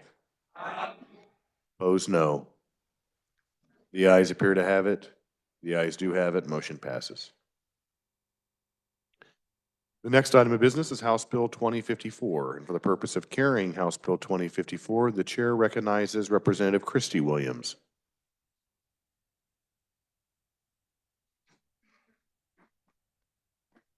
All right, thank you, Mr. Chair. There were no committee amendments. HB 2054 is the result of the 2023 Special Committee on Governmental Ethics, Reform, and Campaign Finance Law. From this special interim committee, a bipartisan unanimous report concluded that several of our campaign laws were vague and ambiguous, and that contribution limits needed to be increased with the understanding that donations and campaign expenditures are protected speech. Campaign limits haven't been adjusted since 1990. HB 2054 increases campaign limits and removes aggregate contribution limits to a state party committee, a political committee, or a party committee. HB 2054 brings us closer to catching up with inflation, and with these adjustments, better positions Kansas to avoid having unconstitutionally low limits that could be struck down in federal court. With that brief summary, I will stand for questions. All right, committee discussion on House Bill 2054. The chair recognizes Representative Proctor. Thank you, Mr. Chairman. I have an amendment.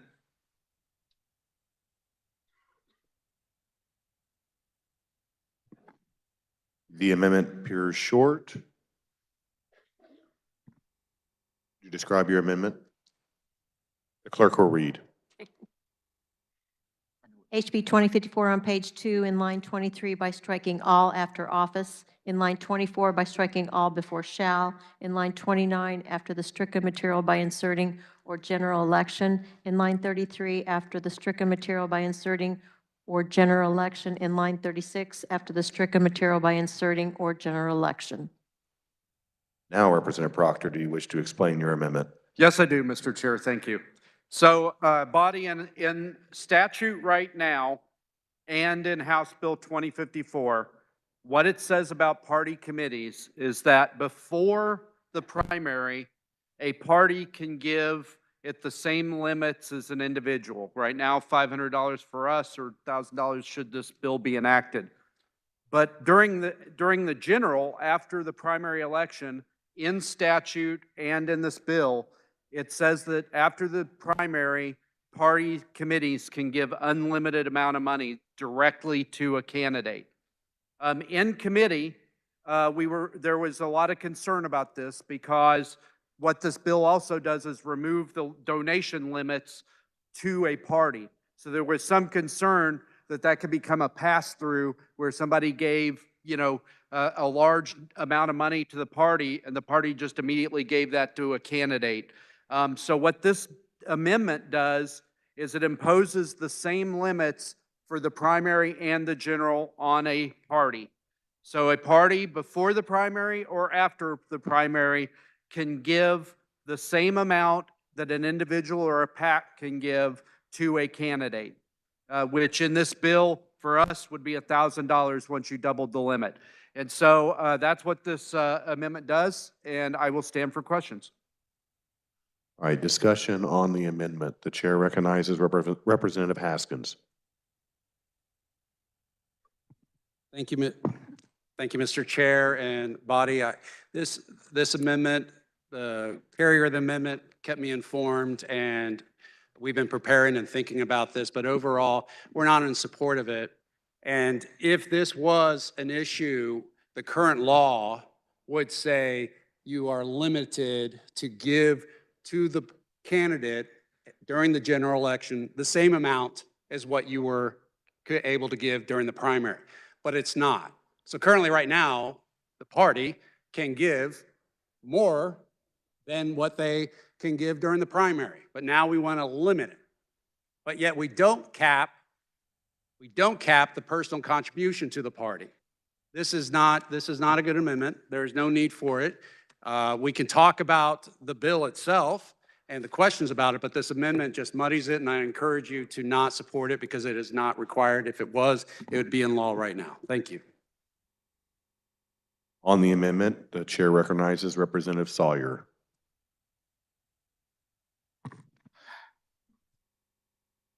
Thank you, Mr. Chairman. I was the ranking member of the Elections Committee in 1990 when we put these limits in place. At the time, the thought was your political party ought to have the ability to do whatever they can to help you get elected. So that's why they have that unlimited amount to spend in the general. At the same time, we were concerned about the same thing he talked about somebody giving a lot of money to the party and then it would be a pass-through. So that's why we put the limits on what the parties can receive. That's why those are in there. To me, that's a lot better approach than what this bill is doing. So I think instead of this amendment that caps what a party can do for the candidate, I think you ought to go back and put some limits back on what somebody can give to the party. I think that's a better way to avoid this problem. That's how we approached it in 1990. And so I would oppose this amendment because I don't think we ought to handicap what a party can do. And in fact, if we make these changes, I think a party would be treated just like a PAC. I don't know if there'd be any difference between a PAC and a party. Because a PAC could take an unlimited amount of money, but they're limited in what they can give and spend on a candidate. And we'd be doing the same thing to the political parties. So I would urge you to oppose this amendment, but I do think what we ought to go back through is put some kind of caps on what somebody can give to the party like we do now. So I would urge you to vote down the amendment. I think it's a bad idea. On the amendment, the chair recognizes Representative Proctor.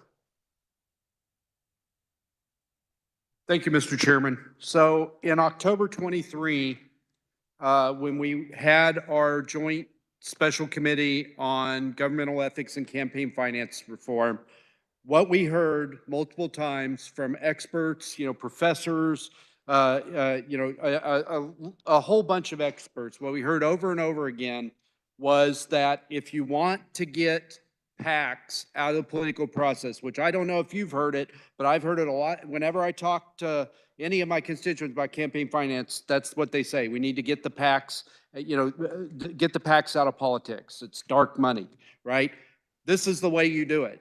Because a party, if you take up the limits, is more powerful than a PAC because the candidate can coordinate with a party. The candidate can't coordinate with a PAC. And so the money's going to come into politics, okay? But right now, the money's going into the PACs because once the limits are reached for candidates and for parties, people are donating to the PACs. So if you want to get the PAC money out of politics, this is the way to do it. Thank you, Mr. Chair. For a second time on the amendment, the chair recognizes Representative Sawyer. Thank you, Mr. Chairman. Would the Carry the amendment, stand for question. The amendment, yes, yes. Okay, you made the statement that the advantage the party has is they can coordinate with the candidate. With your amendment, I mean, the reason they can coordinate the candidate is because they can spend an unlimited amount to the candidates. That's why they can do that. If you put your amendment on, they won't be able to do that anymore. So what in this bill would allow them to do that without that limit? Okay, so with the deepest possible respect, I believe you're wrong, Representative. The statute that says you can't coordinate between a person and a PAC, a candidate and a PAC, is in another part of the Campaign Finance Act. We just passed House Bill 2209, which put meat on the bones of what coordinate meant. Nowhere in that statute does it mention a political party. And whether you have unlimited amount of donations from the party to the candidate, or you have the same limits as you have for an individual, does not affect whether the candidate can coordinate with the party on campaign activities. Well, yeah, I say it does, and that's why the parties aren't mentioned in that statute with coordination, because they could spend an unlimited money helping candidates. If you put that cap on there, then the coordination will be limited to whatever they can contribute, which would be, in this bill, I think would make it $1,000. I thank you for asking that question. I was not clear. The party can spend an unlimited amount of money on the candidate, but they can only directly donate. And that was my question. Where in your amendment still allows I didn't see the change that would still let them spend an unlimited amount of money. I mean, we didn't change anything. That's already in statute. So we didn't change that, so it's not going to appear in this bill. Okay, so you're still telling me a party can still spend A party can spend unlimited amount of money on the candidate, just like a PAC can. It can only donate. A PAC can spend unlimited money on a candidate. They just can't coordinate. But the party and the candidate can coordinate. So the idea is to make the party more powerful than a PAC, so that we can get the PACs out of the process as much as possible. But if you want to make the party more powerful, I don't think you do that by limiting how much they can give to a candidate. I think that coordination's a pretty important piece. I think it's vitally important. And like I said, but the coordination's already there. So I mean, yeah, the coordination is there. It's not there but it's there. But they only can take $15,000 from each person, each donor, so they don't have as much money as the PAC. And so right now they are kind of a junior partner to PACs. If you take the cap off and they can coordinate, they now become more powerful than PACs. We could agree to disagree. Yeah, again, I think this is going the wrong direction. I'd rather keep the caps going in, but thank you. For further discussion on the amendment, the chair calls on Representative Haskins. For a second time. I just want to come up one more, I guess, I probably shouldn't come up. I know you guys are tired. I apologize. But when something gets said and I'm like, okay, wait, the argument for coming up with a cap is if you give me, which I'd be happy to accept, $1 million for my campaign or to the party, then that party can give me, the candidate, $1 million for whatever it is. Well, we don't want that. We don't want that. That's why we need this amendment. Well, if we don't want that, why isn't that already in the law? Why is that? So that's not a very found justification for the amendment. We can do this now. There is something there. It doesn't feel right, so I encourage you to vote against it. The chair recognizes Representative Woodard. Thank you, Mr. Chair. Will the carrier of the amendment answer a question? Thank you. I think we're just going to phrase some of the questions a different way, maybe. So if this amendment were to go on and we were wanting to, in a future election cycle, donate to a candidate for office, Kansans for a Democratic House could give $1,000 to that candidate, and then any other spending would be paid for by Kansans for a Democratic House on behalf of that candidate. And it's your understanding that wouldn't break any sort of coordination laws. Correct, because there's nothing in statute that says that a candidate and a political party, a party committee can't coordinate. There's nothing in statute that says that that's illegal. And so if it's not illegal, it's legal. Thank you. Thank you, Mr. Chair. Any further discussion on the amendment? Seeing none, Representative Proctor, you may close on your amendment. Thank you, Mr. Chairman. A previous representative, not the previous representative, said that didn't understand that right now, I think he said something to the effect, and I apologize if I'm misquoting, that right now, somebody could give $1 million to the political party and that party could give $1 million to the candidate. That's not true. The limit on what anybody can donate to a political party right now is $15,000. So I believe a calendar year. So if that is not a thing that's happening now. That is a thing that would happen with this bill unamended, which is why I've offered this amendment. And on that, Mr. Chair, I close on my amendment. All right, you've heard the motion by Representative Proctor to amend. All those in favor signify by saying aye. Aye. Opposed, no. The ayes appear to have it. Division has been called. The clerk will open the roll and you may cast your vote.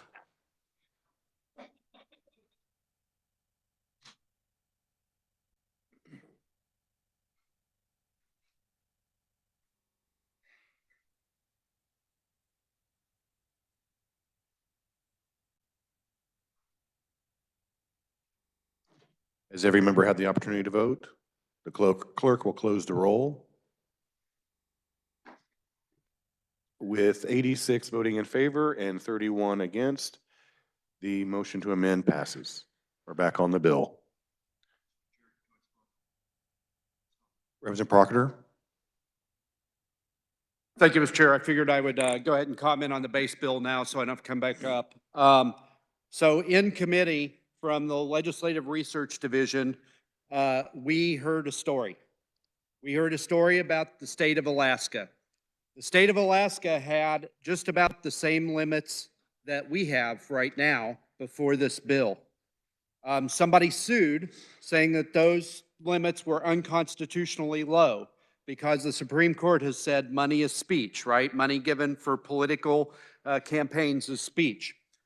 The court found that it was unconstitutional, and Alaska was not able to agree, their legislature, on new limits. So right now in the state of Alaska, there are absolutely no campaign finance limits in the state of Alaska because they failed to act as a legislature to raise their limits to a constitutional level. So that, I would just caution the body, we can either make this decision or we can have it made for us because right now in Colorado, somebody's suing on their limits, which are similar to ours. So I prefer that we legislate from the legislature rather than letting the courts legislate for us. Thank you, Mr. Chair.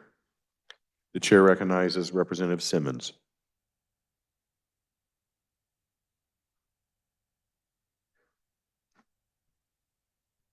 Thank you. I would like to make a motion to send this bill back to re-refer this bill back to the Elections Committee pursuant to Rule number 1904. I think this is a significant change that needs more discussion. This is a debatable motion. Does anyone want to speak to the motion? Representative Proctor.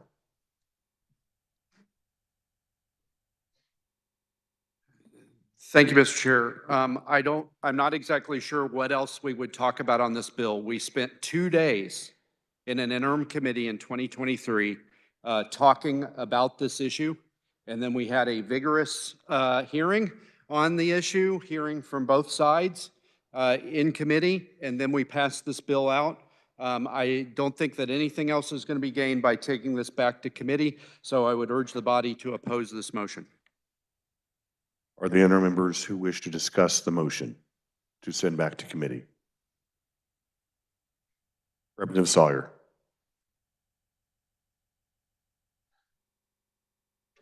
I rise in support of the motion and re-refer.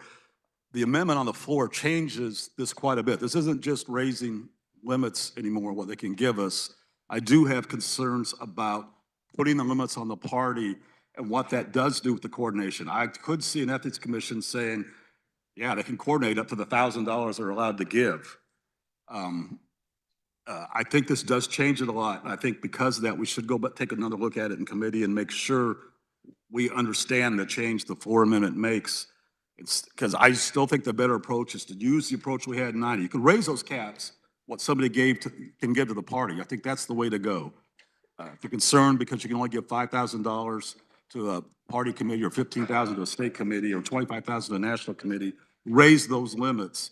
But I don't think we should change the party's ability to spend or give an unlimited amount of money to candidates. So I think we've undone the approach. It's a big change on the House floor, and I think the committee should take another look at that. For further discussion on the motion, the chair recognizes Representative Hoheisel. Thank you, Mr. Chair. Body, I'm going to ask you to oppose this and vote no on this motion. I do think it's kind of funny that we're claiming that this is such a big change that we have to send it to committee. In the last 2 weeks, we've had amendments to expand Medicaid, which is a very big change to the underlying bills, but there was no motions to send those back to committee. They were fine with doing those on the House floor. So I would ask you to oppose this motion and let's vote on this bill today. Thank you, Mr. Chair. The chair recognizes Representative Carr.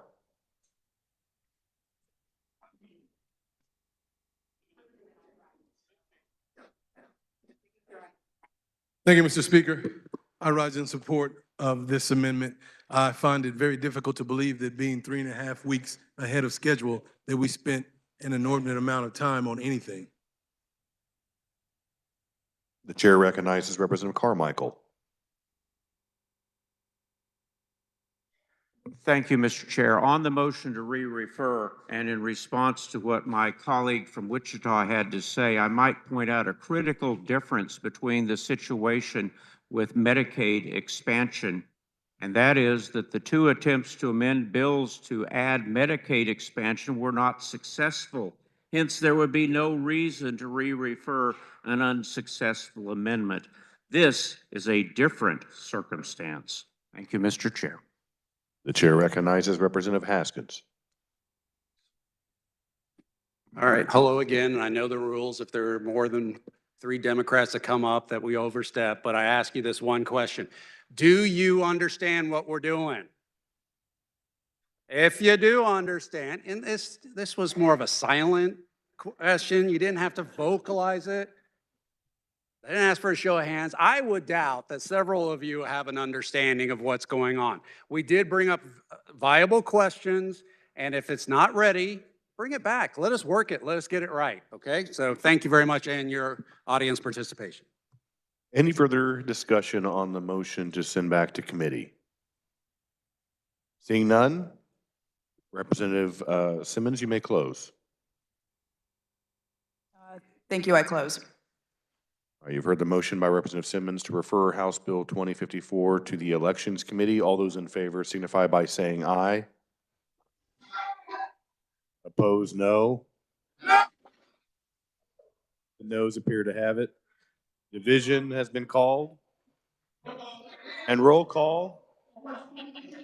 Not seeing 15 hands, roll call is in order. Clerk will open the roll and you may vote.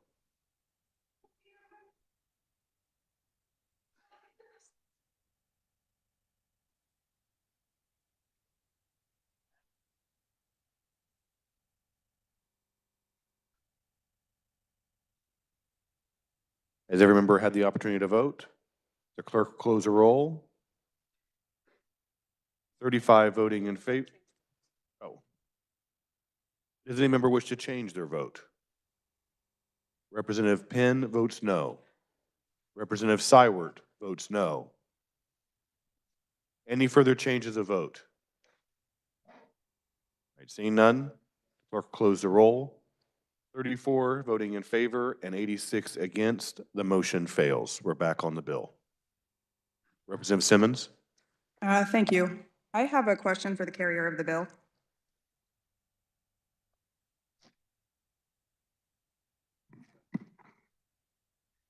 Hello? Are there any ongoing investigations into a Kansas political party for allegedly skirting contribution limits? There may be, but I'm not privy to any details. I would encourage everyone to Google that. I have another question, please. If constitutional amendments are going to require donors and organizations to fill out special forms at certain contribution thresholds, why isn't that applied to party contributions if they no longer have limits? Okay, can you specify where in the bill?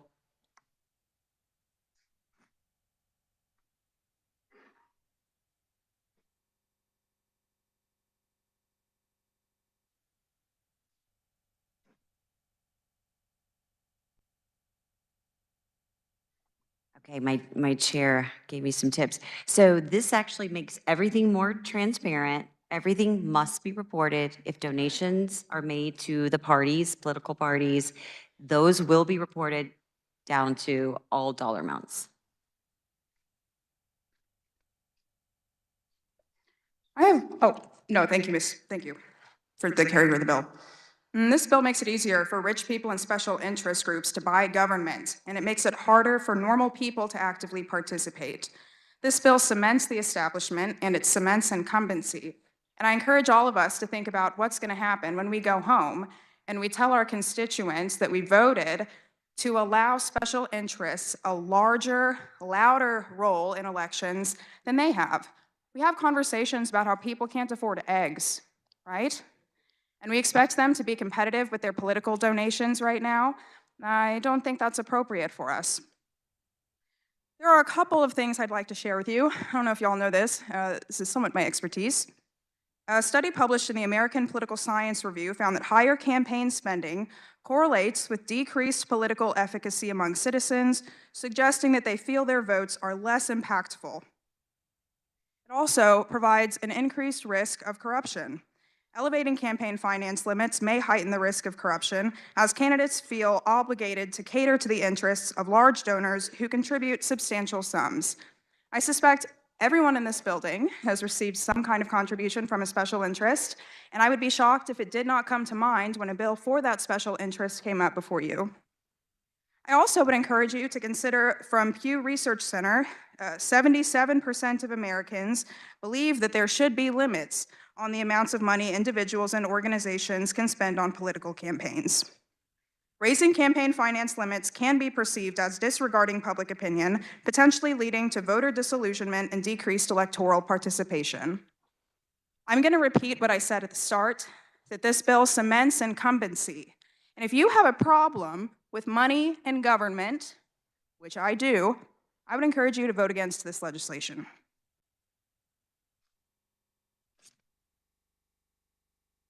For further discussion on House Bill 2054, the chair recognizes Representative Sawyer.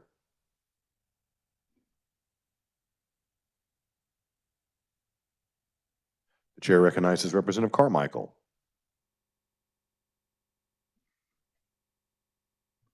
Good afternoon, Mr. Chair. First, let me mention briefly the matter discussed by the chairman of the Elections Committee, some decision somewhere in Alaska. I'm not too worried about that. I don't know whether it's a state decision or whether it's a federal decision, but number one, no one regards Alaska as the home of election and campaign law. And number two, even if it was, it's in a completely different circuit. And so I wouldn't worry too much about that.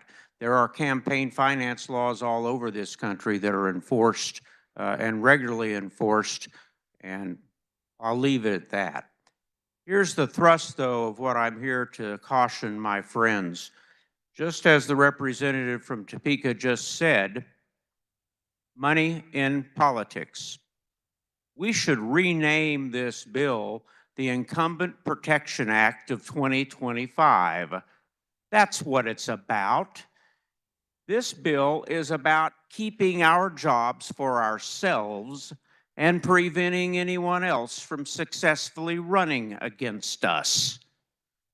Take a look at your campaign finance report or the finance report of the people sitting next to you, people known as incumbents, and I would bet you that you will see a number of maximum contributions in the amount of $500, not only for the general, but also for the primary. If we double that maximum, incumbents will continue to receive maximum contributions by special interest groups with business before this legislature. Conversely, look at the campaign finance report of the candidates that you defeated, particularly those of you who were incumbents. You'll find few contributions from special interest groups at the maximum level.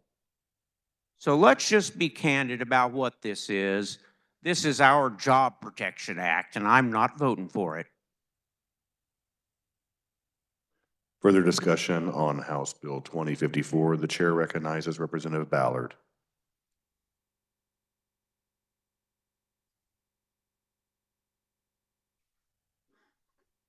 Thank you, Mr. Chairman. I was not aware that Alaska did not have limits, but yes, our court did slash Alaska's campaign finance laws in 2021. However, in August, they are now seeking, as money are pouring into the candidates' coffers, they are seeking to reimpose them. Do we want to go that route? I'm opposed to this bill. Thank you, Mr. Chair. Any further discussion regarding House Bill 2054? Seeing none, Representative Williams, you may close. Thank you, Mr. Chair. Just a few points very briefly. First of all, 28 states actually have no or unlimited contribution limits to political parties. This bill actually makes that change and creates a more transparent way for donors to make contributions because those names will be available. Currently, through PACs, there are a variety of PACs, whether it's 501c3, 4, 5, and going on. They can use opaque nonprofits and shell companies to bring dark money in, and you'll never really be able to track those donors. This makes all donations trackable. In addition, this is a firm direction in the direction of freedom of speech. And so with that, Mr. Chair, I move that when the committee rises and reports, it reports House Bill 2054 favorably for passage as amended. You've heard the motion by Representative Christy Williams to report HB 2054 favorably as amended. All those in favor signify by saying aye. Aye. Opposed, no. The ayes appear to have it. The ayes do have it. Motion passes. The next item of business we have is H Bill 2030. And for the purpose of carrying House Bill 2030, the chair recognizes Representative Bohai. Or Representative Tarwater. Oh. All right, I believe the next bill is House Bill 2119. For the purpose of carrying House Bill 2119, the chair recognizes Representative Tarwater. Thank you, Mr. Chair. Whew, that was close. I don't know what that other bill does, but I would have won. Mr. Chairman, there were committee amendments, and I moved the committee report. All right, you've heard the motion. All those in favor of adopting the committee report say aye. Opposed, no. The ayes have it. Motion passes, and the committee report is adopted. You may continue, Representative Tarwater. Thank you, Mr. Chairman. Body HB 2119 seeks to discontinue the Kansas Affordable Housing Tax Credit.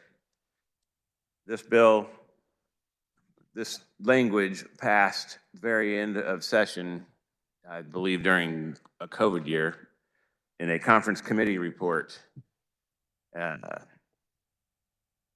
the dark of night. Got to add that in there. And you know, that's not really a good way to do business because a lot of times we vote on things that are in conference committee reports that we don't really know what they do. And I think this was one of them. It had a fiscal note of $25 million, this language did. What we didn't realize, and we didn't realize till just recently, is that that $25 million was repeated. If it's awarded in 1 year, but it lasts for 10 years and it's repeated every year. So it is actually $250 million every single year. And that's a problem. And it matches another $250 million that it's given out by the federal government. So in the last 3 years, we spent $500 million a year committed in tax credits. That's $1.5 billion of taxpayer money in 3 years.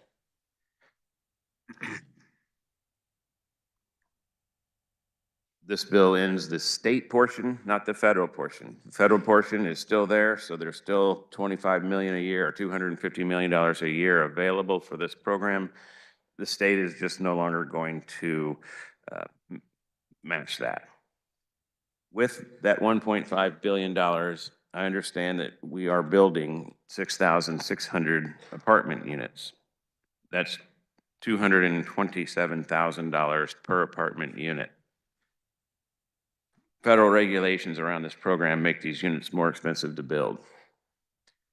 There's just got to be a better way. We could take that $227 million or $227,000 per unit and buy houses for people and give them to them. They don't have to rent them. Either way, there's got to be a better way to do it than this, and I'll stand for questions. Thank you. For discussion on House Bill 2119, the chair recognizes Representative Sawyer Clayton. Thank you, Body. I tend to disagree with the chair on this issue, and we do have a congenial relationship here, but I'm going to speak first to process, because one of the things that he mentioned was that this bill was passed, or the initial project was passed in the dark of night with not very much cover. And yet, the committee procedure happened in a way that I have not seen in all of my years in the legislature that left me frankly shocked and disgusted, and that is that there were 0 proponents and 38 opponents with 2 neutrals. I would have carried all of the opponent testimony up with me, but my weak little lady arms could not manage it. But that is how many people are against this. And we have people that are against this in a very interesting moment that unifies both very conservative groups and groups that would be considered very liberal. As someone who's always stood firmly in the center, I am united with them in my strong opposition to this legislation. I will say, to give credit to the chair, that he did add an amendment in committee that made the bill slightly less bad, which allowed it to continue coverage through 2025. And so I do thank him for that, for making it slightly less bad. But honestly, here's the issue, is if a bill is to be supported by this body, I think that at the very least we should have a singular proponent, let alone 0 opponents. There was proponents, excuse me. There was the opportunity for people to go ahead and turn in proponent testimony afterwards. That was not done. And my guess here is because no one has the temerity to put their name on this bill and in support of this bill. Our stakeholders are united in their opposition to this, and we have a major problem with housing. When we think about this type of housing, whether it is in Johnson County, whether it is in our rural areas, this is where jobs go home to sleep. We always talk about how we want to continue to bolster our economy and how we want to continue to have our workforces helped. This bill does quite the opposite. I urge a strong opposition to it, and so heaven help me, I suppose that this will get fixed across the building, but that's how bad it is. And so I would urge your strong opposition, in particular if you support housing and are a pro-business legislator who supports a strong workforce. Thank you. The chair recognizes Representative Curtis. Thank you, Mr. Chairman. Would the carrier stand for a quick question?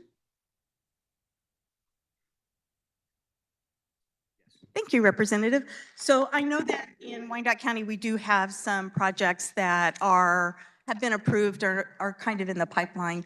Will this allow them to still continue forward, those that have already been approved and are in the pipeline? Yes, so the amendment that we brought in committee fixed that issue. Okay. And we had some investors that were kind of pulling out of projects, and that was not the intent of this bill. We just want to cease and desist where we are now going forward. And so none of the current projects that have been let will be touched. And those that are applying for the 2026 or 2025 calendar year will still be able to be issued because they've made investments. Nobody has been awarded any tax credits yet, but they have made the investments in order to apply. And sometimes it's hundreds of thousands of dollars. And so we thought it prudent to move forward and allow that last round of funding. Okay, so those that are in the pipeline but still haven't been approved, they'll still be allowed to go forward. And that's not just for the current year, that will go for the term of the tax credits, is that correct? Okay, thank you, appreciate that. So just a couple of points that I want to make. This is a tool that definitely my county has been using. We have a real need, as everybody does across the state, for affordable housing. This is a fairly new program. We began it in 2022.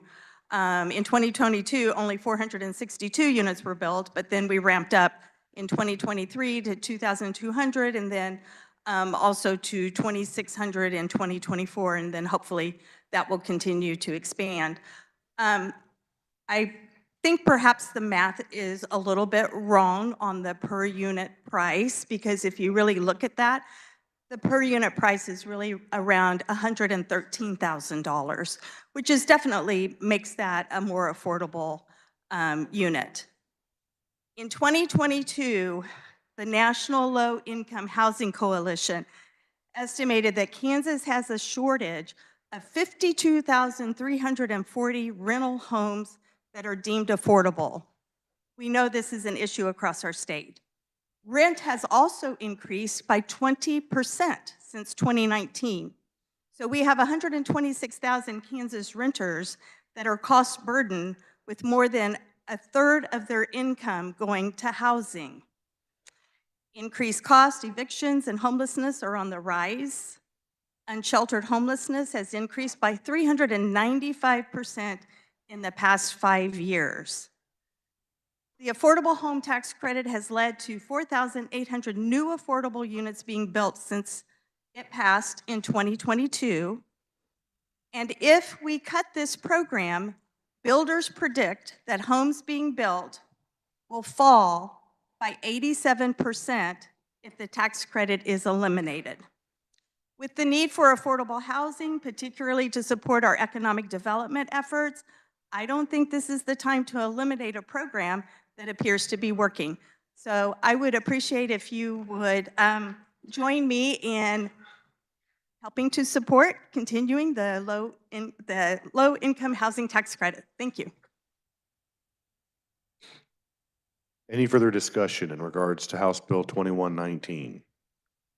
Seeing none, Representative Tarwater, you may close.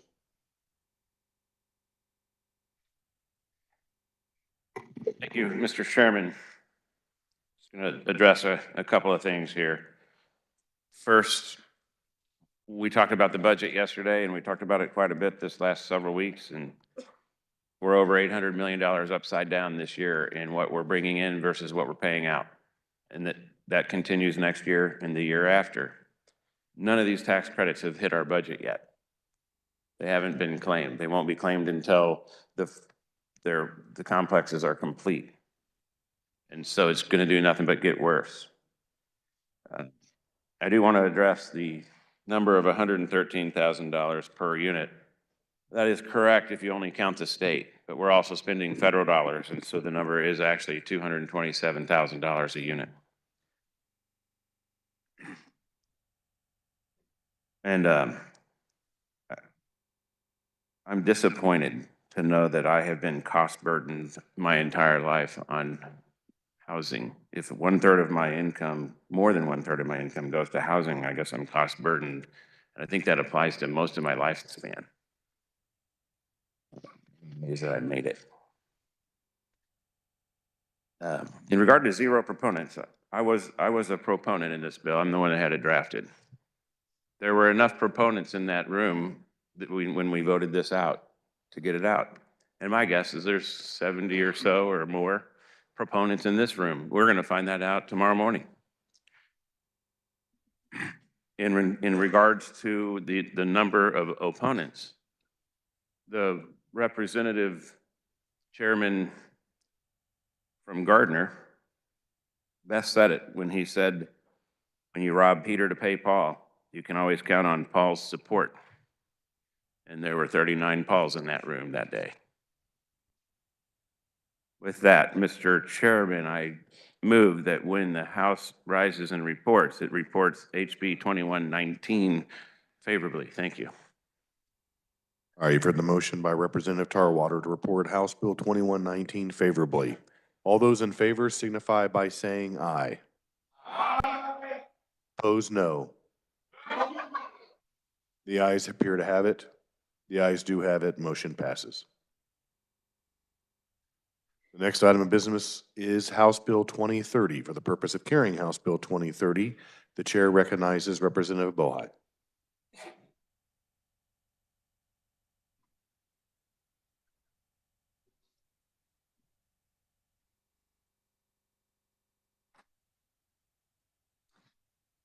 Thank you, Mr. Chair. There were committee amendments. I move the adoption of the committee report. All right, you've heard the motion. All those in favor signify by saying aye. Opposed, no. Motion passes, and the committee report is adopted. You may continue, Representative. HB 2030, as amended, would exempt dealers and manufacturers of trailers from specified provisions of the Vehicle Dealers and Manufacturers Licensing Act. The exemptions would not apply to dealers and manufacturers of semi-trailers or travel trailers or to a dealer in the sale or exchange of any type of vehicle other than trailers. The provisions from which the non-exempt trailer dealers and manufacturers would be exempt deal with the termination of a franchise agreement, correction of warranty defects, change of ownership of a dealership, liability for defects, location of dealerships, disputes between dealers and manufacturers, the definitions of delivery of a vehicle, and manufacturer requirements of dealers regarding facilities and signs. This bill provides targeted regulatory relief for the trailer industry while maintaining oversight for higher risk vehicle types like semi-trailers and travel trailers. It balances interests with public safety and regulatory efficiency. The proponents of the bill was Braden Edwards from American Trailer World. We had no opponents. I will now stand for questions. All right, any discussion on House Bill 2030? The chair recognizes Representative Hoy. Thank you, Mr. Chair. The carrier did a great job explaining the bill. I think this is a fine bill. Thank you, Mr. Chair. Any further discussion in regards to House Bill 2030? Seeing none, Representative Bohai, you may close. Thank you, Mr. Chair. I move that when the body rises and reports HB 2030 they report HB 2030 favorably for passage. I've heard a motion by Representative Bohai to report House Bill 2030 favorably. All those in favor signify by saying aye. Opposed, no. The ayes appear to have it. The ayes do have it. Motion passes. Next item of business is House Bill 2160. For the purpose of carrying House Bill 2160, the chair recognizes Representative Barth.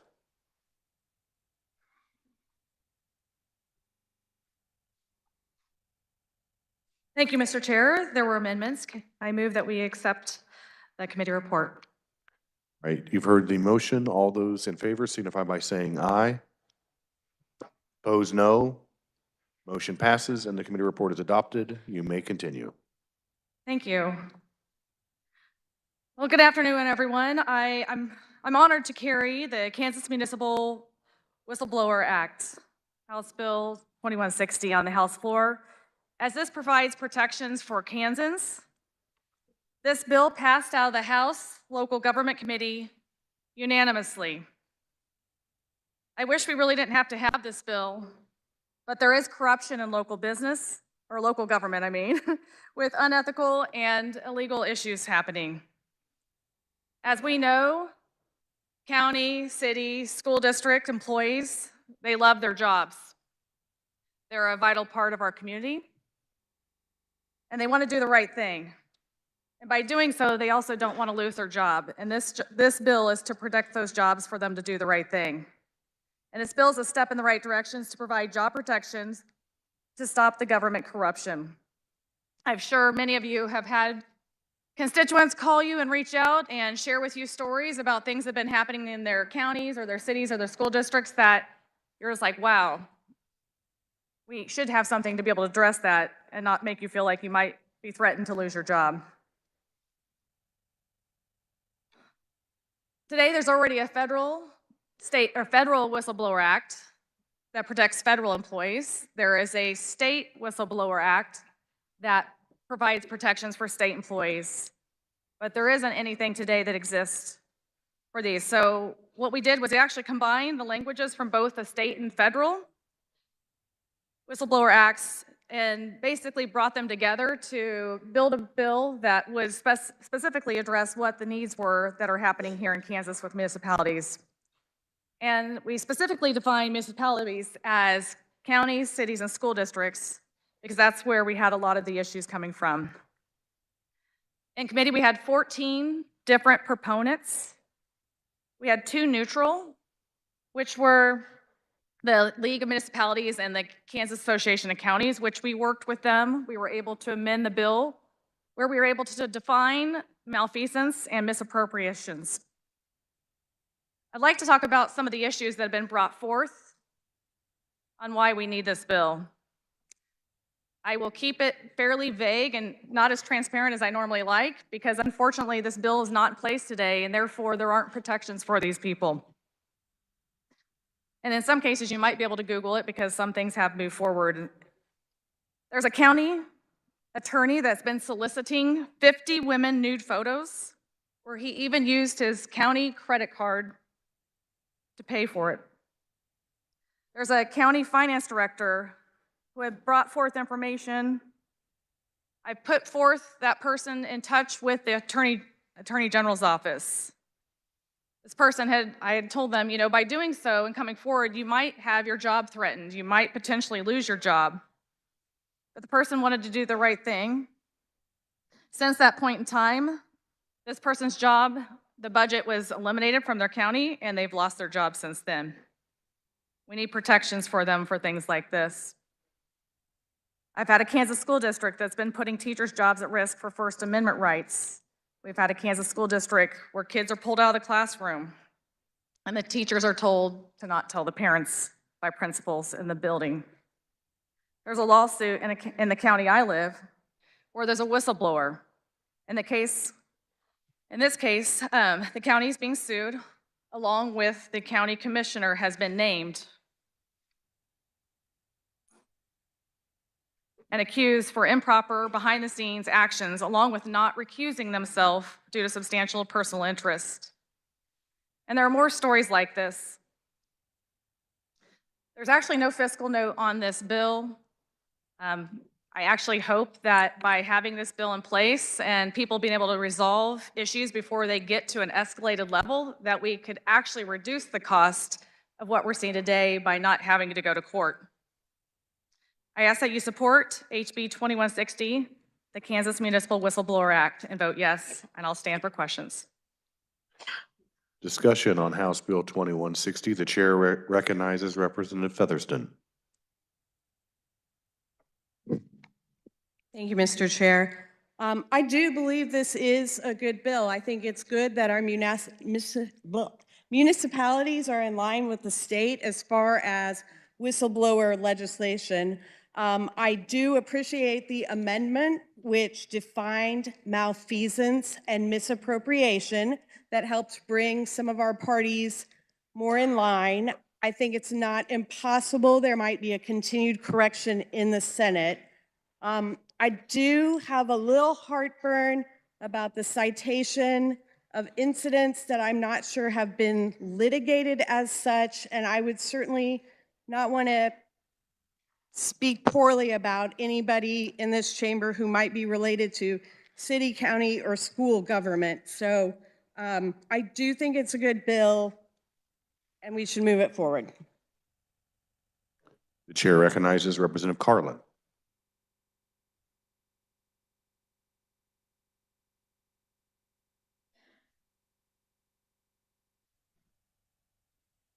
Thank Thank you, Mr. Chair. I stand in support of this bill. I was unaware of the bill that was being created, and I might have been able to give some input at that time.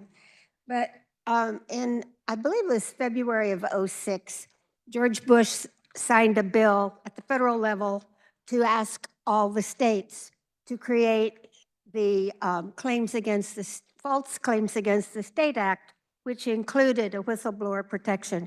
And I carried that bill for Kansas, and it was quite a process to get that through because it was very, very encompassing of all kinds of contracts and any kind of whistleblowing and any kind of false claims. But because of that, the Attorney General was able to set up the Inspector General's office.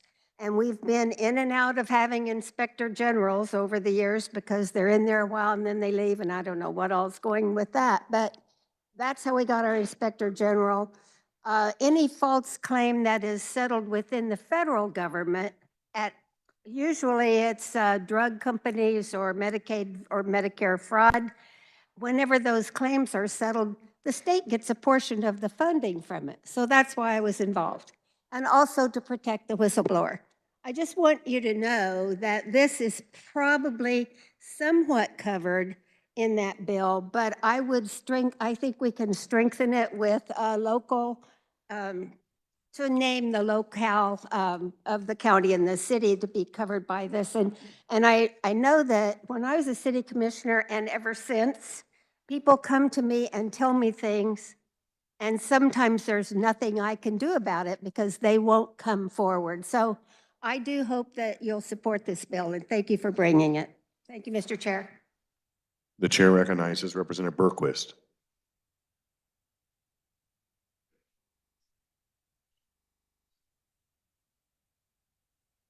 Thank you, Mr. Chair, for a moment. I just want to thank the local government committee for the deliberation that was given to this bill. There was not a partisan act to it. There was not a specific case act to it. We worked really hard to work towards a clean statute that matched something that was that met state and federal situations as well. Whether there was a case or not, whether there's a perceived case is not the issue for this body. It's whether or not there's an issue that needs to be dealt with. And quite frankly, I think we met that. I appreciate the representative's continued work on this. Appreciate her carrying it. And I ask for your support for 2160. Seeing no further discussion in regards to House Bill 2160, Representative Barth, you may close. Thank you, everyone. I really appreciate you listening and providing support on this bill. When the body rises and reports, I move that we pass HB 2160. Is that right? Yeah, I said that wrong.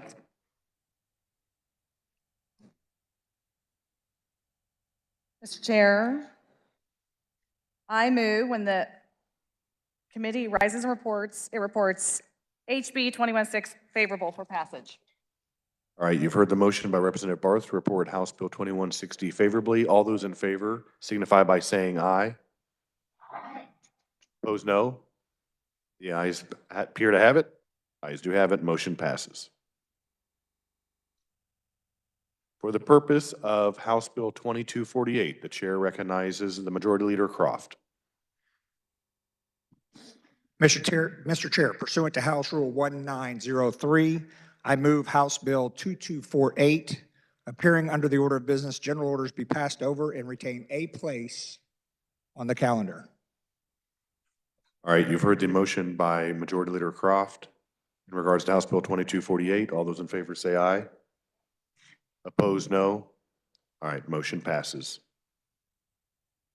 The next item of business that we have is House Bill 2255. For the purpose of carrying House Bill 2255, the chair recognizes Representative Roser.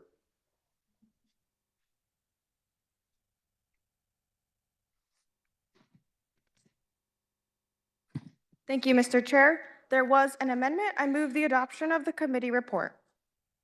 All right, you've heard the motion. All those in favor signify by saying aye. Opposed, no. The ayes have it, motion passes, and the committee report is adopted. You may continue, Representative Roser. Thank you. I rise before the body to present HB 2255. House Bill 2255 updates and modernizes the Kansas Department of Agriculture's Weights and Measures program to ensure accuracy, fairness, and consumer protection in transactions involving weighing and measuring devices. Amending definitions concerning weights and measures, increasing minimum invoice fees from $50 to $70, requiring licenses and education for service company operators, mandating annual device inspections, except for devices with a nominal capacity of 250 pounds or greater used in grain elevators, and requiring electric vehicle supply equipment to be tested and inspected annually. The Kansas Department of Agriculture Weight and Measures Program supports accurate systems for purchases made with weighing devices such as, and not limited to, grocery shopping, fuel purchases, and postal services. The current structure and fee schedule for the KDA's metrology services are outdated. They are needing to update to meet modern standards and rising consumer demands. The department estimates that the enactment of this bill would increase expenditures by $349,461 for fiscal year 2026. The Kansas Department of Transportation, Kansas Corporation Commission, and League of Kansas Municipalities indicate that the enactment of HB 2255 would not have a fiscal effect on their operations. For consumers, this provides fairness and accuracy. This ensures that Kansans are charged fairly, whether it be for groceries, fuel, or EV charging. This is also a form of modernization. Expanding coverage to include EV stations keeps Kansas up to date with industry needs. Lastly, this bill provides efficiency and simplifies language for better clarity and enforcement, benefiting all consumers, businesses, and regulators alike. With that, I will stand for questions. All right, discussion on House Bill 2255. The chair recognizes Representative Featherston. Thank you, Mr. Chair. This is an easy peasy updating and modernizing cleanup bill. It might even have the benefits of reducing the backlog of items that need to be certified and stabilizing the department. So I urge your support. Any further discussion in regards to House Bill 2255? Seeing none, Representative Roser, you may close. Thank you. Mr. Chair, I move that when the body rises to report, they report HB 2255 favorably for passage. All right, you've heard the motion by Representative Roser to report House Bill 2255 favorably. All those in favor signify by saying aye. Opposed, no. Ayes appear to have it. They do have it. Motion passes. Thank you, Mr. Chair. The next item of business we have is House Bill 2275. And for purpose of carrying House Bill 2275, the chair recognizes Representative Pishney.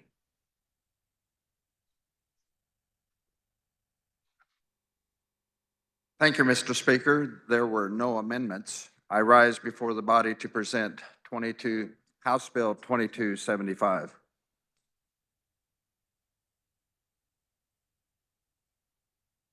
House Bill 2275 was requested by Finney County because counties are required to come to the legislature and ask for permission to do sales tax ballot initiatives. Finney County has a need to build a new jail and to renovate a law enforcement center that accommodates not just Finney County and Garden City, but also accommodates many communities within Southwest Kansas. For this particular bill, asking for permission to put this initiative on the ballot later this fall, it would create a half-cent sales tax to pay for this building and for renovations for the period of time that the projects are needing to be funded. For this bill, there were several proponents from the local area, plus the Kansas Association of Counties. There were no opponents, and there was no neutral testimony, and as I stated, no amendments. With that, Mr. Speaker, I stand for questions. For discussion on House Bill 2275, the chair recognizes Representative Sawyer. Yeah, I rise in support of the bill. You know, we do this all the time. If any county wants to do a half-cent sales tax, this has to go to the voters. You know, we leave it up to the voters of Finney County. They decide if that's what they would rather have the money come from sales tax than probably property tax if they don't. So they have to come to the legislature to get this permission. We do these every year. This is another one of those. It's just going to allow the voters of Finney County to decide if they want that half-cent sales tax. And I urge you to support the bill. The chair recognizes Representative Berquist.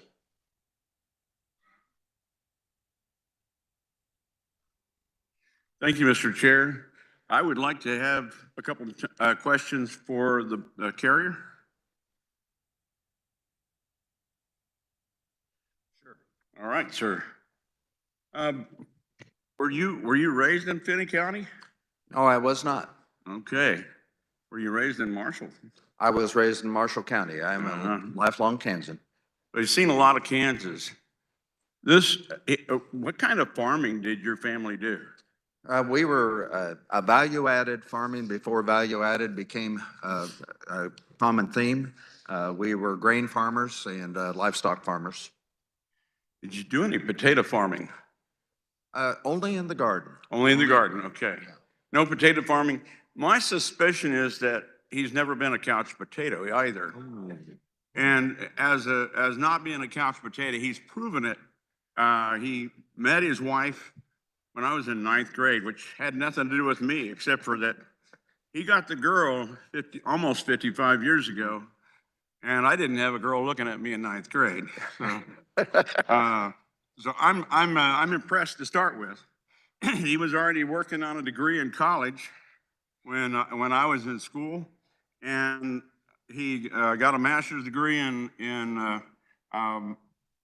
school administration. He worked as an editor for the Kansas Farm Bureau, and also worked as a reporter. He worked a combined 20 years as an official, a basketball referee in college and high school basketball. He worked as a Capers board member for 12 years. He worked as a Garden City Community College board member for 8 years. He worked as a Finney County commissioner until just recently for 10 years. In that time, he worked 40 years as a financial counselor for other people. There's a theme coming here. The experience and dedication to his family and to his community started in Finney County many decades ago, and he's been an active part of that community all this time. But knowing most of the people here are from some small community, and we know that being powerful in a small community isn't being all that powerful. It's not about power, it's about service. And he has proven, from what I've studied of him, he's proven that he is a leader, a servant leader. He's a dedicated dad of 2 kids and 6 grandkids, and dedicated husband of come August of 55 years. Is that correct? Okay. Well, I'm just going to say that supporting and counseling and leading all have to do with honor and service. And I'm just honored to serve with a representative in local government, serve with him on the House floor, and to be a little bit of a mentor. But how do you be a mentor to somebody who's a mentor? So, thank you, sir. Thank you. Thank you.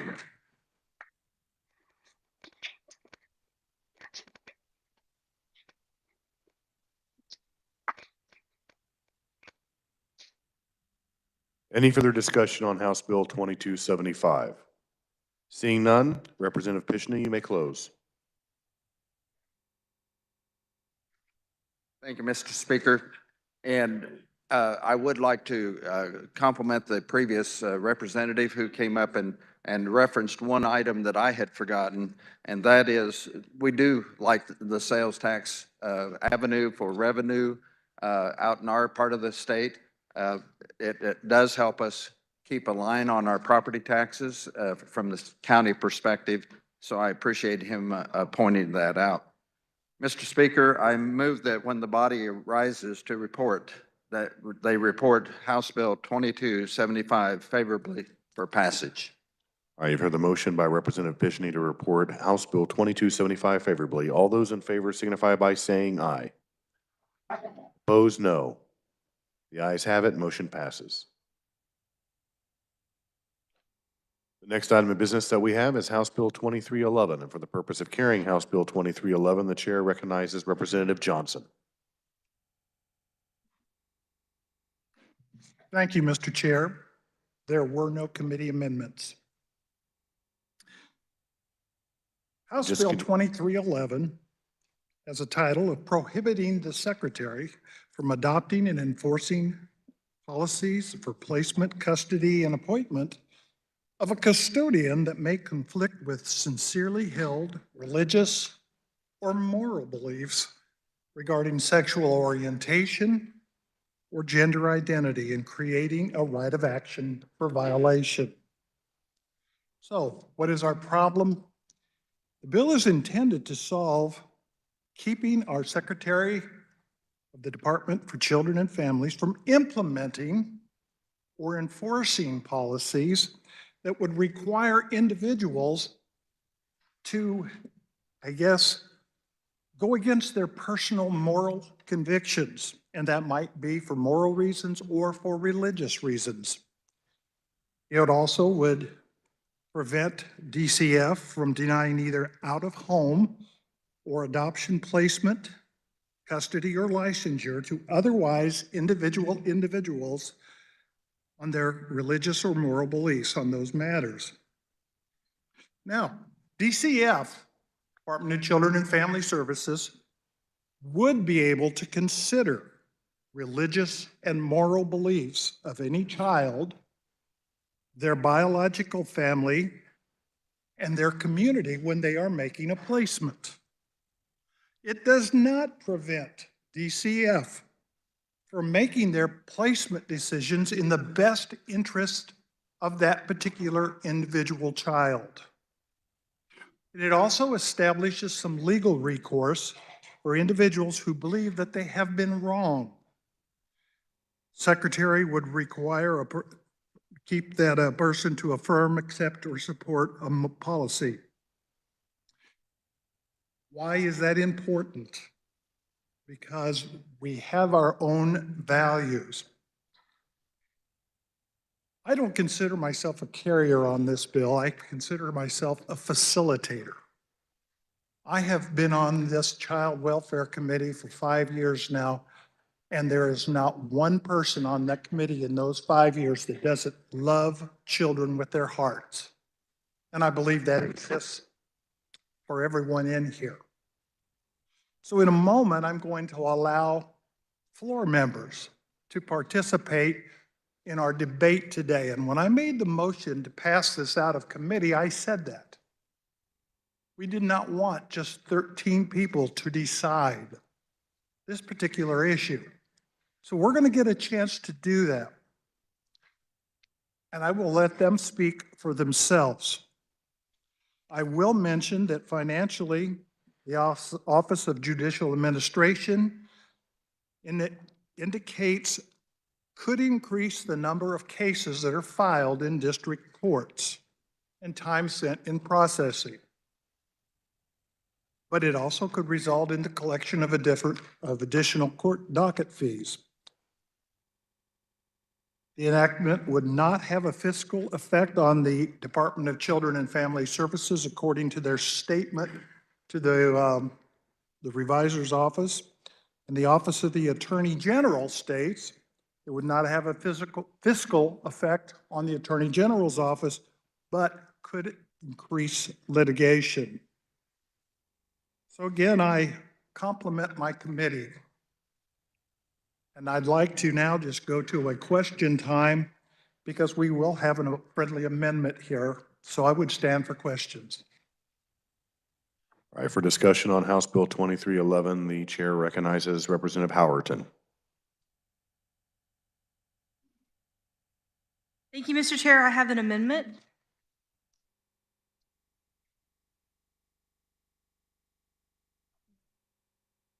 The amendment appears short. The clerk will read. Oh, did you turn it in? All right.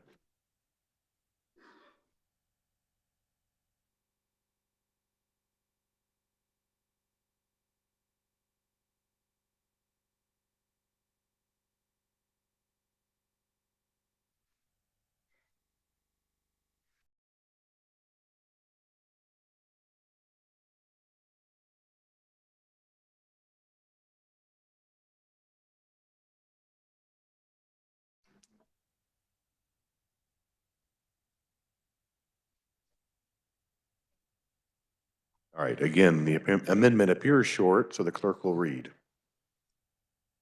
Amend 2311 on page 1 in line 32 after C by inserting 1 in line 33 by striking and punitive in line 34 after fees by inserting from Department for Children and Families. 2, the Department for Children and Families shall be liable for any action taken by a contractor that violates this section. 3, no action for a violation of subsection A shall be brought against an entity that contracts with the department. Also on page 1 in the title in line 6 after violations by inserting against the Secretary for Children and Families. Representative Howerton, did you want to explain your amendment? So, Body, this is just a clarification of the true intent of the bill. We removed punitive and we made the secretary liable. And with that, I'll stand for questions. All right, questions on the amendment, and the chair recognizes Representative Carmichael. Thank you, Mr. Chair. Questions for the carrier of the amendment, please. Yes. I want to make sure I understand what you're doing here. Okay. First, it looks like it makes the Department for Children and Families, i.e. the state of Kansas, liable for any damages that might be recoverable under this statute. Is that correct? That's correct. Make sure you. That is correct. And so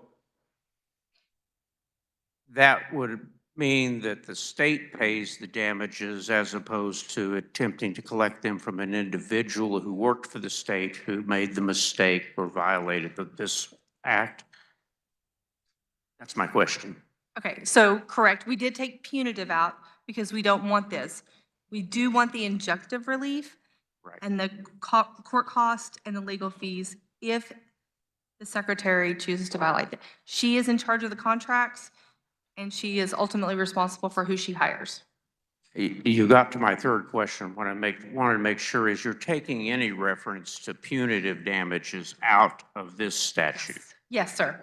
And then just to back up for a second, I think you're saying that the state of Kansas responds in damages, or are you saying that the secretary is supposed to reach into her at this moment purse and pay the judgment?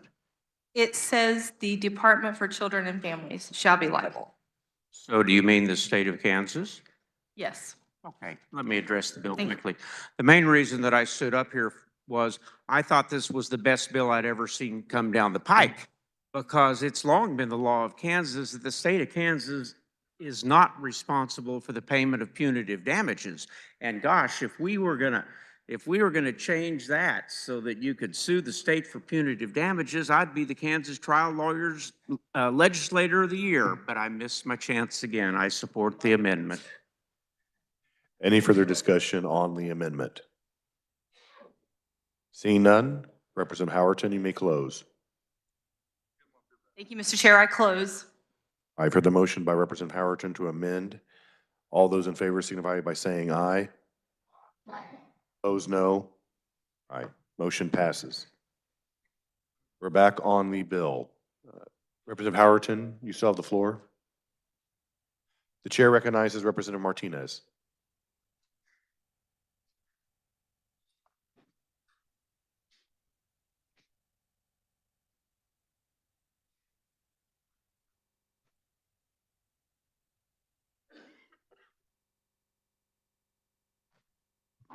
Thank you, Mr. Speaker. Body, first of all, when you work in these spaces, you're not there for your own best interest and your own beliefs. You're there for the best interest of the child. These spaces are very hard to fill, too. There's a lack of foster care homes, people wanting to take kids in. The direct care workers in the residential youth facilities. It's like a revolving door. So these spaces are hard to fill. But when I worked in the child in need of care space, we were encouraged to consider culture, whether that was race, religion, lifestyle, or belief system.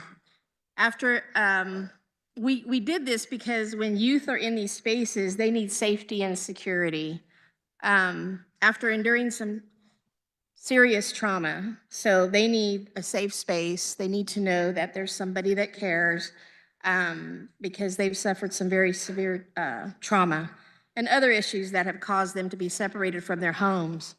It's the purpose and goal of foster care and child in need of care space to practice cultural competency because it ensures that these youth are seen, heard, valued, and feel connected. It was not our job to change who they were, but to support them. Imposing this legislation, to me, is a direct contradiction to the support of the youth it serves. And I know that you said you would consider religion, but you didn't consider like lifestyle, who they are. So I don't support this. Yeah, I'll be voting no. The chair recognizes Representative Susan Ruiz.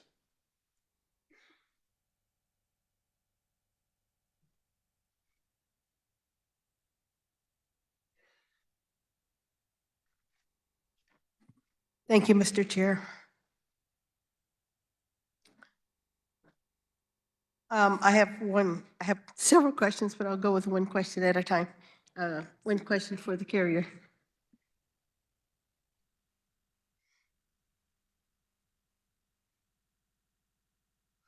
Facilitator. The facilitator, yes, thank you. Representative, can you tell me what are sincerely held religious or moral beliefs regarding sexual orientation and gender identity? Could you restate real quick? What are sincerely held religious or moral beliefs regarding sexual orientation and gender identity? That's named in the bill. Religious equals any belief in a deity from any religion or process in which their teachings would indicate that something is correct or a proper behavior. Morals would indicate a person's individual beliefs based on their upbringing, their lifestyles, that identify certain whether or not it is appropriate. Okay, so in this bill, we're taking in religious organizations, maybe, affiliations, and a person's moral beliefs together, right, into the bill. Not necessarily. Okay. And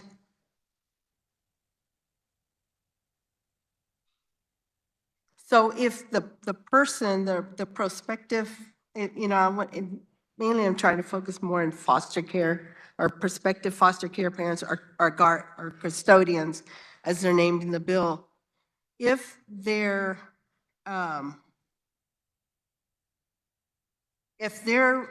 religious or moral beliefs regarding sexual orientation and gender identity is that it is wrong or it is sinful, then how would they interact with a child who is talking about gender identity or their sexual orientation? It's already identified that. Well, first off, this bill doesn't address that because what it says is this is in the pre-selection process. And we know that in some states this has been a real problem. And then you're asked to sign moral obligations. Will you do this? Before they're even considered for a specific child, they can be excluded. And that is what we wish to address, not whether or not a particular family. Section B clearly allows DCF to make those decisions in the best interest of a child.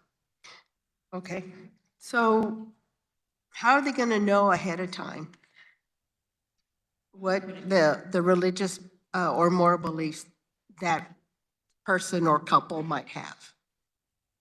Well, you've done social work, and I think you understand normally there is a process where you talk, you meet, different agencies do it in different ways, and you find out what that is. And usually that's done through our contractor people. And they begin to design what this family is, okay? They set what those principles are, and so they have an idea.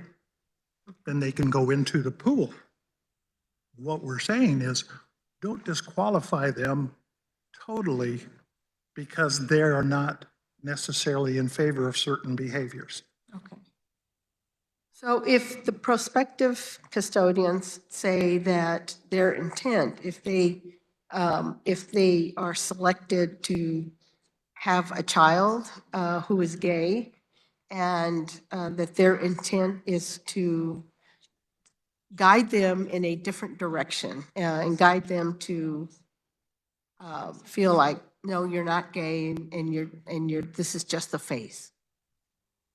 That with the prospective guardian or custodians, would that be their mindset?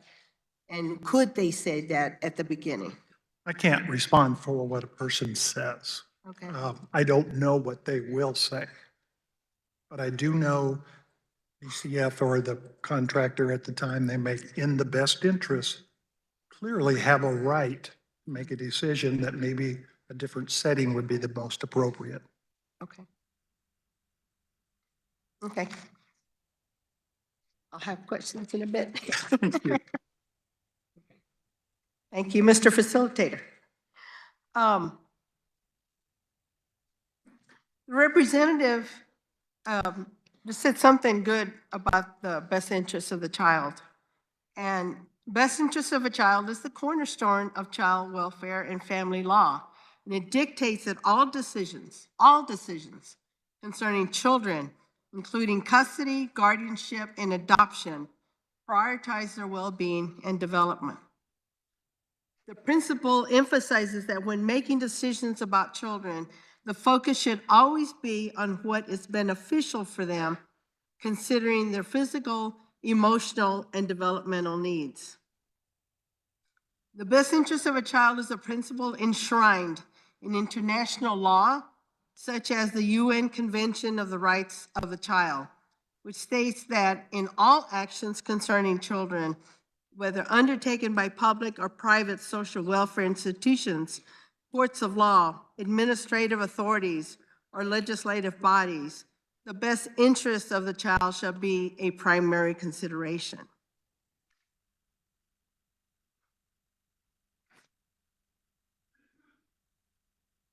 So according to Kansas Statute 60-5302, the definitions used in the Kansas Preservation of Religious Freedom Act, state governments are required to have a compelling interest to justify burdening someone's free exercise of religion.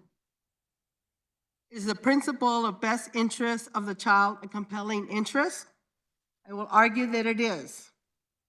A compelling government interest includes, but is not limited to, protecting the welfare of a child from abuse and neglect as defined by state law.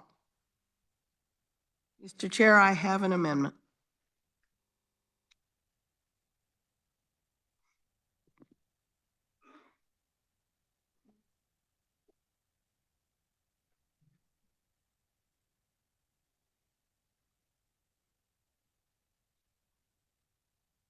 The amendment appears short. The clerk will read.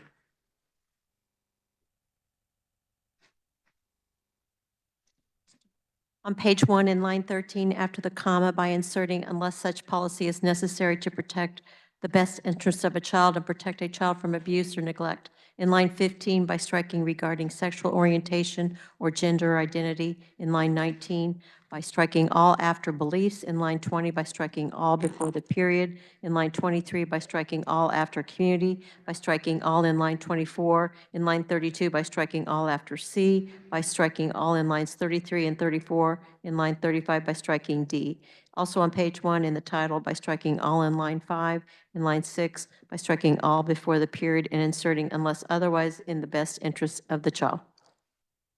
Representative Weiss, did you want to explain your amendment? Yes, Mr. Chair, thank you. My amendment acknowledges that prospective custodians might have religious or moral beliefs, and a state government, in this case DCF, can burden someone's free exercise of religion because of the best interest of the child. This is a compelling interest. Compelling government interest includes, but is not limited to, protecting the welfare of a child from abuse and neglect are defined by state law. My amendment will also require DCF to consider the child's own religious and moral beliefs.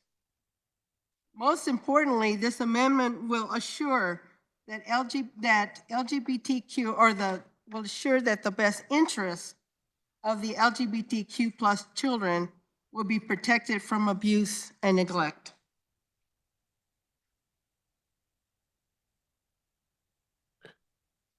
The chair recognizes Representative Johnson to speak to the amendment. Thank you. After reading it, essentially the amendment seeks to negate the entire bill. And unfortunately, we also need to remember what this bill does is protect the rights to gay families, gay couples, transgender couples, so that they're not discriminated against from obtaining children. It is a two-edged sword. I would call this an unfriendly amendment, would ask that you vote no. Thank you. Are there any of the members who wish to discuss, who want to address the amendment? Representative Owsley. The chair recognizes Representative Owsley.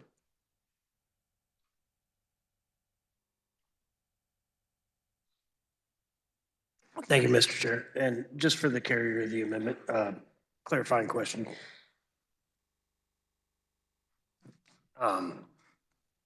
Your amendment is an attempt to keep us focused upon the best interest of the child, Yes. regardless of sexual orientation, gender identification. This is to put the children's well-being, safety, both in environment, at home and outside of it, front and center. Yes. I think that's a good idea. Thank you. Body, I'll support the amendment. I think we should keep the best interest of the child always front and center. And I have more to say on this bill in a moment. So I'll be back to talk about what we should prioritize. Thank you, Mr. Chair. Any further discussion regarding the amendment? Seeing none, Representative Weiss, you may close.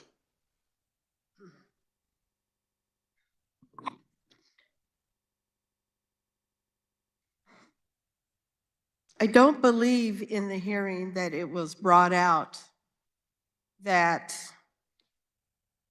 same-sex couples would have the same rights, because they don't.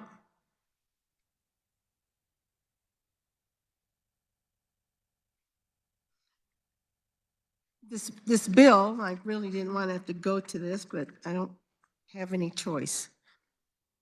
This bill again singles out a certain sect of our population, children again.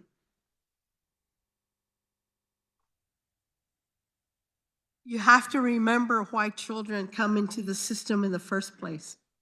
Doesn't matter who they are. Doesn't matter the color of their skin. They come into the system because of abuse and neglect, and it comes in so many forms. We've all know it. We've all heard it. We know many kids who have come into the situation. We've all tried to help families, and sometimes it's just not enough, and the kids come into the system.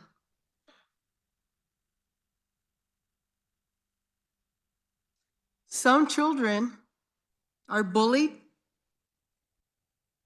They're made fun of. They're called names simply because of their sexual orientation or their gender identity. When we're talking about young children, we should be nurturing them and supporting them, going with them along their journey, just like we do any other child. And sometimes they don't get the kind of support they need at home. They are beaten, they are raped, and I can give you countless stories of people who have told me this is what happens to them. You're not a lesbian, you just need good sex. That's the kind of stuff some of these kids hear. And sometimes it comes from their religious leaders. Sometimes their families just tell them they need to pray the gay away.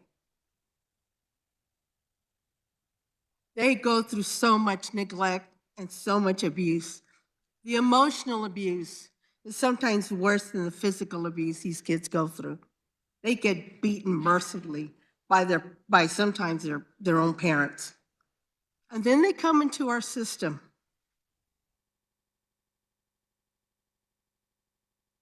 And they need to have the support that we should be offering them. This bill opens up the door to one of the most horrible forms of therapy that any human being could be exposed to. It's called conversion therapy. I have tried to ban this therapy since I entered this legislature. And nobody would give it a hearing. Why?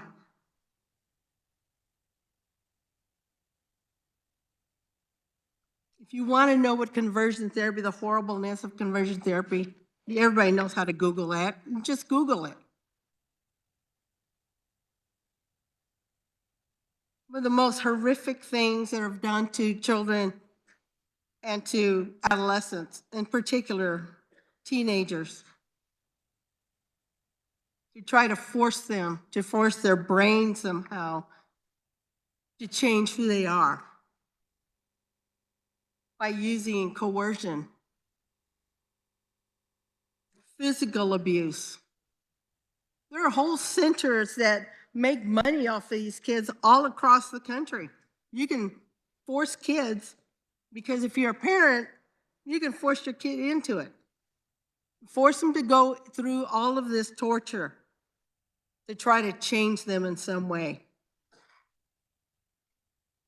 This bill opens that up for these kids to be exposed to that. This is why in the amendment, I added things like, unless a policy is necessary to protect the best interests of the child and protect the child from abuse or neglect. That DCF, that is their responsibility, that is the state's responsibility. It's not in the bill.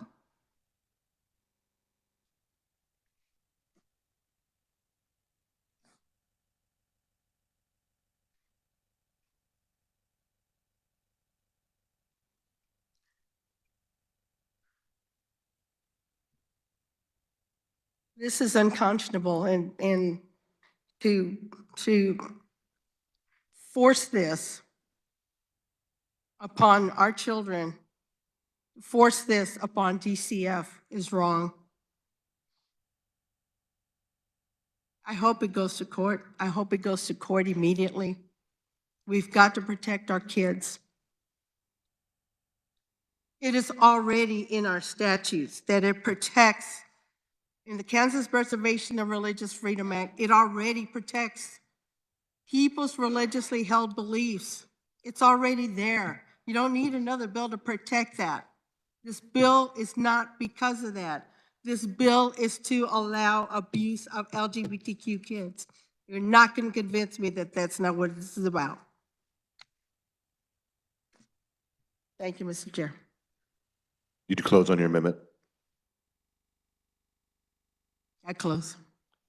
All right, committee, you've heard the motion by Representative Susan Ruiz to amend. All those in favor signify by saying aye. Opposed, no. The noes appear to have it. Division has been called. The clerk will open the roll and you may vote. Seeing 15 hands, roll call is in order.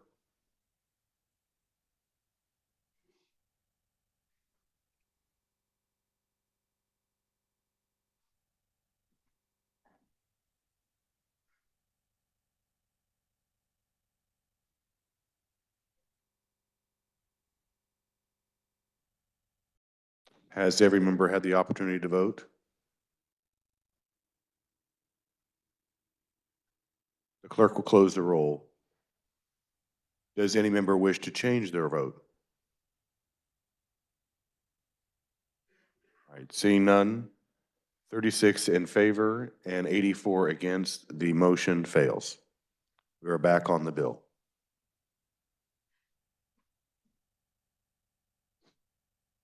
The chair recognizes Representative Carr.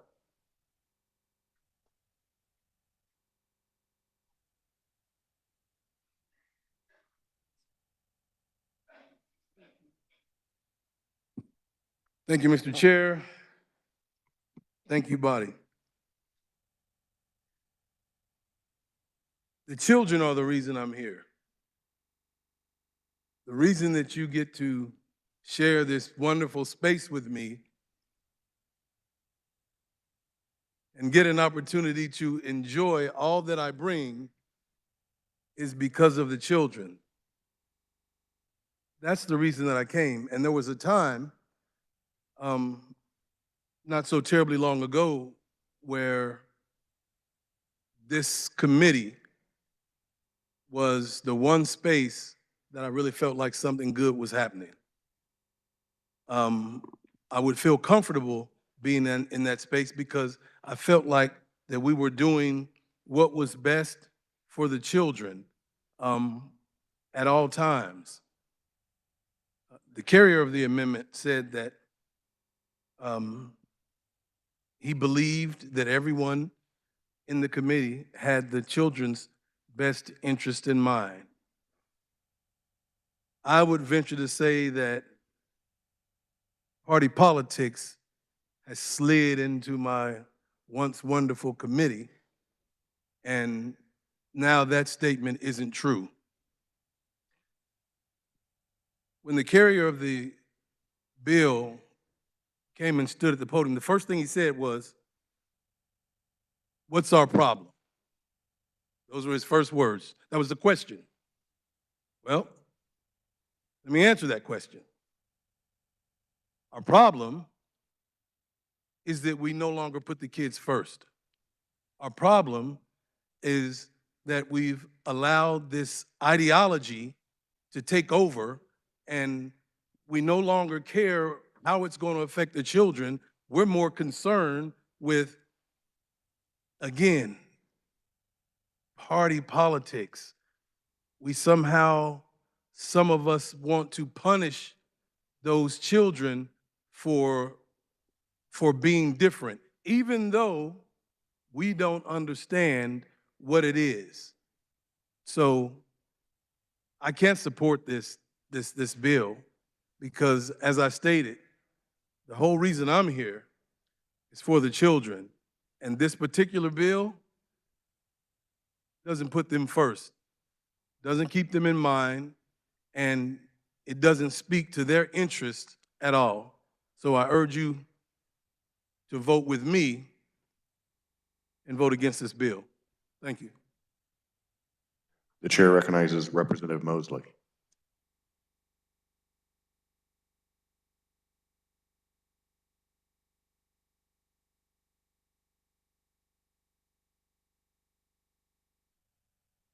Thank you, Mr. Chair. This bill has the potential to hurt Kansas kids. Here we are again, second day in a row, telling a small group of kids that one of the most important things for this body is to tell them that Kansas is not your home and you don't belong here. We don't have the same urgency when it comes to feeding Kansas kids, making sure their parents have a living wage, We don't have the same sense of urgency when it comes to addressing gun violence in their schools and communities or housing shortage. In fact, within like the last hour, we voted to start the process of getting rid of things that are going to address our affordable housing issues. Less than 24 hours ago, we voted down expanding Medicaid.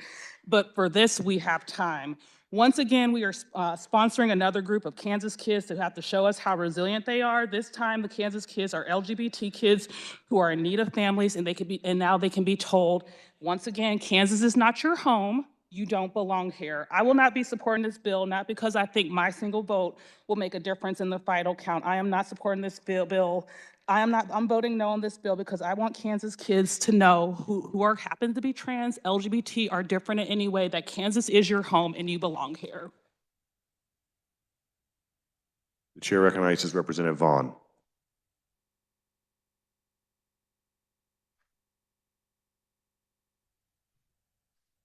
Thank you, Mr. Chair. I have a couple questions for the carrier.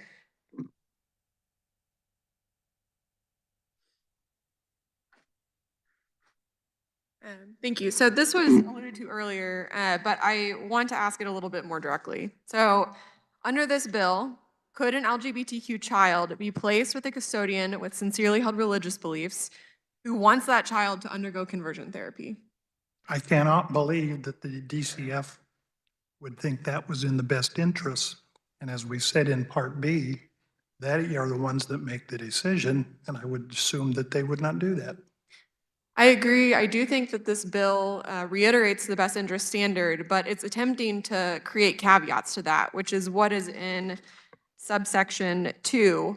So I'm trying to understand an example of what this subsection means, which reads, Secretary for Children and Families shall not adopt, implement, or enforce a policy that prohibits selection, appointment, or licensure, if otherwise eligible, of a person because of such person's sincerely held religious or moral beliefs regarding sexual orientation or gender identity, or intent to guide or instruct a child consistent with such beliefs. What would be an example of that? Because the way I read this, if you have a potential custodian with sincerely held religious beliefs that do not agree with a child's sexual orientation or gender identity, then that potential custodian could have the intent to guide that or instruct that child consistent with such beliefs and to try and make it so that they are no longer LGBTQ, which would not be in the best interest of the child, I agree. But under this bill, that's how I read that. Somewhere there's a question. You stated what you believe. What is your question for me? The question would be, if that is not what this section means, what would be an example of intent to guide or instruct a child consistent with such beliefs? Okay, prime example, and we know this from a couple other states that happened. They use a computerized program. So here they're going through families that are looking to become adoptive or foster care. And on it, they have to check boxes. And if they don't mark those, for example, might ask that very specific question. Would you support same-sex marriage? Would you support transgender? They have to mark that. Now, based on that particular format, they can be excluded from fostering anyone. They're kicked out of the system before they even started. And so we're taking them completely out of the pool.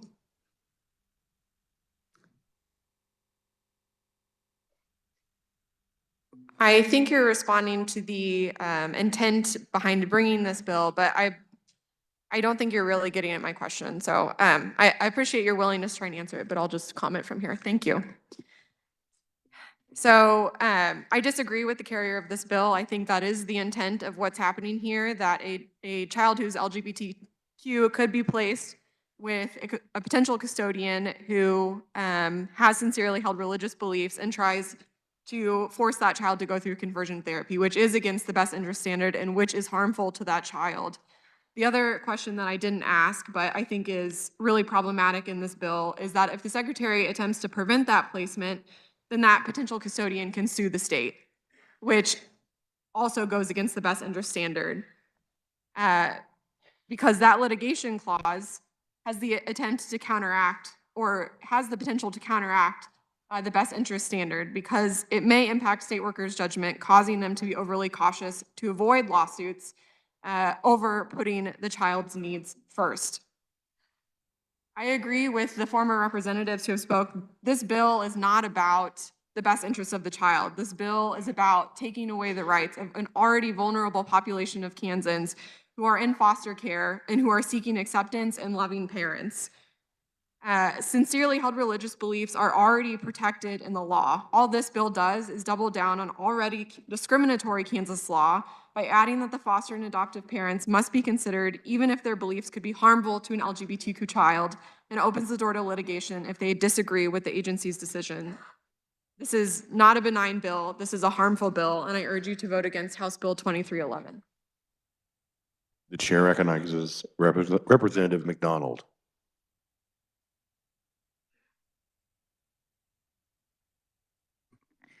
Thank you, Mr. Chair. Would the carrier of the bill respond to a couple questions?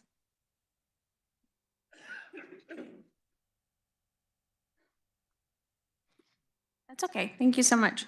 Can you talk to me a little bit about what we do as lawmakers to protect the bill, to protect the sincerely held religious beliefs of foster children? What we do as legislators? What does Kansas law, or what is this bill? Let's narrow it to this bill. Does this bill address sincerely held religious beliefs of the children in care of the state? Well, we are looking with this bill to protect the rights of those seeking to be foster parents or adoptive parents. We're not taking away anything that already exists. We've mentioned some statutes, they still exist. And then we give the protections, the DCS has the final say-so, and they're the ones that are going to make those decisions because they're going to understand who those children are. I think that assumes that children are going to be forthcoming with personal things like their religion or their sexual identity or that sort of thing. So I think that's maybe optimistic. I do have one more question. Currently, could a foster family have the right to ask for only children who share their religious beliefs? I would believe that they could. Okay, thank you so much. I believe that we have a shortage of foster parents here in Kansas, and this is going to narrow our pool further for those kids who are the most vulnerable among us. 7 people spoke in favor of this bill. 62 people testified against it. I think that it's rich that we are so worried about our own, as adults, personally held religious beliefs, and we are so dismissive of children's. We're so worried about our own freedom of speech and expression, and we're dismissive of those same rights as children. And I think very often in this body, we believe in freedom for some, but not for all. So much of what we do here is going to result in lawsuits, guaranteed lawsuits.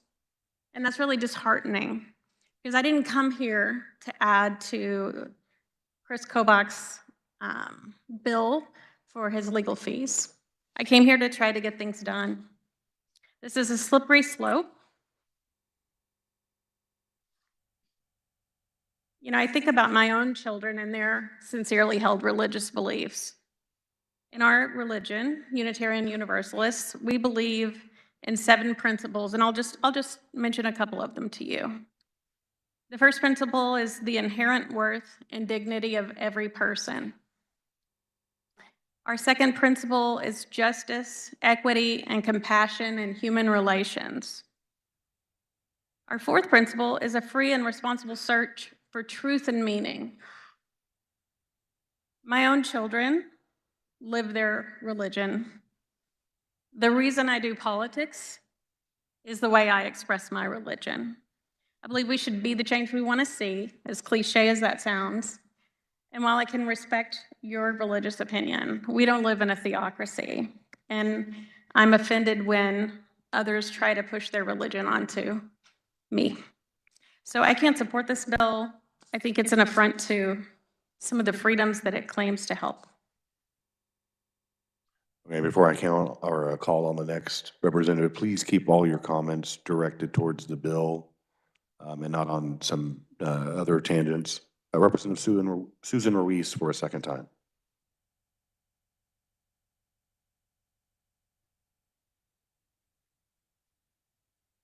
Thank you, Mr. Chair. And the facilitator of the bill, please have another conversation. Representative, you said something that intrigued me.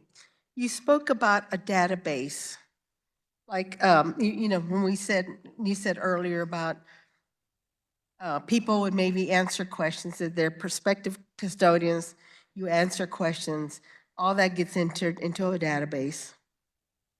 Is that how it is? I don't know how it is in Kansas, but. Well, I know there, from personal experience working for DCF, there are certain formats that you have, that you do every question, check mark it off. Right. My understanding now in the modern age that they are using computerized programs to do the same thing, which then does the tallies and gives you the report. Okay. So through that report, it talks about, you know, whether it's an individual or a couple, like they would be best suited for this particular child or this particular situation or this particular age of a child. Would it spit that out?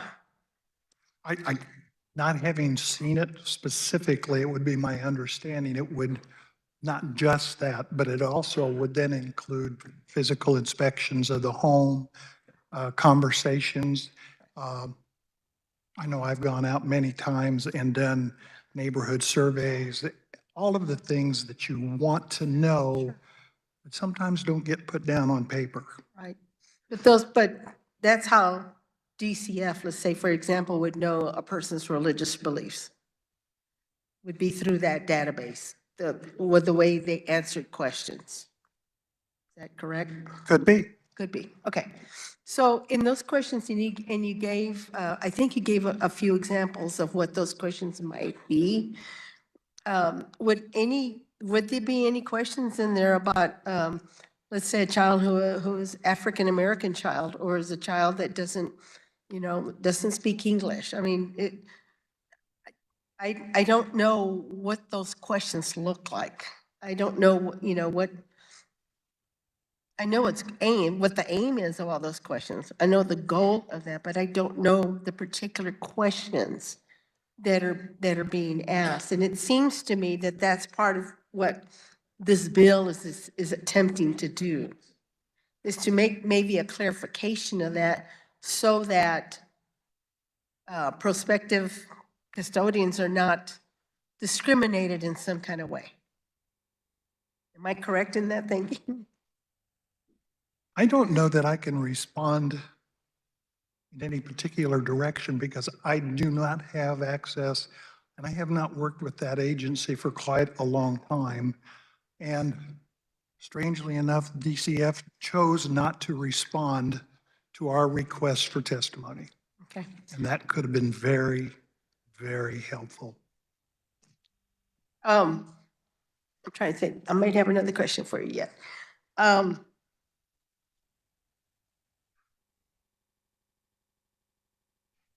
Yeah, I can't, I mean, I understand the direction, and I understand the questions or possible questions that could be used, and how those questions could be used in order to, you know, tell a prospective custodian that they are not ideal for a particular child. I can understand that. What I don't understand is why only kids identifying sexual orientation and gender identity, why that group of kids seems to stand out in order to bring about this bill. Well, I do believe that that has been an issue, that those in the religious community or those not necessarily religious, because moral values are more than just religion. There are those that have no religion that have very strong family values and probably would respond very similarly or not. But if we don't have something to prohibit wiping out those groups completely before the process is there, how are we going to help those kids?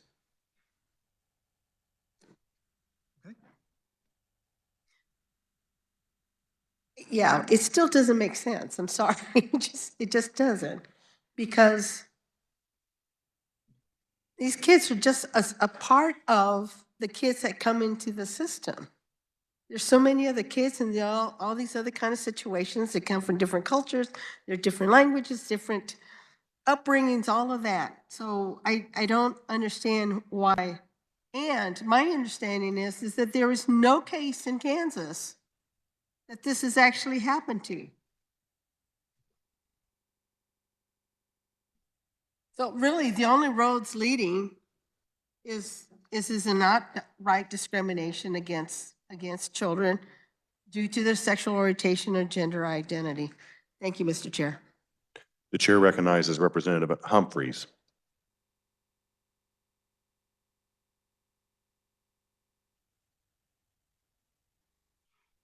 Thank you, Mr. Leader. The previous representative said she didn't understand, and I would love to explain just a little bit about what's going on here. I ask everyone in here, if you are concerned about this bill, read the bill, look at the words and see exactly what it does. It is about a policy and it is about best interest of the children, and I'll explain that more in just a second. But the first thing I want to say is that Kansas should welcome a diverse range of qualified adoptive and foster families. And I want to ask you a question. Do any of you think that Kansas should have a policy where a prospective foster family should be excluded from getting a license because of a religious or a moral belief regarding sexual orientation and gender identity, either pro or con? What I'm saying is there's a religious belief one way, there can be moral beliefs the other way. This bill protects both people from being excluded from getting a license or from being selected as a placement. And it has happened, maybe not officially, an official policy in Kansas, but there are couples that have couples that would be more aligned with LGBTQ that have not gotten a placement of a child. There have been other couples, because of their religious belief, against, that their morals say that that's not right. They have been withheld. Both things have happened. This bill protects both sides. That's the thing. And it's not about what someone's going to do and what something's already happened.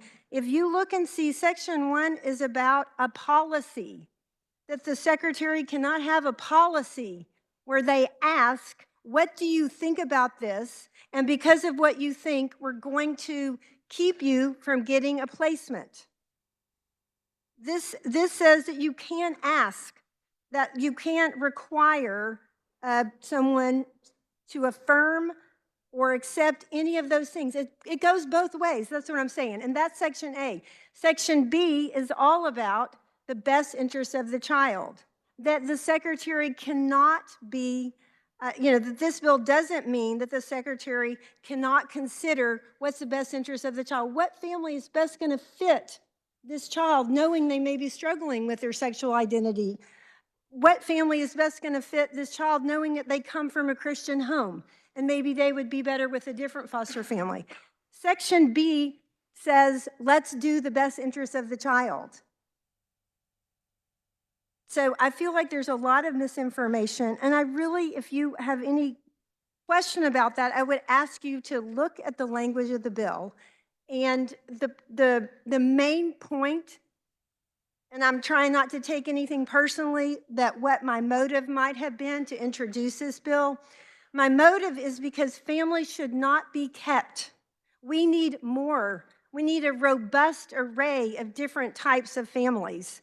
in our foster care system, and no one should be kept out of that system because of their religious or moral beliefs, either way. So I think this is a good bill. I think it is being misunderstood about what the meaning actually is, and I would encourage you to pass this bill. Thank you. The chair recognizes Representative Ousley.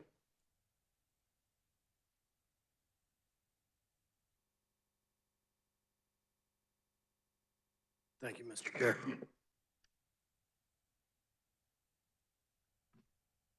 I wasn't expecting to be up here today. We had a hearing on Monday. We emergency final action this out of committee on Monday. It's on general orders here on Wednesday. And I got to make a correction from a previous speaker. There were not 7 proponents. There were 6. 2 of them were organizations. One of the organizations cited court cases from other states. And he said, by passage of this bill, we could send a message to parents. I agree, passage of this bill, along with yesterday's override of the governor's veto of Senate Bill 63, we're sending a message. The 3 individuals that testified offered 0 examples of a Kansas reason for this bill. One of them in their child welfare experience had 0 in the state of Kansas. The 2 other individuals used words such as suppose or I can't imagine. It was offered that Christians are 2 times more likely to adopt. To which that I offered, you know who else is more likely to adopt? It's going to be same-sex couples. And when we send this message, we're saying you're not welcome in our state. At best, this bill is a solution in search of a problem. At best. There were 0 neutral conferees and over 60 opponents. The opponent testimony was pretty powerful and was brought to us by faith leaders from all over the state. I looked into the OCA report and I saw 0 complaints for anybody being denied being a foster parent based upon sincerely held religious beliefs. It was brought up that DCF did not testify. DCF was not asked to testify, but they were not the only ones in that committee that were neutral upon this, as none of our frequent flyers and Child Welfare Committee weighed in on this. 0 need for this bill. The fiscal note was mentioned earlier. The OJA said it could increase the number of cases filed. The Attorney General's office stated, this bill would be at an elevated risk of facing litigation.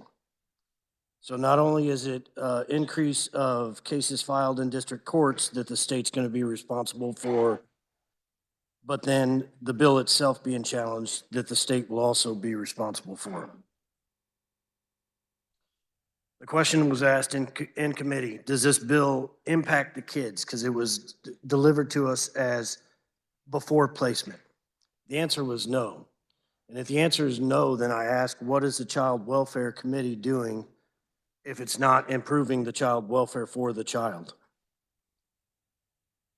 I read through some of the testimony, and one of the written only said, they heard from their dad, I'd rather have a dead son than a gay one.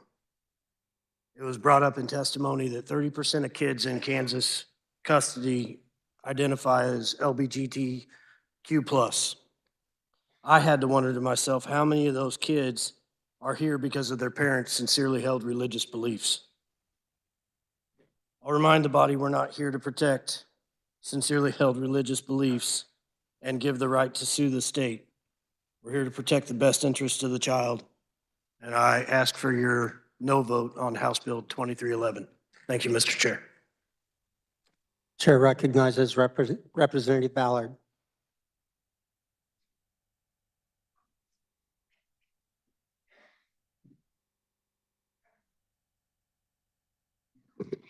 Thank you, Mr. Chairman. This is more than I've been down to the well in a long time. The more I listen to the debate, the more I get really confused what this bill is really about. Even from the last explanation trying to explain the bill. So I pulled the bill and I read it again. I believe 2311 may be well-intentioned. However, it appears to be judgmental and promote discrimination. Do we not want our children in a loving, caring, understanding, and accepting environment? Why would you want to place a child in an environment unless the accepting foster parent really understands the situation and can provide a positive and a learning environment, not a changing environment, but an accepting environment? I know it's very difficult to place children, I'm using another example, with severe disabilities. The agency is very particular about choosing the environment that they put those children in with disabilities. Can they accommodate them? Can the house accommodate them? Do they understand the needs? Do they know where to go to get the help they need to help these children with a disability? Totally different, but they took time to find the right home to place the particular person. But again, it was caring and understanding, not trying to change. It's not discriminating, it's setting up a situation that both parties will be in the best situation. I think that's all we're asking. Put the child in a situation where the foster parent can be the most effective, that the child can be accepted. It's a good environment for both. I don't want to discriminate against the foster parent, don't want it discriminated against the child. Put them both in the best environment. This bill does not seem to do that. So in a way, I think it's unfair to the foster parent, but it's more damaging to the child because they either need special care or they've been discriminated against so much that they don't need another environment promoting the same thing. I ask you to go back and read this bill like I did. I know we all care about children. And even our children without disabilities or LGBT, they're all different. You can have 3 children in your house and all 3 of your children are different from one another. They're not the same. My husband was one of 14 children, and he talks about the difference between all of them, and they had the same mom and dad. Please think in terms of placing children in the best learning and thriving environment. I can't support this the way it is because it doesn't seem to do that. Thank you, Mr. Chair. Chair recognizes Representative Howell.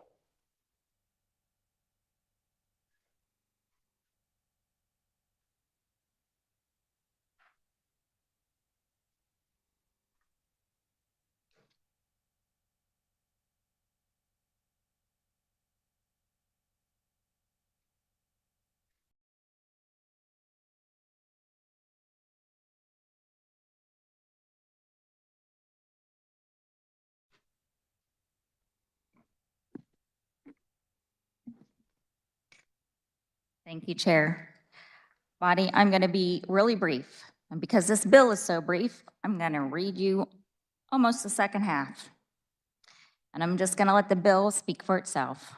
I'm going to go to line 21, line B. It says, this section shall not be construed to prohibit the secretary from considering the religious or moral beliefs of the child or the child's biological family or community, including but not limited to beliefs regarding sexual orientation or gender identity in relation to the religious or moral beliefs of a person selected or being considered for placement. And then it goes on to describe more words regarding placement.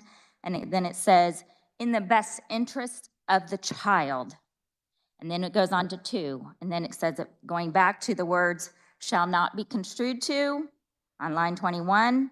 And it says, prohibit or relieve the secretary from making out-of-home or adoptive placements.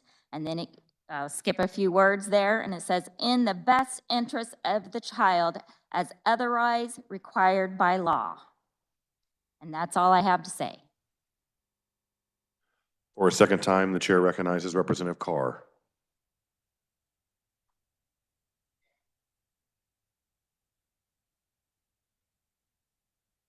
Thank you again, Mr. Chair. I just came to clarify something that my colleague from Wichita stated.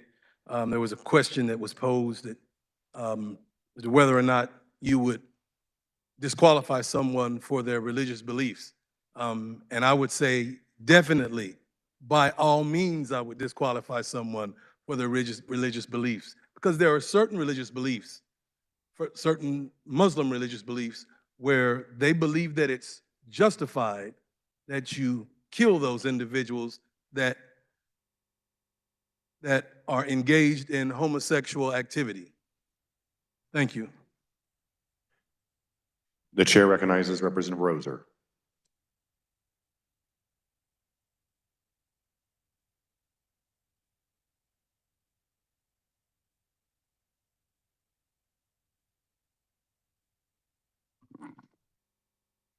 Thank you, Mr. Chair. As someone who was skeptical on this bill at first, I want to share with you some information and relevant life experience that qualifies me to speak on this bill. First, to combat some misconceptions of this bill. This would not leave our vulnerable youth who are experiencing gender or sexuality changes or challenges at the hands of providers who believe in conversion therapy or will thrust their faith onto children in the name of ministry. To entertain the idea that politicians have a say in the Department of Children and Family Services' ability to act in the best interests of children is a clear violation of our scope of government. DCF and our courts have a say over the placement for children, not politicians. That being said, this legislation will make DCF aware of a family's beliefs and can better serve the child, especially ensuring that our LGBTQ+ children are placed with a compatible family. Second, to share some lived experiences, I want to tell you about my older sister. When I entered the foster care system, some odd 18 or so years ago, it was just me. She is 6 years my senior, so I drifted between family and family, to respite homes and to even staying with our school nurse. My sister was home with our biological mother. She was pushed into adolescence physically, but she was pushed into adulthood societally. Eventually, the state couldn't ignore the neglect that she was going through and she entered foster care. At this point, I was already established into a home that was considering adoption, and I had a real shot at a forever family, and the system was working for me. In the name of keeping siblings together, I was taken out of my foster care placement, a family that had been taking steps towards adoption, and together, my sister and I walked the yellow brick road of foster care together. Placing older foster youth is hard, but doing it when it comes in twos or more is even harder. As a legislature, we have an obligation and an opportunity to uplift and empower Kansas families and DCF to broaden the scope of available and qualified family-based homes that our youth can be placed in. To me, that is a clear win to address the ongoing issue of not having enough homes for foster children. So when you cast your vote for this bill, I want you to think of people like myself and my sister who deserved more than the hand that we were dealt. Our child agencies deserve a broad network of resources who are qualified and willing to help. No family should be discriminated against based on the values that are shared in and outside of religious groups. Until you have spent your life looking for a foster family or looking for a forever family like I have, then I strongly urge you to listen to the following. Our kids deserve timely placement, and this is a real-world solution to that issue. Thank you, body, for considering this bill that will help us achieve timely legal placement for our children in foster care by increasing the number of foster families available for our kids. There's no applause. No applause in the chamber. Seeing no further discussion, Representative Johnson, you may close.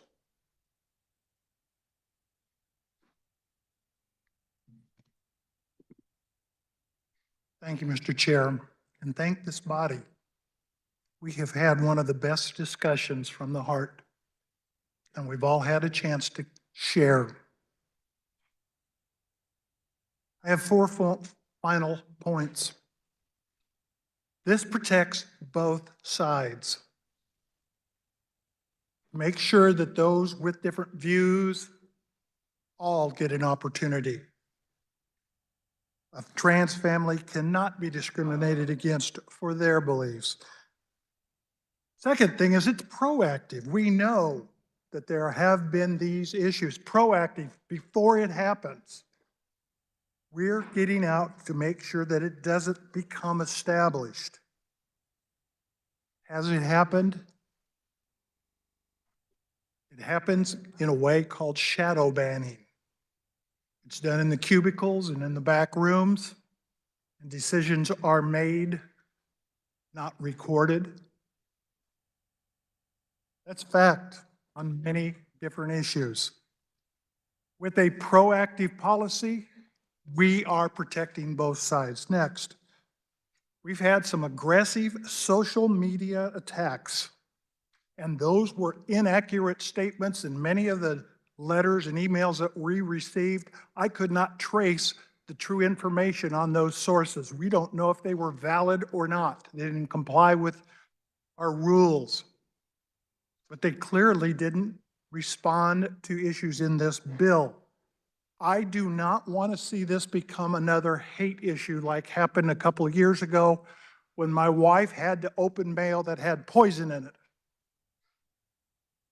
All my life as a policeman, I was never threatened in my own home.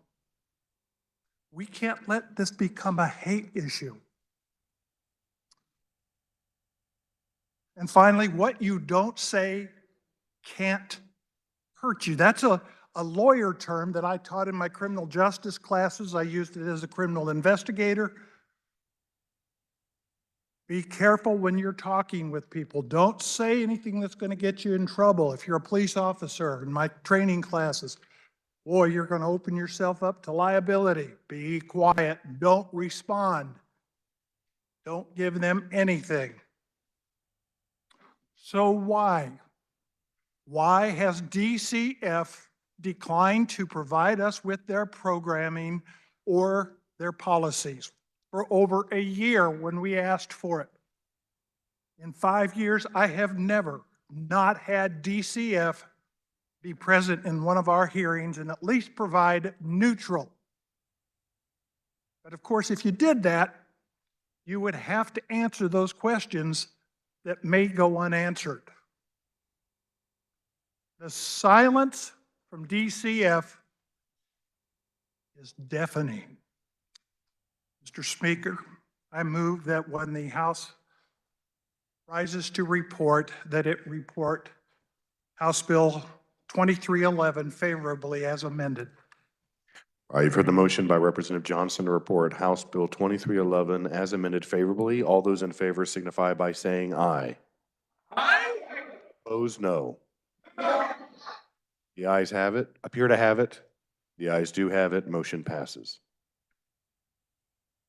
The next item of business is House Bill 2172. And for the purpose of carrying House Bill 2172, the chair recognizes Representative Minix. Thank you, Mr. Chairman. There was a committee amendment. I move the committee report. All right, you've heard the motion. All in favor signify by saying aye. Opposed, no. Motion passes and the committee report is adopted. You may continue, Representative Minix. Thank you. House Bill 2172 comes from the Ag and Natural Resources Committee here in the House. As amended, it would create a water program task force consisting of 23 voting members and 10 non-voting members. As ex officio, there would be 7 members from the legislature appointed by, well, let's say first there's the chairperson of water, chair of Ag and Natural Resources, and the chair of appropriations in the House. In the Senate, the Ag Committee Chair and the Senate Ways and Means Chairman. The ranking minority members of the House and Committee on Water and the Senate Committee on Ag and Natural Resources also. And then there'd be appointments by the Speaker of the House, Speaker Pro Tem, House Minority Leader, President of the Senate, Vice President of the Senate, and the Senate Minority Leader, and 1 member from the Agricultural Committee or Community appointed by the Secretary of Agriculture. This task force would be given responsibilities basically to evaluate major risks to the quality and quantity of the state's water supply, including any impact on current and future economic growth and population stability, to determine steps the state must take to define and achieve an ongoing multi-generational promise of water for Kansas, and to evaluate the current funding for water in the state and determine whether such funding is sufficient to address the water issues, including the state water plan, and potentially come up with future funding sources. Also, this committee would be required, or task force required, to report back to the legislature by January 30th of 2026. And I will stand for questions. All right, is there anybody that wishes to speak to House Bill 2172? The chair recognizes Representative Vaughn. Thank you, Mr. Chair. The carrier did a great job of describing the contents of House Bill 2172. I do stand in support. I'll keep it brief, but as I mentioned earlier, in regards to water, we know what our big picture problems are. Representative Vaughn, can we keep the volume down, put the conversations out on the floor so we can listen to those at the well? You may continue. Thank you, Mr. Chair. We know what our big picture problems are with water in Kansas. We've started to address chronic underfunding and have the opportunity to do that even more so. And we have the momentum we need to take action. We have all the right people at the table. We have, we have a plan for a long-term strategic framework. We have, we know how to make progress. And so now it comes down to identifying those priority projects, basin by basin, addressing those problems, developing a long-term strategic framework that takes on the state's current and future water needs, and identifying, most importantly, a sustainable long-term funding source. And this task force is a critical step in that direction in accomplishing those tasks. This is crucial for bringing legislators and stakeholders together so that we have a voice in how to chart our path forward, to generate buy-in, and to inform our next steps. This is a pivotal point for the future of water in Kansas, and this is a really important component of that path forward. So with that, I would urge your support on House Bill 2172. The chair recognizes Representative Rogers.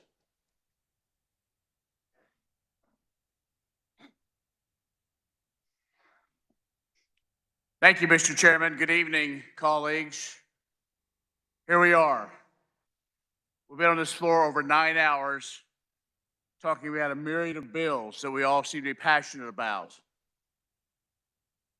This is my passion right here, right now. I want to thank the chairman of the Water Committee and also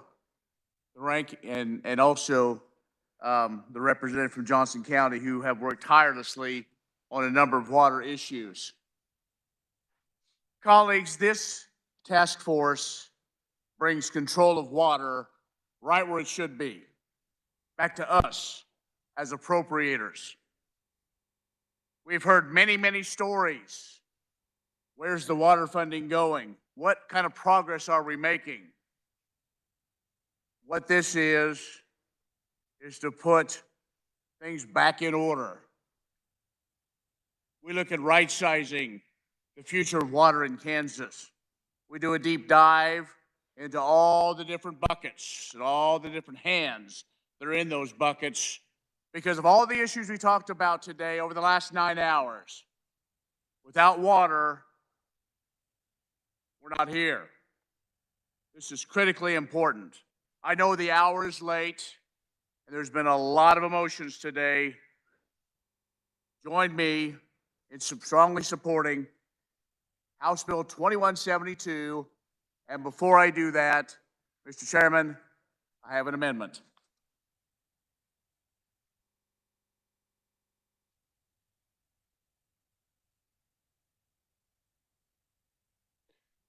The amendment appears short. The clerk will read.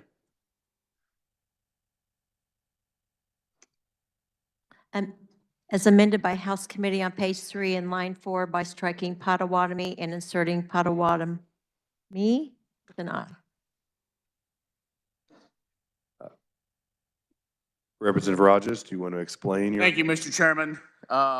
We've done so many bills this year and an oversight that the Potawatomi tribe is spelled differently than Potawatomi County. We do apologize. So we're inserting Potawatomi for our Potawatomi tribe. I move my amendment. So is there any discussion on the amendment? All right, seeing none, now you may close. I close. All right, you've heard the motion to amend by Representative Rogers. All those in favor say aye. Aye. Opposed, no. The ayes appear to have it. The ayes do have it. The amendment passes. Thank you, Mr. Chairman. I'm getting thirsty, so please join me in fully supporting House Bill 2172 as amended. Any further discussion in regards to House Bill 2172? All right, seeing none, Representative Minix, you may close. Thank you, Mr. Chairman. I move that as the committee rises, we report 2172 favorably for passage as amended. All right, you've heard the motion by Representative Minix to report House Bill 2172 as amended favorably. All those in favor signify by saying aye. Opposed, nay. The ayes have it. Motion passes. The next item of business is House Bill 2323, and for the purpose of carrying House Bill 2023, the chair recognizes Representative Bourgeon. Thank you, Mr. Chairman. There were committee amendments. I move the adoption of the committee report. You've heard the motion. All those in favor signify by saying aye. Opposed, no. Motion passes and the committee report is adopted. You may continue, Representative Bourgeon. Thank you, Mr. Chairman. House Bill 2323 comes to you from the House Judiciary Committee at the request of the Kansas Insurance Department. The bill aims to combat the growing issue of insurance fraud. The main provision of the bill is that it allows the department to file civil actions of up to $10,000 against less severe but frequent fraud cases. One of the examples that the department gave us was they referred to as bash and buy schemes. This is where the individual obtains comprehensive insurance after an accident and then files a claim. So I think this is important legislation. It's an important tool for our insurance department, and so I urge your support. There was one committee amendment, and it moved the revenue from fines from the insurance department fund to the state general fund. The proponents, in addition to the insurance department, were the National Insurance Crime Bureau and Coalition Against Insurance Fraud. There were no opponents and no neutrals. And with that, Mr. Chairman, I'd be happy to stand for any questions. All right, committee, is there any discussion in regards to House Bill 2323? The chair recognizes Representative Osmond. Thank you, Mr. Chair. Carrier good, bill good. Thank you. Any further discussion in regards to House Bill 2323? Seeing none, Representative Bourgeon, you may close. Thank you, Mr. Chair. I move that when the body rises to report, reports House Bill 2323 favorably for passage. All right, you've heard the motion by Representative Bourgeon to report House Bill 2323 favorably. All those in favor signify by saying aye.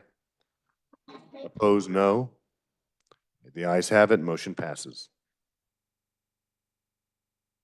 The next item that we have is House Bill 2183. And for the purpose of carrying House Bill 2183, the chair recognizes Representative Barrett. Thank you, Mr. Chair. There were committee amendments. I move to adopt the committee report. All right, you've heard the motion. All those in favor signify by saying aye. Opposed, no. The motion passes and the committee report is adopted. You may continue, Representative Barrett. Thank you, Mr. Chair. I rise before the body to present House Bill 2183. House Bill 2183 is updating three statutes, a critical update for AI, artificial intelligence. So this was brought to us through judiciary. I brought the bill, and real quick, I'll give you a summary. So going over those three statutes will be sexual exploitation of a child, unlawful transmission of a visual depiction of a child, and breach of privacy. So first, to go over sexual exploitation of a child, what this is saying is AI-generated CSAM. Now, CSAM is child sexual abuse material. We used to call that child pornography. So a artificially intelligence edited photo, whether in whole or part, of what is clearly depicted as a child and is sexually explicit in nature as well as obscene would fit this category. So we're updating that language to include artificial intelligence. For the second statute, this bill would be updating is unlawful transmissions of visual depiction of children.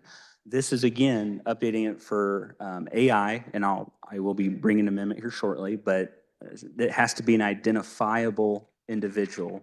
So a lot of the times you'll see this where someone under the age of 19, so 19 or under, has a photo of someone else that is with like 17 or 16, and they share that photo, and the photo's nude. This is just updating it to say if it's a photo of that identifiable person, but they've used AI to modify it where that person's nude, this is also included. Now, the third part is breach of privacy. Now, breach of privacy covers quite a few things, but we're just talking about Section 8.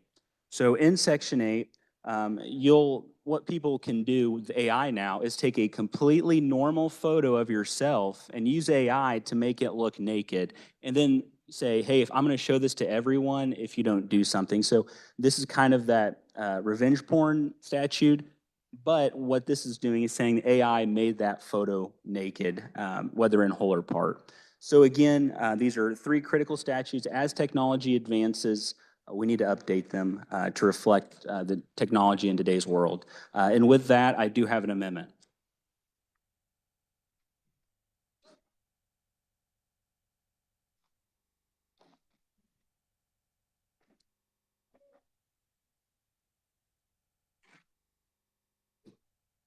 The amendment appears short. The clerk will read.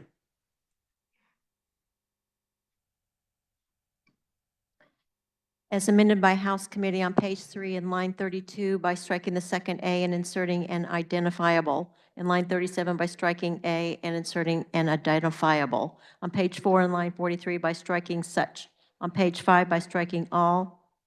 In lines 1 and 2, in line 3 by striking all before the period and inserting any such item created in whole or in part, altered or modified by artificial intelligence or any digital means to appear to depict or purport to depict an identifiable child regardless of whether such identifiable child was involved in the creation of the original image. Representative Barrett, did you want to explain your amendment? I would. So as I mentioned, with the second statute this updates, unlawful transmission of a visual depiction of a child, this again would clarify that this has to be that identifiable child. Although there are some subsections that already kind of clarified this, we just felt that this amendment would make that clear, that this cannot be like the first section where it's completely generated by AI and it's not that identifiable child. So again, just to clean that up so it's very clear. Is there any discussion on the amendment? The chair recognizes Representative Osman.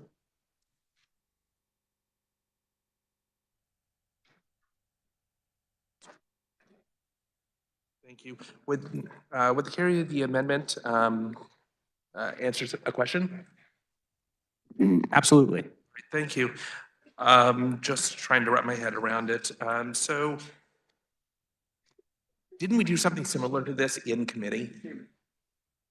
So in committee, well, if you're referring to, was it one of my amendments? It Or my amendment? yes. Okay, so in my amendment, we just clarified that it had to be obscene and indistinguishable from a child. This is saying that, this is talking about a particular child, like an identifiable child versus the other. So it's on page 5. It's like more clarification too. Yeah, specifically on page 5, what we're talking about here. Yes, so in this, you'll notice this language is very similar to the third section of breach of privacy. Again, it's just clarifying it has to be that identifiable child. Okay.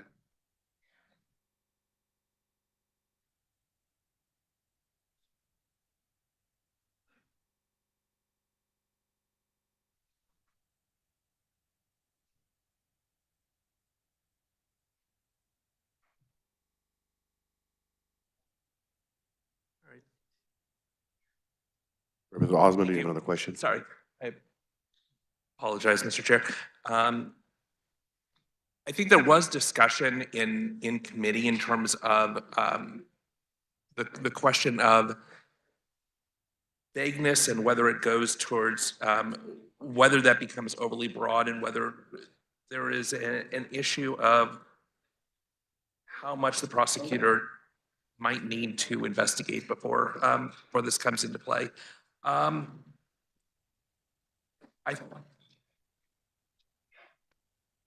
the top of my head, as I look at this, I think that this is okay. I'm going to say that I would support this amendment change. Thank you very much. The chair recognizes Representative Carmichael.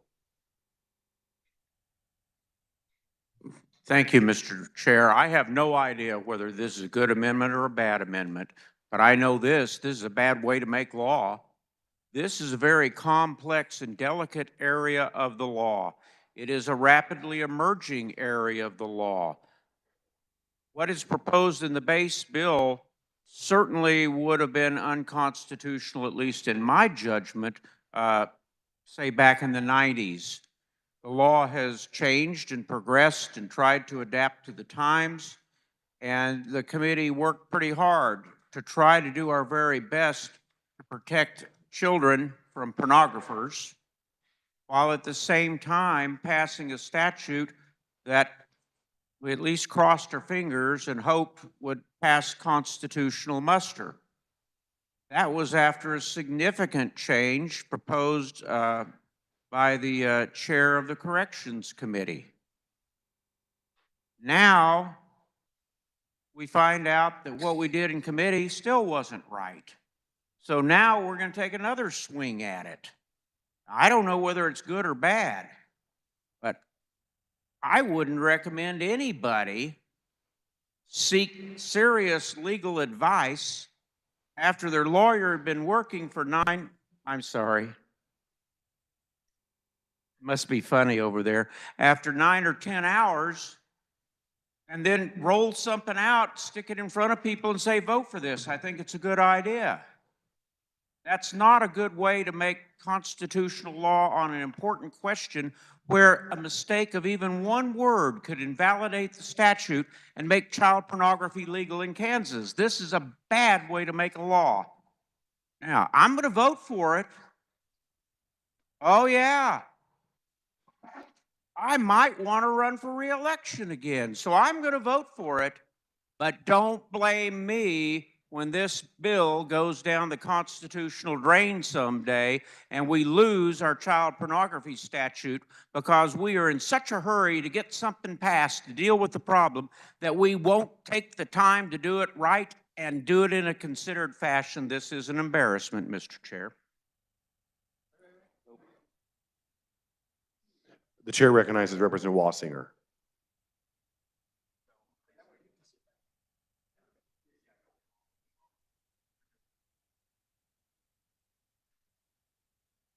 Would the carrier of the amendment please come and stand for questions? Absolutely. Thank you. Does your amendment change the bill at all, or is it a technical amendment? Thank you so much for that question. So a lot of the changes were done in the section 1. This is not changing section 1. This is adding clarifying information to section 2, just saying that it has to be the actual child. This has nothing to do with the big modifications that were made in committee on the first section. So it's just a technical amendment? That's correct, just to clarify. Good. Thank you. Representative Vaughn.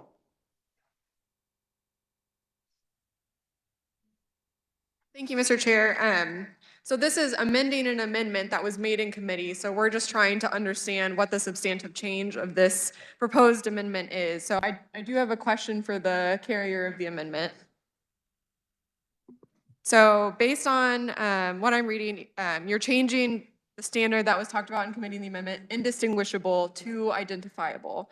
So is that a stronger standard, or what's the reason for that change? Yeah, so again, this is not modifying section 1. This is section 2. So already in statute, we already interpreted it that it had to be an identifiable child just in that section 2. Mm-hmm. But after reading it, we thought, well, someone could interpret it to be more generalized, so we should be more exact. So this is just changing that, just a very technical change to show that this has to be that identifiable person. So, sorry, body. So here it says on page 5, so striking lines 1 through 3. So that's this section here. Yep. And this is a section where we say, including but not limited to such items in which the person depicted is indistinguishable from a real child, more from a real child's image, or generated without any actual child involvement. So, and changing that to any such item created in whole or part, altered or modified by artificial intelligence or any digital means to appear to depict or deport to depict an identifiable child, regardless of whether such identifiable child was involved in the creation of the original image. So you're just creating continuity with the word identifiable throughout the bill and just removing the word indistinguishable. Yes, for section 2. Again, body, please keep the volume down. It's starting to get a little bit higher volume in here. All right, sorry about that. Representative Vaughn. Thank you, Mr. Chair. So does it remove the indistinguishable standard from the rest of the bill? I haven't had time to look. No, so section 1 remains the same. Yeah, it's indistinguishable, but with that language in the second bill, we just thought we need to clarify this has to be an identified child since this is a completely different statute. Okay. Okay, yeah, I think this is a good amendment. Thank you. On the amendment, the chair recognizes Representative Johnson.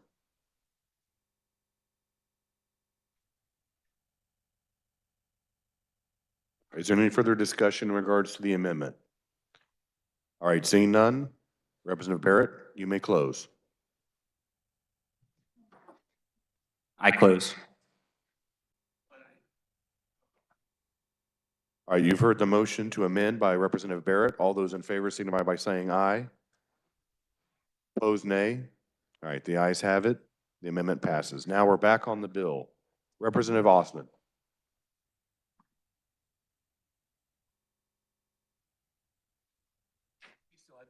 But I wasn't sure. Okay. All right. Thank you very much, Mr. Chair. The carrier of the bill did an excellent job at summarizing it, and we actually had a very interesting, robust debate in committee in terms of what is legal, what isn't legal, what is constitutional, what isn't constitutional, and that debate, I think, was extensive. And I think there are good legal arguments on both sides, but at the end of the day, those legal arguments belong in a court of law because it is unclear. And those arguments in terms of how First Amendment should be protected goes to the court of law. For me, for this bill, I think that this is a good bill. And I think, and I'm planning to support it. And my recommendation as well is that the body supports it as well. So thank you very much.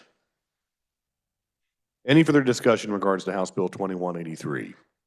All right, seeing none, Representative Barrett, you may close. Thank you, Mr. Chair.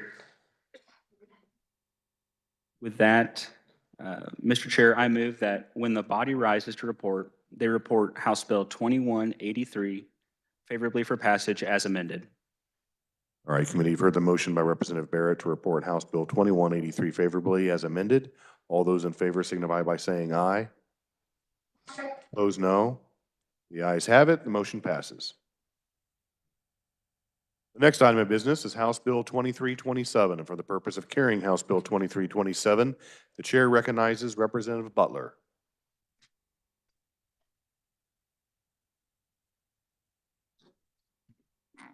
Thank you, Mr. Chair. I rise for the body to present House Bill 2327. It comes from the Corrections and Juvenile Justice. There were amendments, and I move the adoption of the committee report. All right, you've heard the motion. All those in favor signify by saying aye. Opposed, no. All right, the motion passes and the committee report is adopted. You may continue, Representative Butler.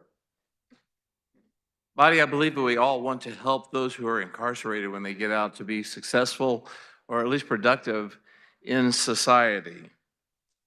House Bill 2327 as amended will help by directing the Secretary of Corrections to issue a certificate of employability to an inmate upon their release from custody if they meet certain criteria.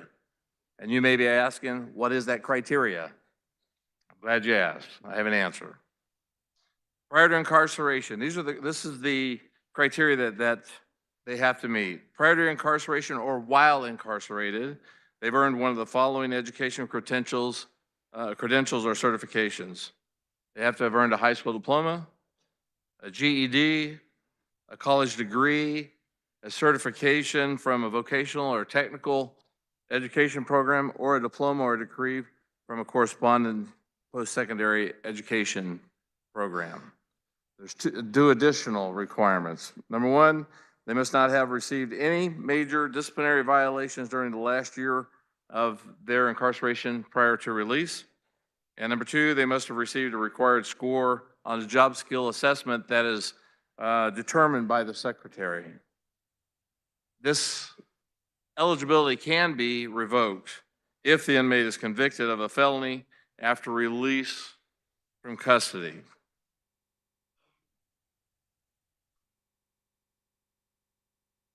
Thank you, Mr. Chair. At this time, I'll stand for questions. All right, discussion on House Bill 2327, and the chair recognizes Representative Slingersleepen. The representative did an excellent job describing this bill, and I would urge you all to support it. Thank you. Any further discussion in regards to House Bill 2327? The Representative Carr is recognized.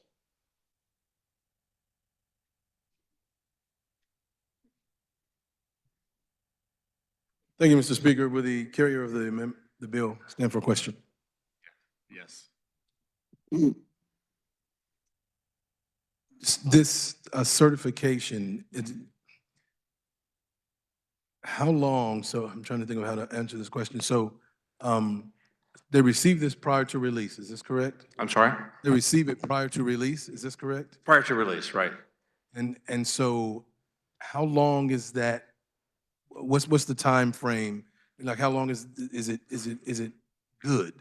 The eligibility certificate? Yes. You know, that's a good, it's not written in there how long it's good. I just know that it can be revoked. So I'm assuming that it follows along with the, let's see, where's the chair? Where's the, hold on just a minute. I'll see if they can answer.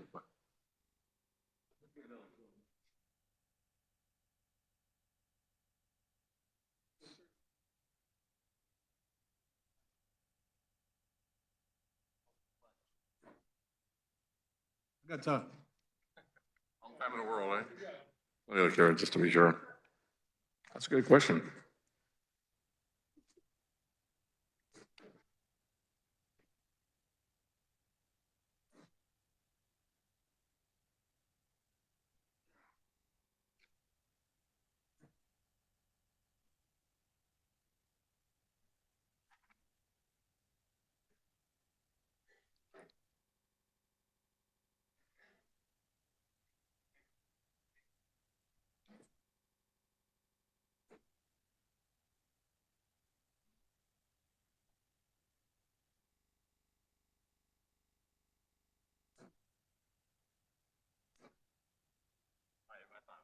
So there is no expiration on it, on the certificate. So this is something that they're going to have to carry with them for the remainder of their working years? It could be. It could be something that they would use if they went to an employer and the employer wanted to know if they were employable based upon that. But that shows them that from the Secretary of Corrections that they did meet those requirements and they are certified as eligible for employment. Thank you. You bet.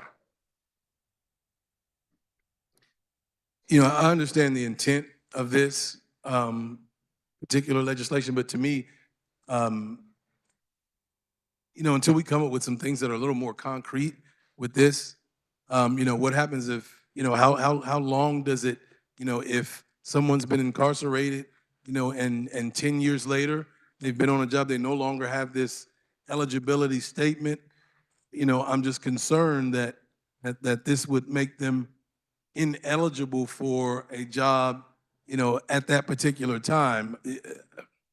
I would just like for it to be a little more complete and concise in the language, so that it dictates and details exactly what's expected, because it's not only for the employee, it's also for the employer.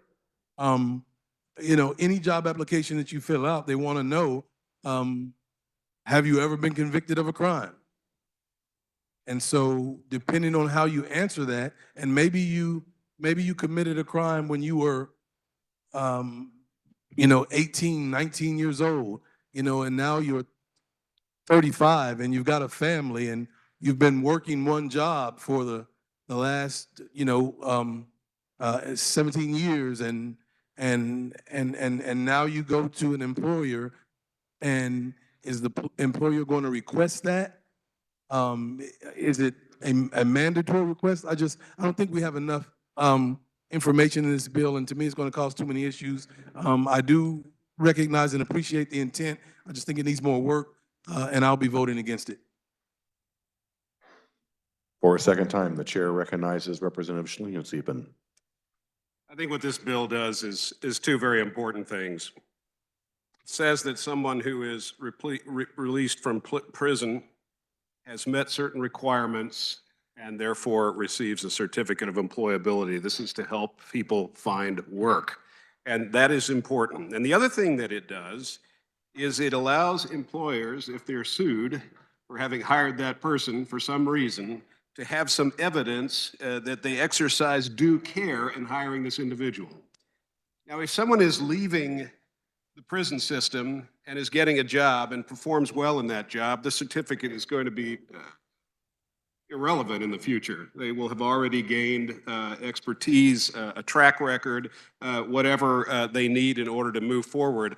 I think this bill is very, very helpful and very important to those who need a hand up. And I really hope that we're going to support this bill. If there are problems with it, we can iron it out later. Thank you, body. Any further discussion on House Bill 2327? Seeing none, Representative Butler, you may close. Mr. Chair, I move that when the body rises to report, it reports House Bill 2327 favorably for passage. All right, you heard the motion by Representative Butler to report House Bill 2327 favorably. All those in favor signify by saying aye. Opposed, no. The ayes appear to have it. The ayes do have it. Motion passes. Should have been, I believe that may have been, should have said as amended. Yes, as amended. No amendment. Because it was amended in committee, it would not be. No, there's no floor amendment, so you're right. Your motion was correct. All right, the next item of business is House Bill 2340, and for the purpose of carrying House Bill 2340, the chair recognizes Representative Sutton. Thank you, Mr. Chair. I don't believe that there were floor amendments in committee. There were not. Very good. All right, body, HB 2340 is brought to you from the Committee on Commerce, Labor, and Economic Development. It's designed to exempt the property, the Ad Astra Owners Group in Johnson County, from liability for remediation costs or other restrictions on land use associated with hazardous materials from commercial pesticide applications made by the U.S. Army prior to 2005. The bill clarifies that no state agency or subdivision may issue cleanup orders or impose costs on those property owners for pesticide applications conducted during that time period. And it aims to protect those property owners from potential financial and regulatory burdens related to environmental cleanup activities that were beyond their control. And now, just to kind of color this in a little bit, the Ad Astra Owners Group, the land we're talking about is the Sunflower Ammunition Plant, right? Also known by its new address, the Panasonic plant. This is a 6 mile by 8 mile area being developed for commercial and industrial. You can see a great deal of industrial already there. In the past, okay, it was a Superfund cleanup area, by the way. While we're describing this land, this was a Superfund cleanup area. The EPA spent something like the last 20 or 25 years cleaning this area up, digging up 6 to 8 feet of ground where the ammunition manufacturing took place. And, you know, I don't know where they cart that soil off to, but they carted it away from DeSoto. I'm sure of that. But that's not the pollution that we're talking about. What we're talking about here is termite spray on the wooden structures around this area. This termite spray is not controlled by the EPA, so that was never part of the environmental cleanup or part of the Superfund cleanup efforts. And in fact, it wouldn't now be included in cleanup if the land was still being used. So if these wooden structures that were sprayed for termites held people who were planting gardens and mowing their lawn and coming in constant contact with the soil, digging swimming pools, no problem. That's all fine. The KDHE gets involved when the land is not in contact with people, when it's abandoned.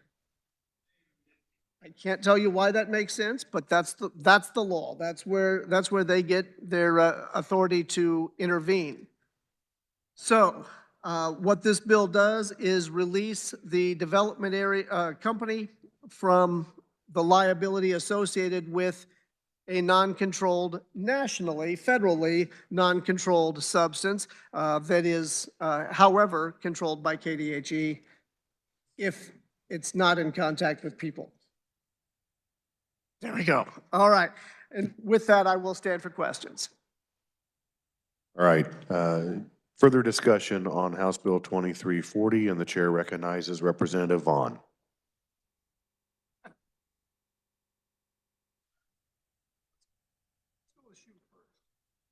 Representative Hsu. Thank you, Mr. Chair. I have an amendment.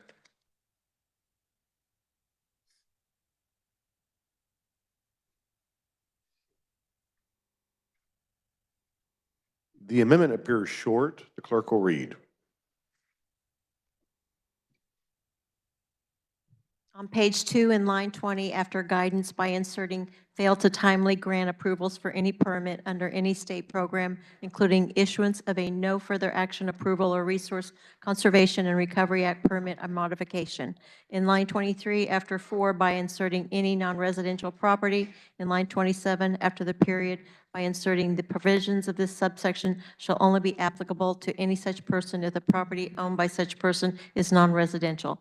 Any such person owning such non-residential property shall be responsible for the cost of investigation, removal, or remediation of soil, groundwater, or surface water of contamination as provided by law, including but not limited to contamination by legally registered pesticidal, commercial, chemical products, if such person converts such property to residential property. In line 28, by striking this provision and inserting the provisions of this subsection shall.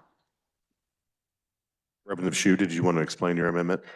Sure, thank you, Mr. Chair. Yeah, in committee, we got a lot of testimony about kind of a 20-year history of what's been going on here, but it didn't seem like they were very far apart. Basically, KDHE was saying this site was okay to industrial standards, but not to residential standards. And so I brought an amendment in committee that failed. But this is kind of a version of that, which says essentially that this site will remain, or the provisions of this bill will only apply to non-residential. And as long as it's non-residential, then things as they stand are okay. And with that, I will stand for questions. All right, discussion on the amendment. Representative Sutton. Thank you, Mr. Chair. This is a good amendment. This does reflect the conversation that took place in committee where the KDHE said if this was used only for commercial and industrial, no problem. We don't have any issues. The developer said we're only using this for commercial and industrial, so we don't have any issues. Kind of surprised that this didn't get hammered out long before we even finished the bill. But nonetheless, it did not. Here we are. This is a good amendment, and I urge your support. Any further discussion in regards to the amendment? Seeing none, Representative Shu, you may close. I close. You've heard the motion by Representative Shu to amend. All those in favor signify by saying aye. Aye. Opposed, no. All right, ayes have it. Motion passes. We're back on the bill. Representative Vaughn. No. Representative Shu, you still have the floor. Thanks. I think Dems are 1 for 50 on the year now, maybe. Kind of feels like the KU game yesterday. Please keep the topic on the bill. I apologize, Mr. Chair. The bill, this represents enough progress for me to be comfortable supporting the bill. There are still concerns of the bill. I'm a little bit concerned about the precedent this sets for future developments, but notwithstanding, I will be voting for the bill. Thank you, Mr. Chair. All right, now Representative Vaughn. Thank you, Mr. Chair. Sorry for the confusion, and thank you, body, for your indulgence here. So, unfortunately, I don't serve on this committee, and I'm hearing multiple stories about what's actually happening at this site. But from what I've been hearing from the agencies, I do still have major concerns about this bill and where the site is going to be. So, we're hearing that it's just termite spray, but my understanding is that that is not the case, that there is still significant contamination from pesticides at this site that are known to be neurotoxins and carcinogens and that were banned in the 1980s. The most abundant of which currently at this site is aldrin, which has been found in the soil at levels 50 to 800 times higher than residential standards, which obviously now this doesn't apply to residential property, but that doesn't mean that there isn't still a human risk associated with those levels of pesticide. And the other thing that wasn't really addressed is that there is groundwater contamination. I think there is an effort to do some type of environmental use control area here, but you know, groundwater, while it doesn't move very quickly, it does move, and there is the potential for this groundwater to migrate and potentially impact or affect other drinking water supplies, depending on how much groundwater there is, how quickly it's moving, and how close it is to other towns. And based on my understanding, there isn't really knowledge or clear knowledge of how much groundwater is there, what the contamination level is, and how fast it is migrating. So that's a major problem, in my opinion. The other thing I wanted to note is that Sunflower Redevelopment received a $24 million payout under its environmental insurance policy to address this pesticide contamination, but they just haven't done so. So they've received the money to address this contamination, but instead we're hearing a bill so that they don't have to do that. So that just doesn't seem right to me either. I also think that this sets a really bad precedent that we're gonna carve out an exception for one business that they don't have to comply with contamination standards, which exist to protect the people of Kansas. So I also have major concerns about that. And then finally, this might be interesting to the people in this body, but this bill throws the primacy of KDHE's consent order into question, which means that if they aren't able to handle this issue based on the contents of this bill, then it may open up the EPA to come in and do it for us. So if you support the federal government coming in and doing this for us, I urge you to support this bill. Otherwise, this has a lot of problems, and I urge you to vote against House Bill 2340. Does any other member wish to speak to House Bill 2340? Seeing none, Representative Sutton, you may close. Thank you, Mr. Chair. I do want to set one part straight. I think there are some very valid concerns brought up there, absolutely. One part I do want to clarify is the settlement money, the insurance settlement money that was supposed to be used for mitigation of pesticide was used for mitigation of pesticide where the pesticide had been stored, not at all of the wooden buildings throughout the 30 square mile property, but where it had been stored. And that's really what the settlement was for, was to clean up where that pesticide had been stored and seeped into the ground, and definitely did need to be mitigated. But that work was done. What we're talking about is the wooden structures that had been sprayed throughout the years, up to, I think it was somewhere around 1980, I think, 85, when they outlawed this material for termite use. So with that, body, the hour's late. When the body rises to report, I urge you to report HB 2340 favorably for passage, as amended. All right, you've heard the motion by Representative Sutton to report House Bill 2340 as amended favorably. All those in favor signify by saying aye. Opposed, no. The ayes appear to have it. The ayes do have it. Motion passes. The next item that we have is House Bill 2342, and for the purpose of carrying House Bill 2342, the chair recognizes Representative Wilcott. Thank you, Mr. Chair. There were no committee amendments. I rise before the body to present HB 2342. This bill amends existing statute related to state agencies conducting background checks for employment and would expand the practice to authorize the Secretary of Commerce to do the same for the Department of Commerce. The Secretary would be authorized to use information from such background checks and determination of applicants for employees on insensitive positions. Sensitive positions are defined in the statute. The bill is being introduced at the request of the Secretary of Commerce. It has no other proponents or neutral parties and no opponents. There is no fiscal impact. The activity would be covered by existing staff. So with that, I will stand for questions. All right, discussion on House Bill 2342, and the chair recognizes Representative Sawyer Clayton. This is a good bill. Vote yes. Thank you, Mr. Chair. Any further discussion in regards to House Bill 2342? Seeing none, Representative Wilcott, you may close. Thank you, Mr. Chair. I move that when the body rises to report, the report HB 2342 favorably for passage.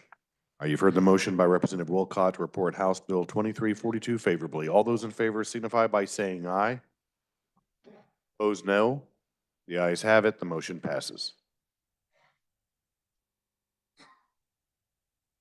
The next item of business that we have is House Bill 2343. For the purpose of carrying House Bill 2343, the chair recognizes Representative Turk. Thank you, Mr. Chairman. There were committee amendments. I move the adoption of the committee report. All right, you've heard the motion. All those in favor signify by saying aye. Opposed, no. The ayes have it, motion passes, and the committee report is adopted. You may continue, Representative Turk. Thank you, Mr. Chairman. This comes from the Committee on Commerce, Labor, and Economic Development. We bring you the No Impact Home-Based Business Fairness Act. In summary, think Apple, HP, Amazon, Disney, Harley-Davidson, Mattel Toys, just to name a few. All these businesses started in the garage of a home-based business. HB 2343 seeks to reduce regulations on home-based businesses that have no visible or disruptive impact on residential neighborhoods. It establishes that such businesses are permitted uses and they supersede unnecessary licensing or zoning requirements and certain restrictive covenants. The bill allows municipalities to enforce narrowly tailored regulation to protect public health, safety, and compliance with state and federal laws. But it limits unnecessary regulatory burdens. This reduces red tape, removes barriers for commercial expansion, and this is what our committee has set out to do this year: remove red tape. With that, I will stand for questions. Discussion on House Bill 2343, and the chair recognizes Representative Sawyer Clayton. Thank you, Mr. Chair. This is a bad bill. Vote no. No, in all seriousness, the point of the Commerce Committee is not to remove red tape. The point of the Commerce Committee is to make sure that we are fostering a good pro-business environment that actually helps and benefits other Kansans. There are a number of problems with this bill, which is perhaps why it failed when it was first run last time in the Local Government Committee and they brought it back to the drawing board. This causes major issues. In particular, my concerns are pretty high when it comes to potential regulations that might cause issues with home daycares, which we purport to care about. We will be discussing that later on in other bills, but I have major concerns with that. Our local governments have major concerns with this as well, and while I'm sure that we are really into flouting their authority today, I would urge you to do otherwise and vote no on the bill. Thank you. The chair recognizes Representative Shu. Thank you, Mr. Chair. I just wanted to make the quick point that the carrier gave off a list of companies that started just fine without the help of this bill, so I don't really think this is necessary. Thank you, Mr. Chair. The chair recognizes Representative Melton.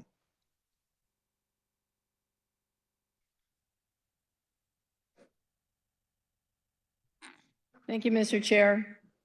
When people purchase a home, they look at neighborhoods and they're expecting neighbors, not businesses.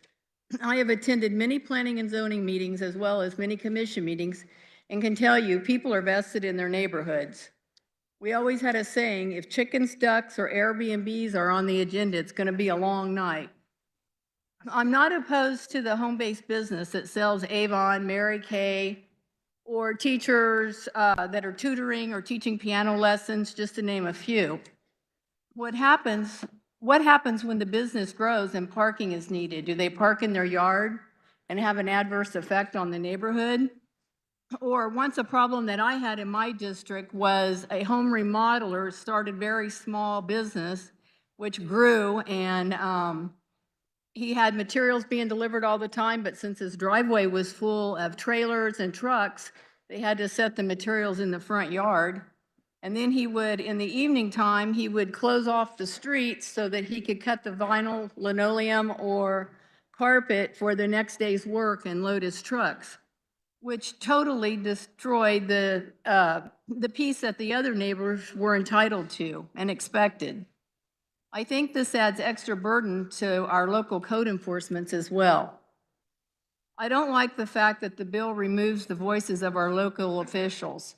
This bill says, local commissioners, we don't care about your voice, your knowledge, or your experience in your community. Clearly government overreach with many unattended consequences. I vote no on it. The chair recognizes Representative Featherston.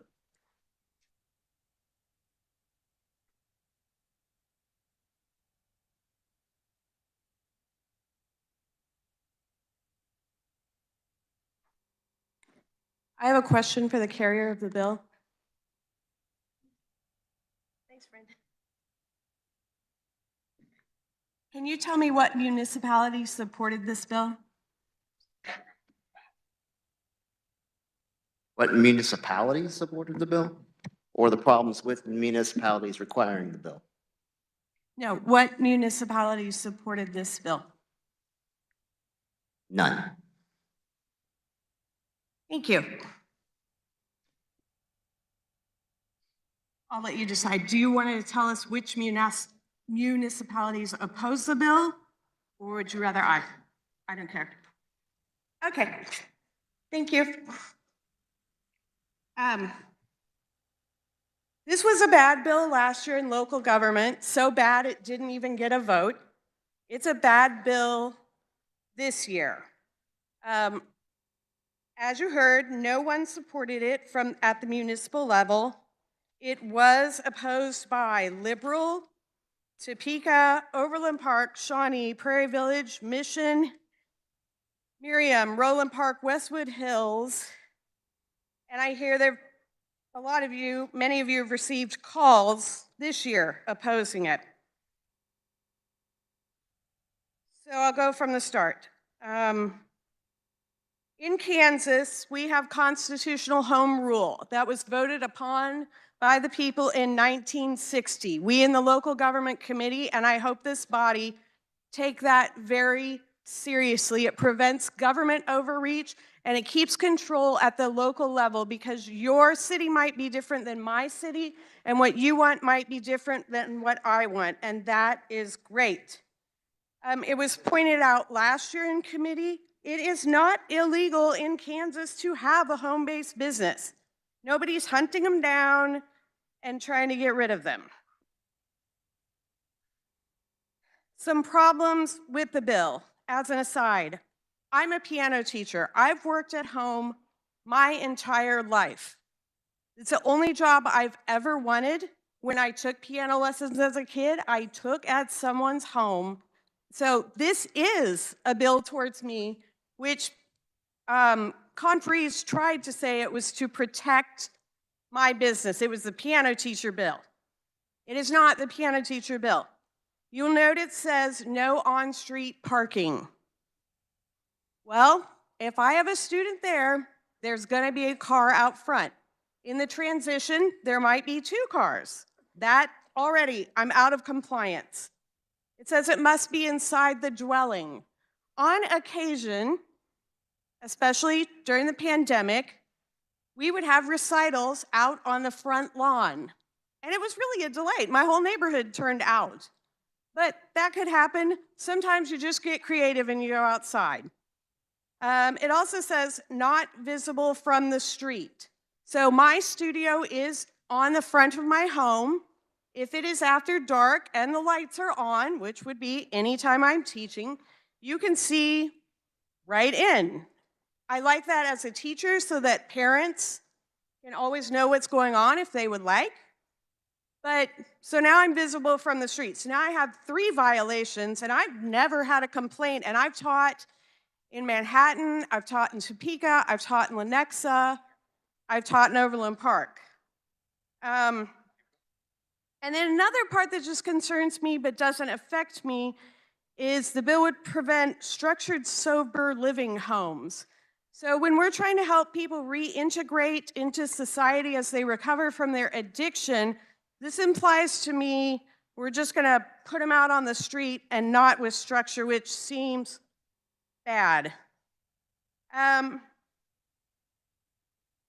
It was also pointed out last year that, say, if you are cutting hair at home with no regulation, you are at an economic and business advantage to those who might own a professional shop, who would be paying taxes and rent to the local community. So, you're almost encouraging people to stop renting commercial buildings and stop paying the taxes associated with that.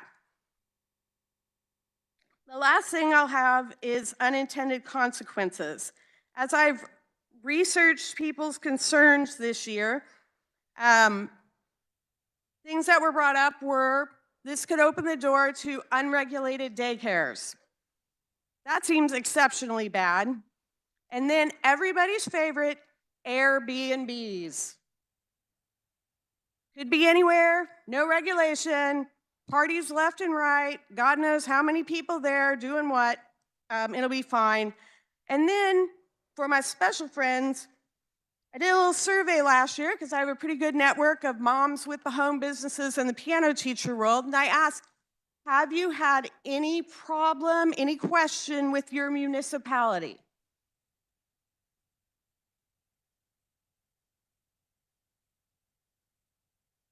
I hear musical effects, so I'm kind of excited. To a T, they said, no, I have had no problems with my municipality. But my homeowners association said I could not teach past 6 o'clock. Not me, my colleagues. I don't know if you know kids today, they're pretty busy. I also don't know if you know how many hours a piano teacher has to teach to keep her business alive. But if you're going to be done by 6 o'clock, you're going to cut your studio in half.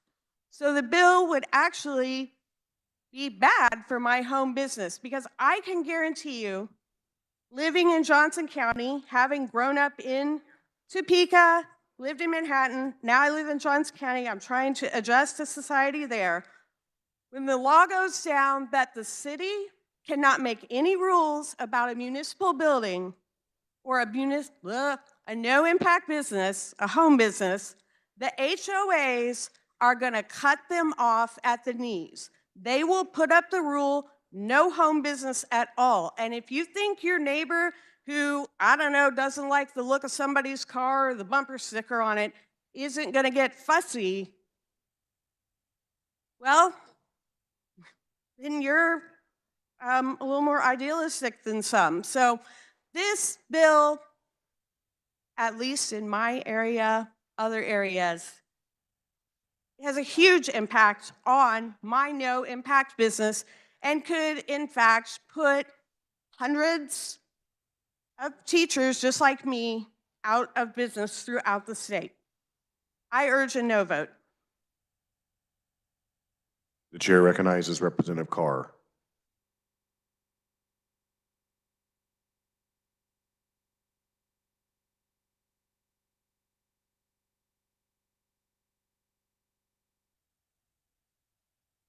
Thank you, Mr. Speaker. Will the carrier of the bill please stand for question?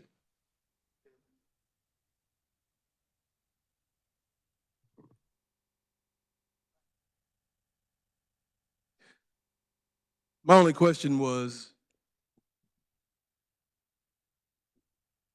what would happen when the good brothers of my neighborhood that are part of the Huey P. Newton Gun Club come outside to purchase their weapons and their drums from my house? Would it be a problem now for them to be parked in the multiple vehicles that usually show up when one of them make those purchases?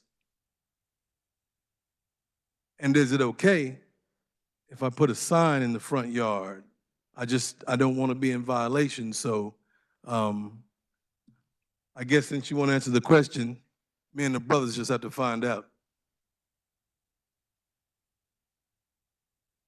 Any further discussion in regards to House Bill 2343? All right, seeing none, Representative Turk, you may close. Thank you, Mr. Chairman. Before I wrap this up, I just want to point out that the Kansas Chamber, Americans for Prosperity, Kansas Justice Institute, and Goldwater Institute all support this bill.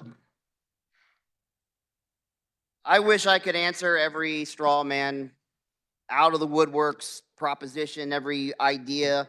What would happen if a meteor struck on a Thursday? How would that impact my business? But it's late and we don't have time for all that.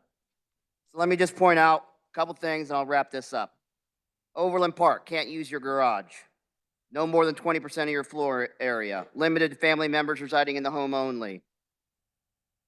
Olathe, limited to family members residing in the home only. No deliveries. No on-site sale to the general public. Topeka, must reside in the home. Can't use your garage. 25% of the floor area. Shawnee, 25% of the floor area. If you live in a 4-bedroom house and you rebuild computers, you are limited to your dining room table or your office desk, whatever. This list goes on. This, a long time. Dodge City, Emporia, Gardner, Prairie Village, Junction City, Hayes, Liberal, Andover, Great Bend, McPherson, El Dorado, Ottawa, Winfield, dozen other, all with stringent restrictions to your home-based business. And what this does is it just tells you, as a home-based business owner, you have a choice. You can be honest, join the tax base as a home-based business, or you can just fade away and pretend you don't exist and try to live under the radar. As it sits in most of these cities, none of the companies I mentioned before would ever have gotten off the ground. So yes, it is a problem. So you have a choice. Hide under the radar or be a member of that contributes to society. Up to you. There's 1,000 reasons why we need this simple narrowing of scope. There's 1,000 reasons. Clear definitions and limitations to squashing small business is not too much to ask. So I urge that when the body rises and reports, that it reports HB 2343 favorable for passage. All right, you've heard the motion by Representative Turk to report House Bill 2343 favorably. All those in favor signify by saying aye. Opposed, no. The ayes appear to have it. The ayes do have it. Motion passes. The chair recognizes Representative Proctor for a motion to reconsider on House Bill 2054. Please note that the maker of the motion has 2 minutes and others have 1 minute. Mr. Chair, having voted on the prevailing side, I move pursuant to House Rule 2303 that the House reconsider its previous action of recommending House Bill 2054 favorably for passage and the bill be returned to that order of business, general orders. Does any other member wish to speak to the motion? All right. Representative Proctor, do you want to close on your motion? Mr. Chairman, I close on my motion. All right, you've heard the motion by Representative Proctor. All in favor, say aye. Aye. Opposed, no. The ayes appear to have it. The ayes do have it. The motion passes. Representative Proctor. Thank you, Mr. Chair. I move that House Bill 2054 be referred to the Committee on Calendar and Printing. All right, this is a debatable motion. Is there any member that wishes to address the motion?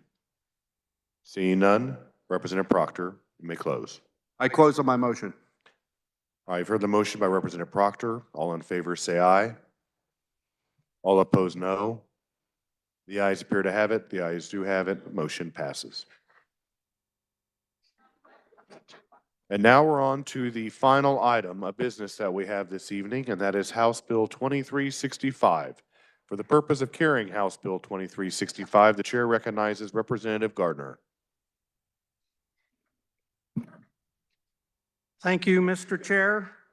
There was an amendment, and so I move that we adopt the committee report. All right, you've heard the motion. All in favor signify by saying aye.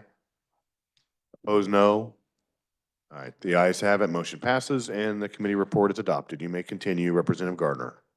Okay, thank you, Mr. Chair. This is a very complicated bill, and it has a lot of moving parts. And as I started to read this bill, I soon ran into many lines with a lot of numerals and letters and punctuation, periods, commas, hyphens, and punctuation marks that I can't even begin to pronounce, let alone spell. And that went on for 39 pages. But the good news is this bill is very easy to understand and it has a very specific purpose, and I can explain that very quickly here. This bill, number 23, House Bill 2365, would establish the South Central Regional Mental Health Hospital, a regional state psychiatric hospital in Wichita, Kansas. The bill would create the South Central Regional Mental Health Hospital Fee Fund to be established by the Kansas Department of Aging and Disability Services. Kansas Department of Aging and Disability Services would also establish, equip, maintain, and an extension to the hospital to care for mentally ill persons committed or ordered by the hospital by criminal courts.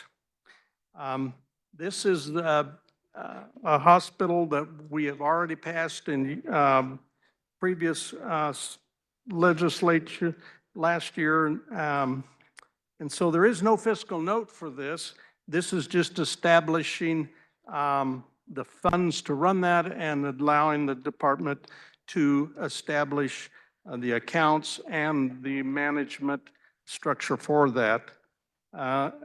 The superintendent of the Larned State Hospital would act as the superintendent of the extension, and there were a few other cleanup items in the bill. The bill would rename Parsons State Hospital and Training Center to just the Parsons State Hospital. This bill also established the catchment area for this new hospital, and those would include the counties of Sedgwick, Butler, Cowley, Harvey, and Sumner counties, and it would reassign the catchment areas for the Osawatomie State Hospital and the Larned State Hospital as well. The bill would permit admission of patients between state psychiatric hospitals if there were insufficient capacity or resources. The bill was brought to us by the Kansas Department of Aging and Disability Services, and there was also support from the Kansas Mental Health Coalition and the Kansas Sheriff's Association.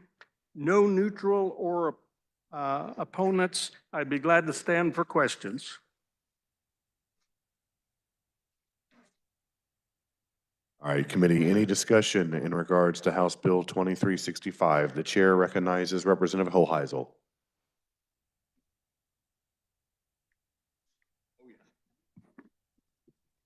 Thank you, Mr. Chair. Body, I just want to take a quick second.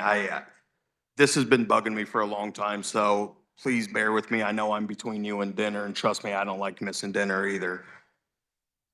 This new mental health, and I fully support this bill. I fully support the new mental health hospital going in Southwest Wichita. It's going in my district, actually less than a quarter mile from my house. I actually drive by the site every day. There's construction equipment on site now. They seem to be platting. It's a great thing. My issue is with KDADS and the process that was used for the selection of the site and the lack of community feedback from my constituents on where this was going. There were no town halls held. There was no community outreach whatsoever for this hospital in my district. When we're talking about bringing, I believe at least 25 to 50 of these beds are for court-ordered mental health evaluations. So we're talking about some very dangerous individuals coming to my district. And this is a neighborhood that surrounds this hospital. And again, I live right down the street from this hospital. I'm up here 5 days a week. My wife and my 2 kids are down in Wichita. I have no problem with where this is going. This isn't NIMBYism on my part. But we have got to do a better job getting community feedback when we're making these decisions. So I just wanted to say that piece. It's been a very frustrating process for myself as well as many of my constituents. Again, I support this. This is a much needed thing. I am fine with where it's going. But in the future, I hope KDADS and the state of Kansas has a better process for how we're selecting these sites. Thank you, Mr. Chairman. The chair recognizes Representative Susan Ruiz. Thank you, Mr. Chair. The facilitator of the bill did a great job of describing the bill. This is a long time coming. We've needed this state hospital for a very, very long time. And I ask for your support. Thank you. The chair recognizes Representative Sutton.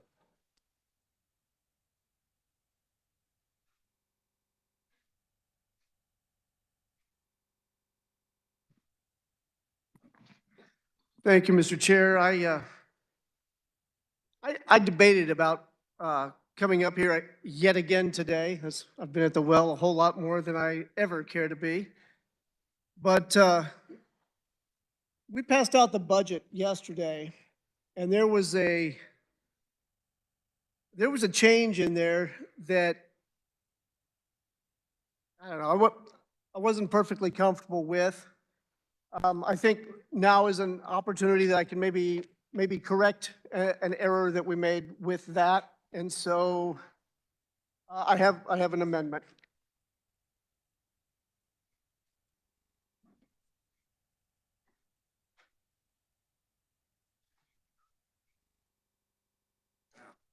The amendment appears long. Is there objection to waiving the reading of the amendment? Seeing no objection, This is not a complicated amendment, but there are multiple references, so it's kind of lengthy, but it's not complicated at all. When we passed out the budget, funding for the building next door included a name change to the Dole building, which is fine. I'm a big fan, love the guy, but Robert Docking became governor the year I was born. And in fact, it's even a little bit better than that, because he came from Ark City, where my grandparents were not anymore, but they were. And he kind of, I'm not a groupie or anything, but he kind of reminds me, and I was hoping that the guy that he reminds me of would be here today, but I think he's still out sick. A solid fiscal conservative. And anyway, my amendment, I got off track there. I'm sorry about that. My amendment would change the name of the mental health hospital to the Docking Mental Health Hospital. And I'll stand for questions. all right, now, is there any objection to waiving the reading of the amendment? Seeing no objection, the chair recognizes Representative Carmichael on the amendment. Thank you, Mr. Chair. A question for the carrier of the amendment, and I recognize the hour is late. Have you discussed this proposal with the Docking family? I have not. Thank you. Brian Docking, Robert Docking's grandson, is an investment advisor in Wichita, as is Jill Docking, the wife of Robert Blackwell Docking's son. And I think before you start naming mental hospitals for somebody, you at least ought to do the family the courtesy of inquiring as to their thoughts. Maybe they think this is great. Maybe they would take it as an insult. I don't know. The chair recognizes Representative Susan Ruiz on the amendment.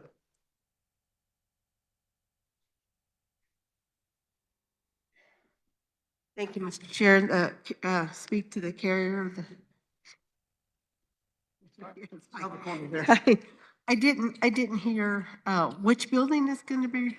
Are you proposing the name? The name of the hospital, yes. Of the of the main hospital. Correct. Okay, thank you. You're welcome. The chair recognizes Representative Hoy.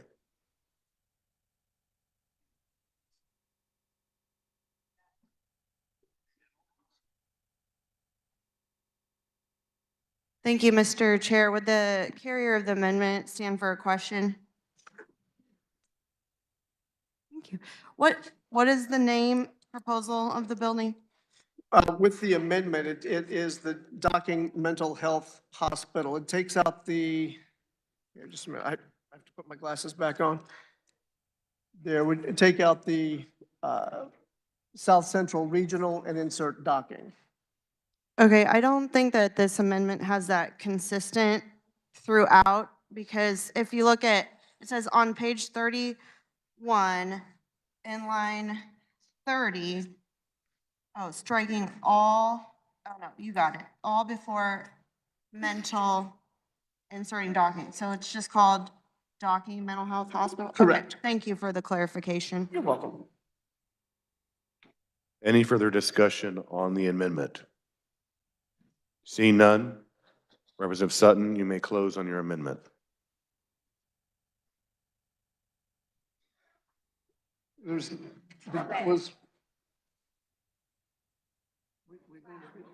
No further discussion? Okay, very good. Well, very good. Body, I'm glad that we had the opportunity here. Like I said, the docking building itself was ugly, and I'm glad that that part is torn down, but I didn't think, the name change was, I'm okay with that. Like I said, I like Bob Dole. I just don't think that, you know, erasing people is a great practice. So I close on my amendment. All right, committee, you've heard the motion to amend. All those in favor signify by saying aye. Opposed, no. The noes appear to have it. The noes do have it. Motion fails. We are back on House Bill 2365. To speak to House Bill 2365, the chair recognizes Representative Carmichael.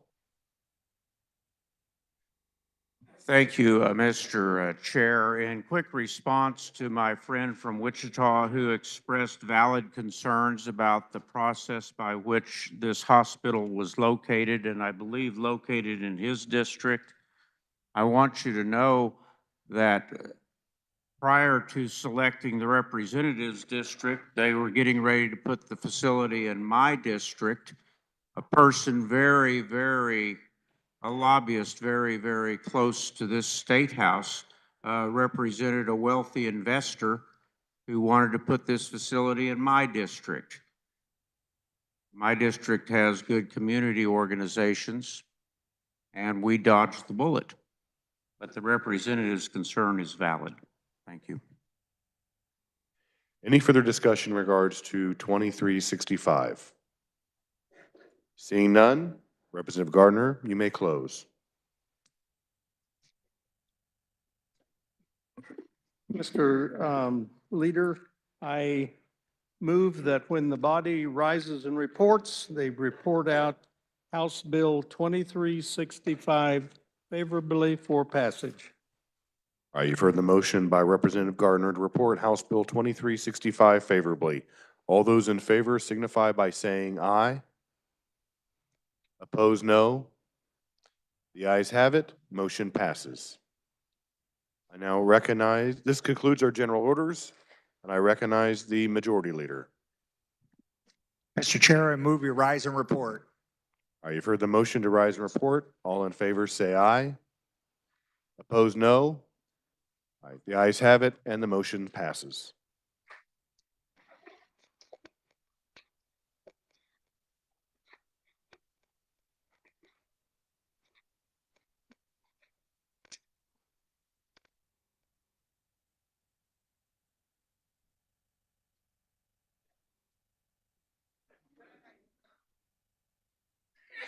The clerk will read the committee report. Mr. Speaker, your committee, the whole recommends that House Bills 2289, 2312, 2087, 2333, 2335, 2164, 2166, 2242, 2275, 2342 be passed.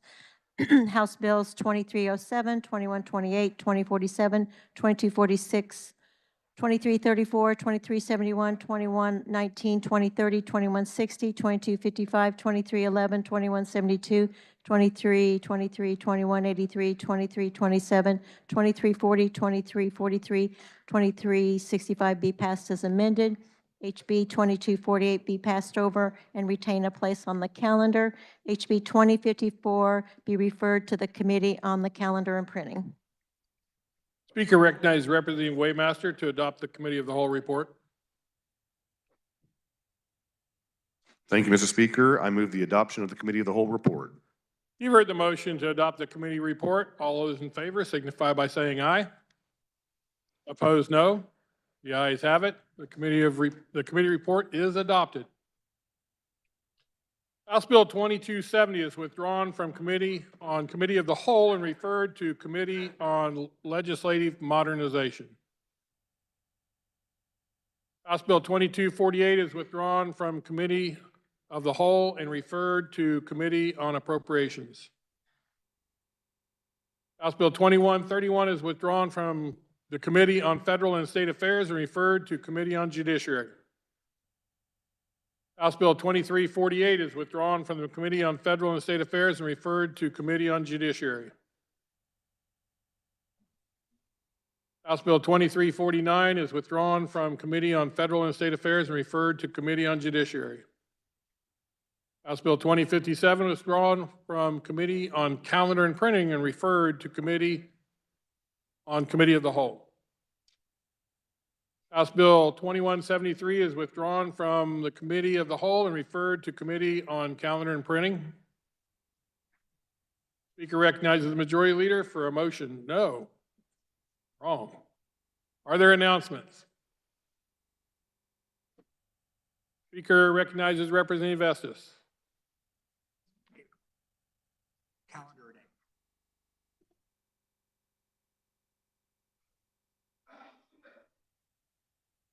The Educational Funding Task Force will meet Monday, February 24th at 9 o'clock.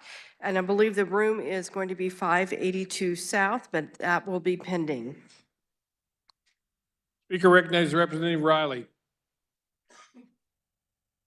Thank you, Mr. Speaker. For those people who don't have a chance to read all of the bills, tonight, at 30 minutes after we adjourn, we will meet over in Ramada, room 234.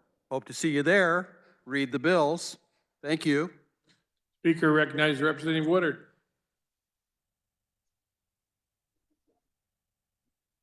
Thank you, Mr. Speaker. Democrats will have agenda tomorrow morning at 8:30 a.m. in 152 South. Thank you, Mr. Speaker. Are there any further announcements?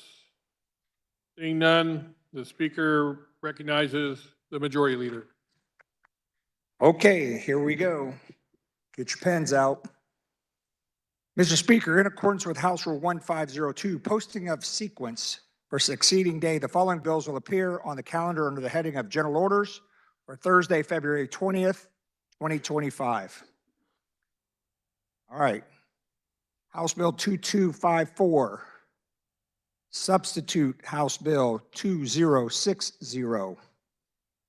House Bill 2238. House Bill 2271. House Bill 2104.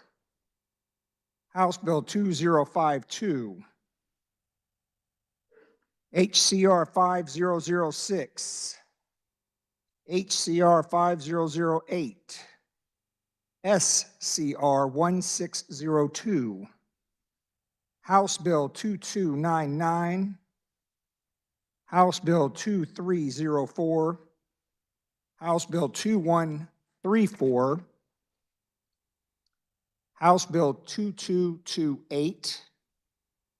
House Bill 2347. House Bill 2192.